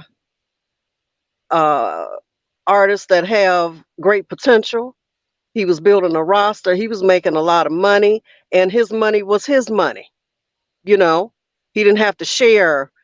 And I think a lot of that too come, like I said before, whatever little street beefs brewed uh, prior to this incident with Dolph. I think there was a lot of beef brewing, and which he had no parts of. I don't believe. I think he got thrown into the mix inadvertently with people beefing with his people. And it just got out of control. And like I said before, in earlier conversations, that once you cut the head off, the body will fall. And I really think that they thought that Pre was just gonna crumble. And now that they see Glock carrying the torch, and the other guys, Big Moochie Grape and Fizzle and Kenny Money, the rest of them continuing to do their thing, it's a sore spot for them, because Dolph essentially lives. He's really not gone nowhere because his label is still out here. doing their thing. So I really think that it was just hatred, years of built up animosity and beef. I think it was a thing of you owe me something. You know, you didn't put me on. You know, it's I think it's just a culmination of issues and reasons why. Mm-hmm. Mm-hmm. I tell you, young rest in peace, young Dolph says that Jay Fizzle, Dolph's cousin, said to the young man that threatened Key Glock and CMG, if you're not gonna say anything positive about Dolph, don't speak on him at all. You know, because they still speaking on that man like he ain't got no family that's looking at this. They ain't got no souls. That's how you know a person ain't got no soul. First of all, it was soulless to for whoever this was to take this man out. But then you still got people trolling him and speaking, I mean, just hating him in his death. Well, see, you know, I think the reason behind that is now they want to get the other pre members to crash out. You know, they want them to get so angry. They want to push their buttons to the point where they get so angry that they go out here and just start doing stupid stuff. And that's why I said the other night that if these pre guys can hear these conversations, you know, stay on your square, you know, because they want to see you crash out, you know, and that's why people don't know what they want to say. You know, one minute they want to say, well, you know, Keith Glock not putting out no music. He should do a tribute song. He should do this, that, and the other. And then when he comes out and started doing his thing, now y'all got a problem with that. So I really think that it's all for the sake of creating fake beef, Mm-hmm. you know, and that's why they really need to stay on their P's and Q's with protecting themselves and make sure that you wearing body armor. I don't care how bulky it look or how hot it is, because that ammo is even hotter. You know what I mean? Make sure you got your bulletproof baseball caps and bulletproof body armor on. You know what I mean? It Mm-hmm. may be uncomfortable or feel uncomfortable, but you know what? At least you protect it. And these are things that they need to invest in, you know, make sure that and you know, I'm not trying to put fear in them and saying, you know, you got to wake up every waking day and, you know, suit up. But you know, when you fighting the enemy, you know, you have to make sure that you protect yourself seriously. That's true. Hakia says he wouldn't conform. He stood tall on his beliefs. Adolf RT Jr. stamped that, and he will get justice. Yeah, he's going to get justice for sure. My boy Glock needs to pull up in a tank. You know what? I hope Key Glock has a lot of security around him. I hope he has a lot of security around him. I hope the rest of the young men do too, because I do believe that they're going to start blowing up too. And everything, when a person is trying their hardest, or when you see people trying their hardest to make it look like that they winning, that's probably when they're really not right. Because when you winning, Hmm. you don't really even need a whole lot of people to know that. You Yeah, know, when people try hard, you don't have to try hard, you know, to let people know you winning. I knew Dolph was winning because you know, like he says, his wrist says, I've been getting paid. You could look at his wrist, you know, you could look at the cars and stuff that he was driving, the way that he was giving back to his community. You knew he had to have been winning. You don't have to get on social media to try and convince anybody that you're winning. To me, I think that's a ploy to try to draw in weak links. Number one, so that a lot of times I'm talking about with anybody try to draw in weak links. They because they go whatever you're doing, that's what I want to do. And yeah, especially if they don't have a mind of their own, they start trying to do anything. Okay. You know, that they want to try to be around that because they think that they're going to start winning, but really it's a death trap for yeah. You know, and that's why I say, you know, it's like a show and tell society. Everybody wants to show how many chains and cars and houses they have, but you know, sometimes it's best to do conduct your business in secrecy. Don't nobody need to know everything that you have. You don't have to wear every chain that you've ever purchased around your neck. And I don't know what it is with this new school. The new thing now is to snatch a chain. Get the chain. Mhm. Just to show you did that so you can get a little clout. You know, uh, it's just really ridiculous to me. And that's why I say these guys, need to start investing in the right things for themselves. It's okay. I like nice things too. We all like nice things. But at the end of the day, it comes a point in time when you got to stop purchasing all this frivolous stuff and make sure everything that counts is on point, such as your security team, uh, your bulletproof body armor, and your vehicles or whatever you need to put that money on. Because ain't no sense in going out here talking about you. And, they say, well, I'm a millionaire. Well, you can't be a millionaire if you spend every million that you make. You become a brokenaire at that point because you don't have nothing to show for to fall back on. So they have to really start making smarter investments. Especially when it comes to protecting themselves. I tell you, I it's it's gonna be something, Demon. It is. It's when all of this stuff comes out, the people have made it obvious. You know, it's kind of it's obvious. Yeah, they Um, made it and it's obvious. almost like people aren't trying to hide it anymore. And summer, the weather's about to warm up in my city. It's probably been warm in other cities, already. But they about to start venturing out doing these shows and venues and everything. So you have to really make sure that your people at the door and whoever's see, because to me it starts at the door. Whoever's letting these people in these venues, these fans, and I don't care if you got to pat them down to their toenails. Make sure they're not bringing these weapons, because I have to say to myself, how are they getting these weapons in these places? But they can just start popping off and shooting and stuff. How are they getting the stuff past security? And I think a lot of these promoters and people that's securing these venues need to be held accountable too. Stop letting for $1. Stop just letting anybody, Tom, Dick, and Harry, in these places without knowing what they carrying on their body. Mm-mm-mm. Yeah, I want y'all to put those dolphin signs in there. Pay at the door. Yeah.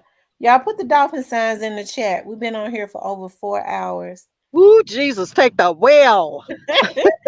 Y'all put the dolphin signs in the chat. Y'all know we like to keep that spirit of Dolph around because even in the grave, they can't break him.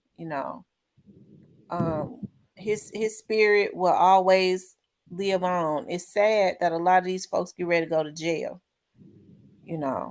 Yeah, didn't they say Big Moochie grape got popped one time or something? Yeah, Fooling they with.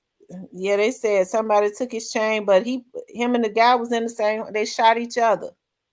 See, that's my thing, and that's why I say they need to, as cute as y'all little outfits look on you, and you can afford all these little Gucci tops and, these little slick $2,000 jeans and stuff. You better start protecting your upper body, That's you right. know, They need just like, y'all get bodyguards because the thing about it is Big Moochie Grape and them are very talented. Okay, and the moment that you see like Key Glock has been doing well, he's been selling out. People are sending the crackheads out. These boys that are on these pills and stuff, to they're sending them out to those are the ones that they send out to try to take him out because at this point Key Glock is probably looked at as a threat to a lot of these yeah, folks. Okay, that yeah, he's looked at as a threat. They looking at, but he might come up, and he might have this, he still got some growth, but the thought of him being another Dolph is it hold on, I'm looking at something. it scares a lot of people. And those young men that are on that Dolph was signing, those young men are very talented. I hope they get the right type of management and stuff behind them. I hope that Daddy O, stands behind them and push those young men because they're all stars. So I think, and this is just personally what I think, because I know that they're still out in the street and stuff. Somebody needs to talk to them so that to help them to get their minds right, to put their business caps and stuff on. You know what I mean? Get them more business savvy because they're already street dudes. They have their own following. People love them, but when people start to see how people are catching on to them, because right now they're trying to regroup, they are going to really become threats to a lot of the people that looked at Dolph as a threat. You know, That's right. a lot of them are Absolutely. young. They really need to talk to them, to get somebody that's going to be, and when I say counsel them, I mean counsel them in the right way as far as teaching them business about investments and things of that nature, getting the right people around them. That's right. Letting their friends know, listen, we can make some money doing this. You either with me or I always love you, but I'm gonna have to move on without you because I'm And what trying to they have, grow some generational wealth for my family. We all can make money off of this thing. You like to write or whatever, even if you can't rap. I'm trying to keep my people with me, but you got to change your mindset. We can't be out there shooting and banging and things of that nature. that's And right. once that people start seeing them doing that, like what Dolph was doing, they are going to become threats because they can see the potential of them inner ways. Right now, they feel like a lot of them see Key Glock when he started doing those tours. That kind of got past them. They thought they had thrown them off balance when they took Dolph out. They thought they wouldn't get ready to do nothing. So a lot of them surprised. So that's why they've been paying people to twist the narrative as it relates to Key Glock and things of that nature. Because, and when that didn't work, then they just flat out sent somebody on a dummy mission who has threatened him over the internet. A lot of people have shared it, and I'm sure the feds have seen it. Okay, Absolutely. which is a Absolutely. good thing. So, yeah, Key Glock needs to have security around him at all times, and the rest of those young men do too, because they are very talented and they can go very, very far. Because I'm looking at some, I don't mean no harm, and Lord knows I don't mean no harm, but I think that Moneybag Yo is very talented, but it's something going on with Moneybag Yo. His looks look different. It That's it's that monkey on the back, it's Miss something Tamara. different. That's that monkey on that back I'm talking about. Somebody worried about some things, allegedly, in my opinion. And it might be more than that too. It he Mm-mm. I hope he I I hope it ain't something more than the weed. Oh, I see what you're saying. Okay. Hmm. I hope it ain't Yeah. something more than the weed. He says the government and industry have assassins who pose as gang members, white supremacists on the down low blended in with us. And Lynn Smith says, I saw where Yo Gotti said he's going to sign a few artists. I think Yo Gotti feeling the heat from being a target when he's out doing concerts from Dolph's fans. He's shell shocked from being ran off stage at every concert. I didn't know he was being ran off stage. Mm. If you see it on his stage on people say he be posting how successful his concerts be. See, my thing is taking extra precaution to preserve your life is not being a punk. And that's what people gonna have to realize. Because I'm gonna tell you something. You come for me, I'm gonna do everything I can to preserve my life. You know, and that don't make me soft. It makes me smart.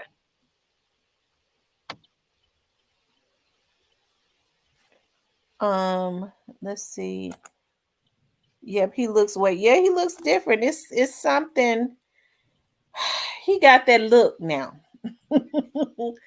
he got that look. You know, when I look at him, he got that look. Mm-hmm. So when they have that look, you don't have to worry about it. You know, a lot of times they start slipping mentally. You know, he and I know that look. You know, he got that look. And I'm not talking about anything with young Dolph. I'm just talking about he got that look. So I'm gonna leave that alone. Rest in peace, young Dolph says you right, cause the dude who threatened him over the internet preview a song saying he not to catch him at a show, which is Key Glock and Moneybag. No, he betrayed Dolph when he ghosted that man. Jesus said repent. Yeah, Jesus did say repent. A lot of them better repent. Well, he don't look. He don't see. A lot of people say they look guilty. I guess I'm looking at it differently because to me they don't. Just from looking at them, and I'm not saying they did anything. They don't look bothered to me. Not about him. It seems to me that they hate him. They be constantly trolling. You know, he just he got Moneybag got that look now, whatever that is. I just you know he just got that look, Lord. And we have to, you know, we got to pray for our men because you know when you get money and stuff. Tamika, I didn't say that. Tamika, who was that? Tamika Donahue. Lord have mercy, Tamika. Oh I God, can't see Tamika. the chat. What she say? She said. Tamika said he looks sweet. Oh my God. She better not Andrew. let Ari here say that. Ari will snap out.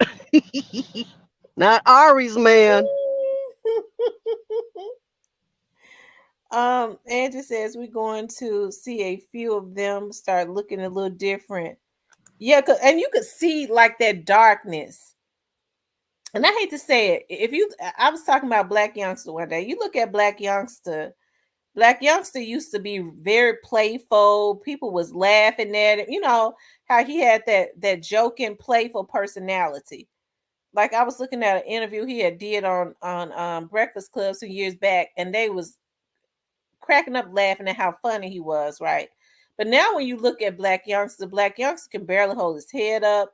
He have that darkness. I can't even look at his videos. It's like you just see evil everywhere. And it's weird because like I know Black Youngster come from a family of people that truly believed in God. I'm talking about the older ones. You know, it was a lot of misfortunes in his family because I grew up around one of his cousins. Okay, so I know how there was a lot of them that were young that unfortunately just died of tragic deaths, you know. But they still the women I know truly believed in God, even though they was living in the hood and living in hard impoverished areas. But I see like that's why when he used to post stuff, you would see him at one point say, you know, put God first and things of that nature, because that's what the older women in his family enforced that. But like now you see nothing but darkness and stuff around him. I can't even look at his videos because they're just too evil to look at. Tamo A says it looks like his manhood has been taken.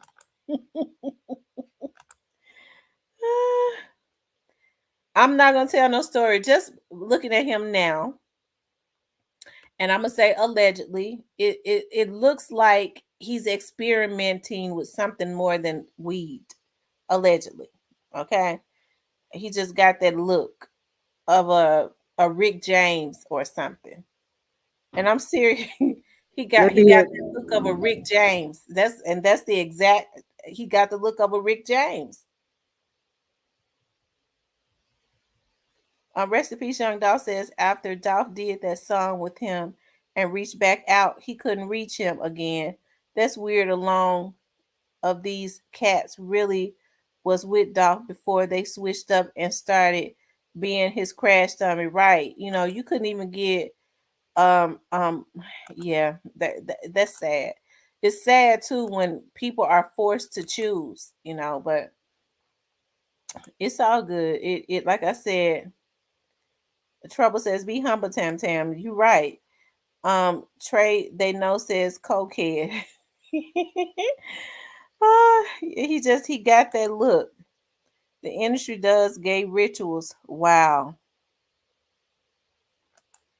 Lord have mercy. McName May says the industry and most of this world is satanic. Rest in peace, Young Dolph says, and Black Youngster sent that message to Dolph when he shot that gun out the window saying, effing with my gang, you gonna get your shooter shot, and took it down when Dolph died. I found that weird too. Oh wow. Well, I'm sure it was too when he took it don't matter about him deleting it off of Instagram because one thing about it, the feds can get it still. So once your message is deleted, they can still go and retrieve them. So that don't matter either. Tamika Donahue, yep, man, yeah, he's looking. I probably shouldn't have said that. Sometimes I get on here and get comfortable and say too much because I never want to alert the enemy. I'm talking about the true enemy of people of man of mankind of anything because I truly do want the authorities to take the people down that are destroying our community. It's a sad thing that most of the people that come back and destroy the community was once a part of that same community. Yet they'll say, I got love for my community, but you paying people to do hits that's destroying their lives, taking men away from their kids. And when they don't have money, like Harold was saying earlier, they will do it, you know, instead of putting them in a position to win. You know, all of this stuff has got to stop. And I can't stress how happy I am that all of the people, as far as the authorities that's involved in this case, is involved. You know, because I think it's going to be a domino effect with cleaning up the streets so that people can have safer neighborhoods, so that little girls can enjoy themselves without being outside playing in their yards in the hood or going to the park without some freak snatching them up, trying to put them in human trafficking or getting to shooting and then they getting a stray bullet hitting them, you know. So I'm ready for this stuff to stop. It's time for this stuff to stop. And ladies, if you get in some Section 8, I'm getting ready to tell you right now what they get ready to do to you. Because a lot of these young ladies are the ones that's housing these gang members, that's destroying the communities. You're gonna have to choose between you, your your your your man that's destroying your community or your children and your livelihood.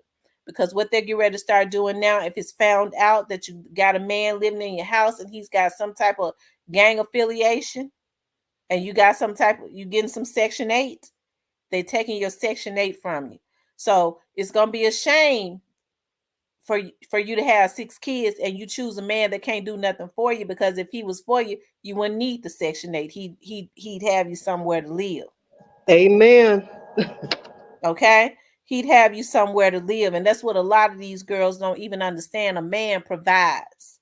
He gonna provide for his woman and his children, even if they ain't his. If he with her, he understand that he takes on the father role. He is going to provide.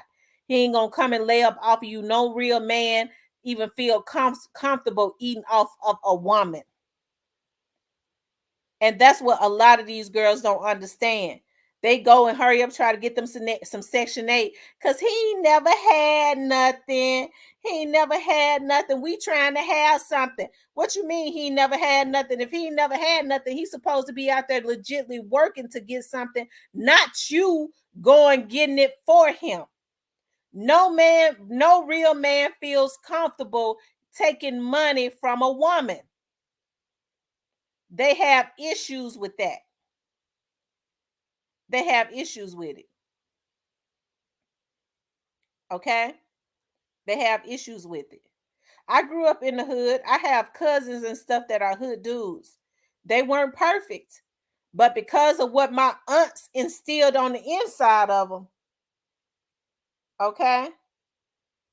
Because of what my aunts instilled on the inside of them, they already knew, you know, they might have had a lot of women. I'm not saying that that's right, but they already knew they had to take care of them. And it was expected. These girls now don't expect nothing. They want to take care of a man because they feel like that's what it's supposed to be. That's not how it's supposed to be, not financially. Now you have homes that jointly pay bills or whatever, but not some man. He's sitting at home looking at the soap operas, telling you everything that done happened on Days of Our Lives while you working 2-3 jobs, and she think that that's okay. He You had got my that right. food cooked by the time I got home. That's not how it's supposed to be. He's sitting up cooking, being a house husband uh, or a housewife while she out being the man. Okay, but that's what's happening, and these girls don't know any better. They don't know any better. They let in, and and now a lot of these men, they look for girls to take care of them. I can't understand how women who have struggled themselves that, well, I had want somebody, him to get a girl that had gonna take care of him like I do, because I had got him all of the designer stuff. But if your house sneeze, you can't even buy a heater to put in your house. Or if you sneeze, your house gonna fall on top of your head because you want to buy you got your son completely messed up. He don't even know what it's like to work. Instead of telling him, son, get out and work. If a man don't work, he don't eat. That That's ain't right. being taught. You provide for your family. You don't emotionally abuse your woman. And there was a man got on here the other day saying I'm really hard on men, and the women too. These women got to do better, because I work cases where a lot of these women are cutting up, and I have to say this: a lot of them are because they're a lot of the men that they are with have emotionally wore them down. That's why I say, ladies, we can control it. You don't have nothing to do with men that don't know how to respect women. If you don't support them, if because you can control that narrative, stop hating other women so much that it gives you some type of gratification out of seeing men disrespect women. Don't look at them. Don't support them. They're gonna change then. But so many women are damaged and hurt. They get some kind of gratification out of seeing men talk bad about other women. Okay? It's got to stop. And it mostly just happens within our community. And like I said before, until there is some reconciliation between the African American man and the African American woman, and he learned how to treat the woman, men, you ain't gonna be able to catch a break. You're gonna keep getting shot down like dogs and gutted out like pigs. Because the Bible says that the woman is your blessing. Okay? And she is your blessing, because a lot of men get them a good woman and they do better. But it was never meant for you. She was always meant to be your helpmate, not for you to use. A lot of men look at these women as a come up. He ought to feel less than a man. How you gonna look at a woman as your come up? Unless you looking at, I got, God is blessing me, but I got this woman and we're gonna do this together. I'm gonna lead her though. But instead, he want her to finance his dream. What kind of, Lord, thank you for holding my tongue on that one. Girl, don't it make you mad? Because I say, I'm going to tell you one thing, and that's why I'm single. Because you know what? When I get up and go to work, everybody and everything in the house got to go to work, including the cat. I'm telling You you, know, you can't go sit here. absolutely. And these girls letting these boys move into their house, and like I said earlier, use their house as a stash spot, dope spot, weapon spot, just a crime spot, period, and you got your kids up in there witnessing all of this, and then you wonder why your kids grow up to be like the dudes you have dated. They looking at their sons listening to their mother's answer to some man, called them all out of their names and stuff, beating her all up. And a lot of these women are so crazy. They feel like a man loved them if he jumping on her. A lot of them think that's something. Well, he had jumped on me because I looked at another man, completely twisted.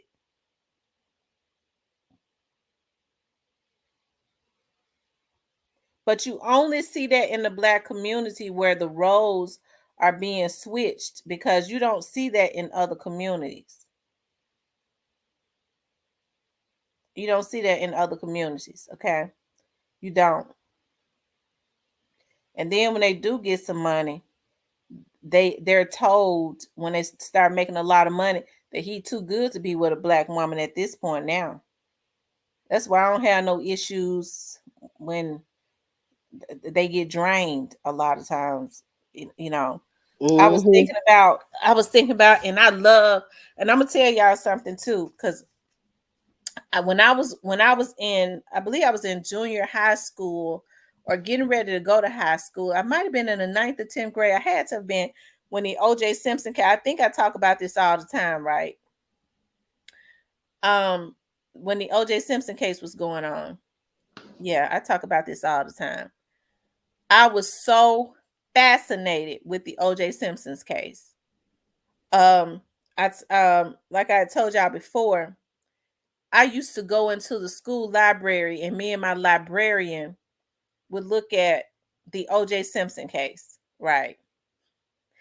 We did, because I was so fascinated. We would record it. We had VCRs then. We would always record it. My mama would record it for me when I got home. A lot of times it would still be on after I got out of school, or I would run the recorder back. It was very emotional when O.J. Simpson was found not guilty. I read the book of everybody that was involved in that case, from the prosecutors to the defense attorneys, and I fell completely in love with Johnny Cochran, just with how smart, how astute he was. Just, being a teenager, a lot of people couldn't understand why I was so fascinated with that case. But I looked at it from 8, I never missed a day. And so that's why when people said to me, well, OJ did that, I knew from the jump OJ didn't do that.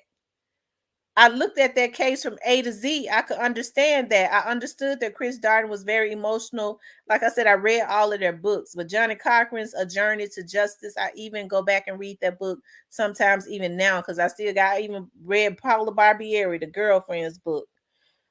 But I understood, and even when OJ was in jail, and I was working at the sheriff's office at that time in Las Vegas, child, I wrote him. And my dream is to get an interview with OJ, because OJ did not, commit that murder. So when I became a private investigator, the young man that's my mentor and that trained me, Kevin is a retired FBI agent. He was an FBI agent for 25 years. He retired and opened up his firm. He get ready to retire from this again pretty soon. And I remember Kevin allowed me, I had the opportunity to speak with some LAPD officers that had retired, that was on the case at first, that nobody even knew anything about. And they took them off of the case because they quickly got on another trail. They knew that OJ did not kill Nicole, and they was put off of that case because that's not the narrative that they wanted.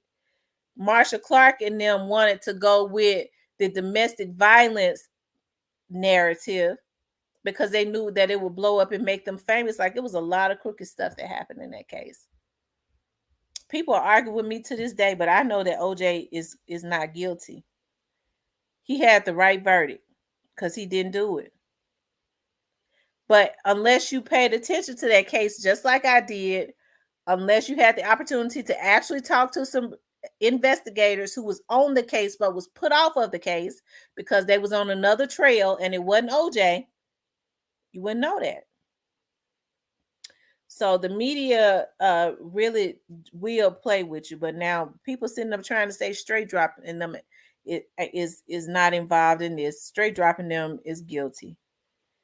And but they're not the only ones though. And I think I've always said that, you know, and I don't know who the other people are. It's not even for me to say if I did. I've always said with straight dropping them, the only thing that I would want straight dropping them are young men, especially straight drop. Straight drop is 24 years old. I really hate that he was used like this, but straight I think straight drop has a mental illness too. But it's just sad that he was misled like he was, unfortunately. But the only thing I've ever said is I don't want to see them go down by themselves because they didn't do this by themselves. Okay, y'all, we've been on here 4 hours and 44 minutes. Y'all put the dolphin signs in there. We get ready to get off of here because my throat is hurting. Y'all know when I talk too long, my throat would start hurting. And I Miss had T, I'm gonna jump off, hun. Thanks for having me tonight. Okay, thank you, and have a good night at work. Okay. Okay. Good night, All right. everybody. Y'all put those dolphin signs in there, you guys. Put those dolphin signs in there. And like I said, everything that we said tonight, we never accuse anybody on here of anything because it would, and the reason I don't accuse anybody is because it's not for me to accuse nobody. You got the federal agents and the Memphis police investigators that are working this case. That's their job. And I think that they're doing a darn good job on their investigation. I think that they're going to get all the people that were involved. That's the faith that I have in them. It might not happen when we want it, but they are highly trained. Okay, they are highly trained. They're gonna do their thing. Thank you, Miss Kimberly. Y'all put the dolphins in there. Put the dolphins in there. And what we have to remember is you have to reap what you sow. And stop doing anything for money. It's 130 people in here, so I'm sure it be plants in here. Probably some of anybody can be in here, but stop doing anything for money. That's what I'll say. Stop doing anything for money because you're not going to get away with destroying lives and trying to destroy other people's lives for money because you ultimately destroy your own life. What you put into the atmosphere always comes back to you. So even when you think you've gotten away, you never really get away. You never really get away because you definitely have to reap what you sow. There is nothing that goes unpunished, especially when it's wrong. And taking young Dolph out of here like that was wrong on so many levels. There could never be any justification. I don't allow people to justify taking young Dolph, what they did to young Dolph. I wouldn't give a damn how many ops he tried to sign. That was a businessman. You don't get mad at Google owners for bringing in girls and boys who don't like each other. But that's black people. When you have an issue, a lot of them just had an issue with Dolph because they was jealous of him. A lot of the same people that slapped hands with him and claimed that they loved his music, this and that, they had a speck in his eye because he wasn't messing with them, giving them the money. And I ain't talking about nobody in I'm talking about just some people around him, or around the neighborhood or something. People, especially in our community, have gotten so sick, they rather see you dead rather than see you thrive and make money because they ain't making it. If I can't make it, I just rather see them dead. People like that need to be in the jailhouse. And you don't ever have blind loyalty to any of your relatives or any, because I love my relatives. And I got some cousins that are hardcore street dude, hardcore to the core, because I grew up in the hood. Okay. But I don't have I have loyalty to them, but I don't have no blind loyalty. They ain't gonna ask me to go and commit no crimes or anything like that. Okay. They're not gonna pull I'm because I ain't gonna let them ask me. But when you care about people, you don't, you know, and I've worked for the police departments many a times. Now I've been able to get some tickets and stuff, you know, dismissed and stuff for them sometimes when I wanted to. I couldn't fool with my cousins like that. They stayed in too much trouble, but I loved them and I still do. But you can't pay my cousins to pull me into no mess because they wouldn't want to do that. People got to stop allowing folks to pull them into their mess. And that's what's going on, especially when you got children and things of that nature. Because a lot of these people, you think whether they're family members, whether they're friends or whatever, you trying to be in good with that little money they got, they ain't get ready to have. Because they get ready to drain them of every nickel of it. Because that's what the government do. They handicap you. They drain you of all your resources. Okay? And then they take you down. So, I mean, the little money they got for their defense, they ain't gonna have for yours. So you know you really gonna be up shit creek. Because you ain't even got no money to fight to get you back out with your kids. So it ain't even worth it. People are putting other people before they put their children. It's a shame when mothers have to go away from their children. Don't nobody treat your kids the way you do. I don't care if they do care about them or love them. They don't treat them the way that you do the majority of the time. You can't be having trouble people and people asking you to commit crimes and things of that nature and giving you a little money to commit crimes. If they cared about you, they'll give it to you because you need it. If you got kids, you probably already messed out or hurting. You see what I mean? So you need the money anyways. They ain't gonna give it to you to go commit crimes. They're gonna give it to you because you need it. Because people that truly love and care about you don't send you on no dummy missions. They try to put you in positions to truly win. And it ain't just for Instagram. Because in some kind of way, they trying to get glorified. They do it behind the scenes. They truly put you in a position to win. It ain't that phony, generic type stuff just for social media. It's in real life. And that's what people need to understand. Folks taking hits so they can go and buy Gucci boots. For each body they lay out for somebody else taking out their threat, they're able to go get the whole Gucci outfit. Okay, I just took somebody else's life. I'm going to get. That's why these feds got to stop these Negroes. They going crazy. They got to send them. A lot of these folks gonna get the death penalty. And I can't feel, as much as I love my community and I fight and I speak up, I care about the ones, the law abiding citizens. And you ain't gonna see me talking out of both sides of my necks over here. You have to watch a person's verbiage. I pay close attention to what people say. Because a lot of people that claim that they want justice for Dolph really don't. Because you can't say you want justice for Dolph and then the next minute you saying somebody snitching. Are they snitching? You putting that all over the social media? Which is it? Because it ain't snitching when they doing what's right. It's another word for it. They doing what's right. Oh, they talking to them to the police. They got them. They went to them folks.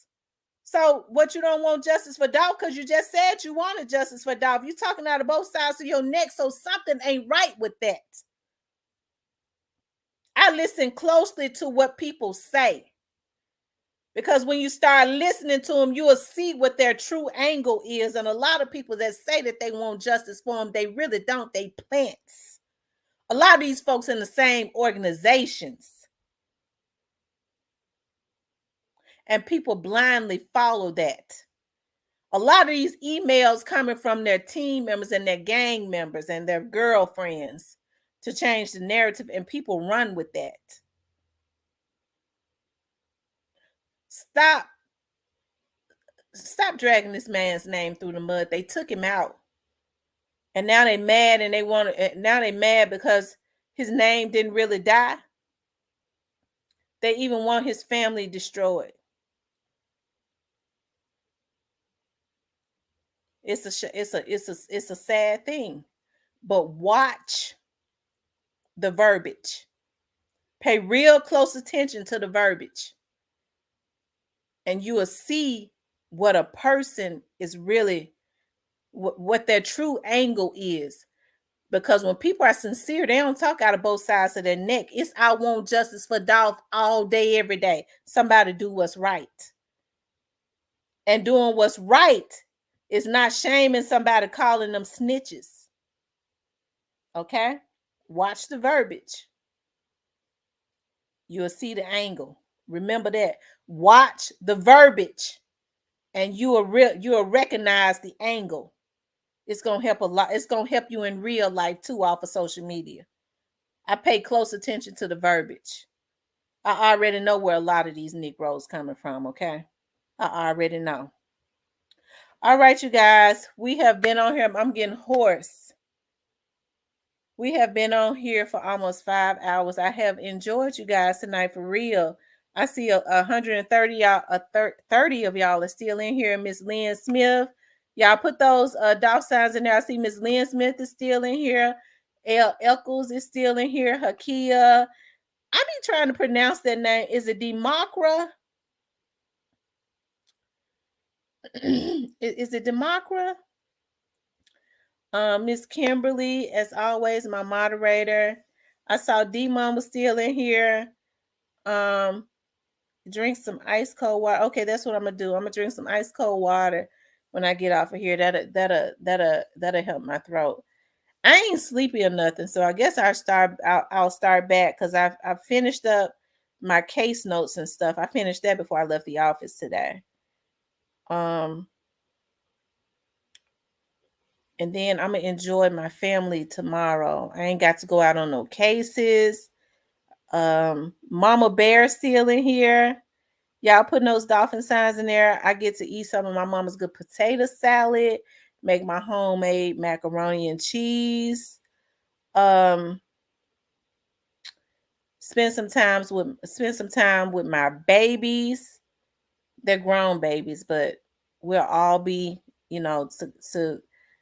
in one place tomorrow because I be out in the field the majority of the time. I be working, and my babies are hard workers too. They are.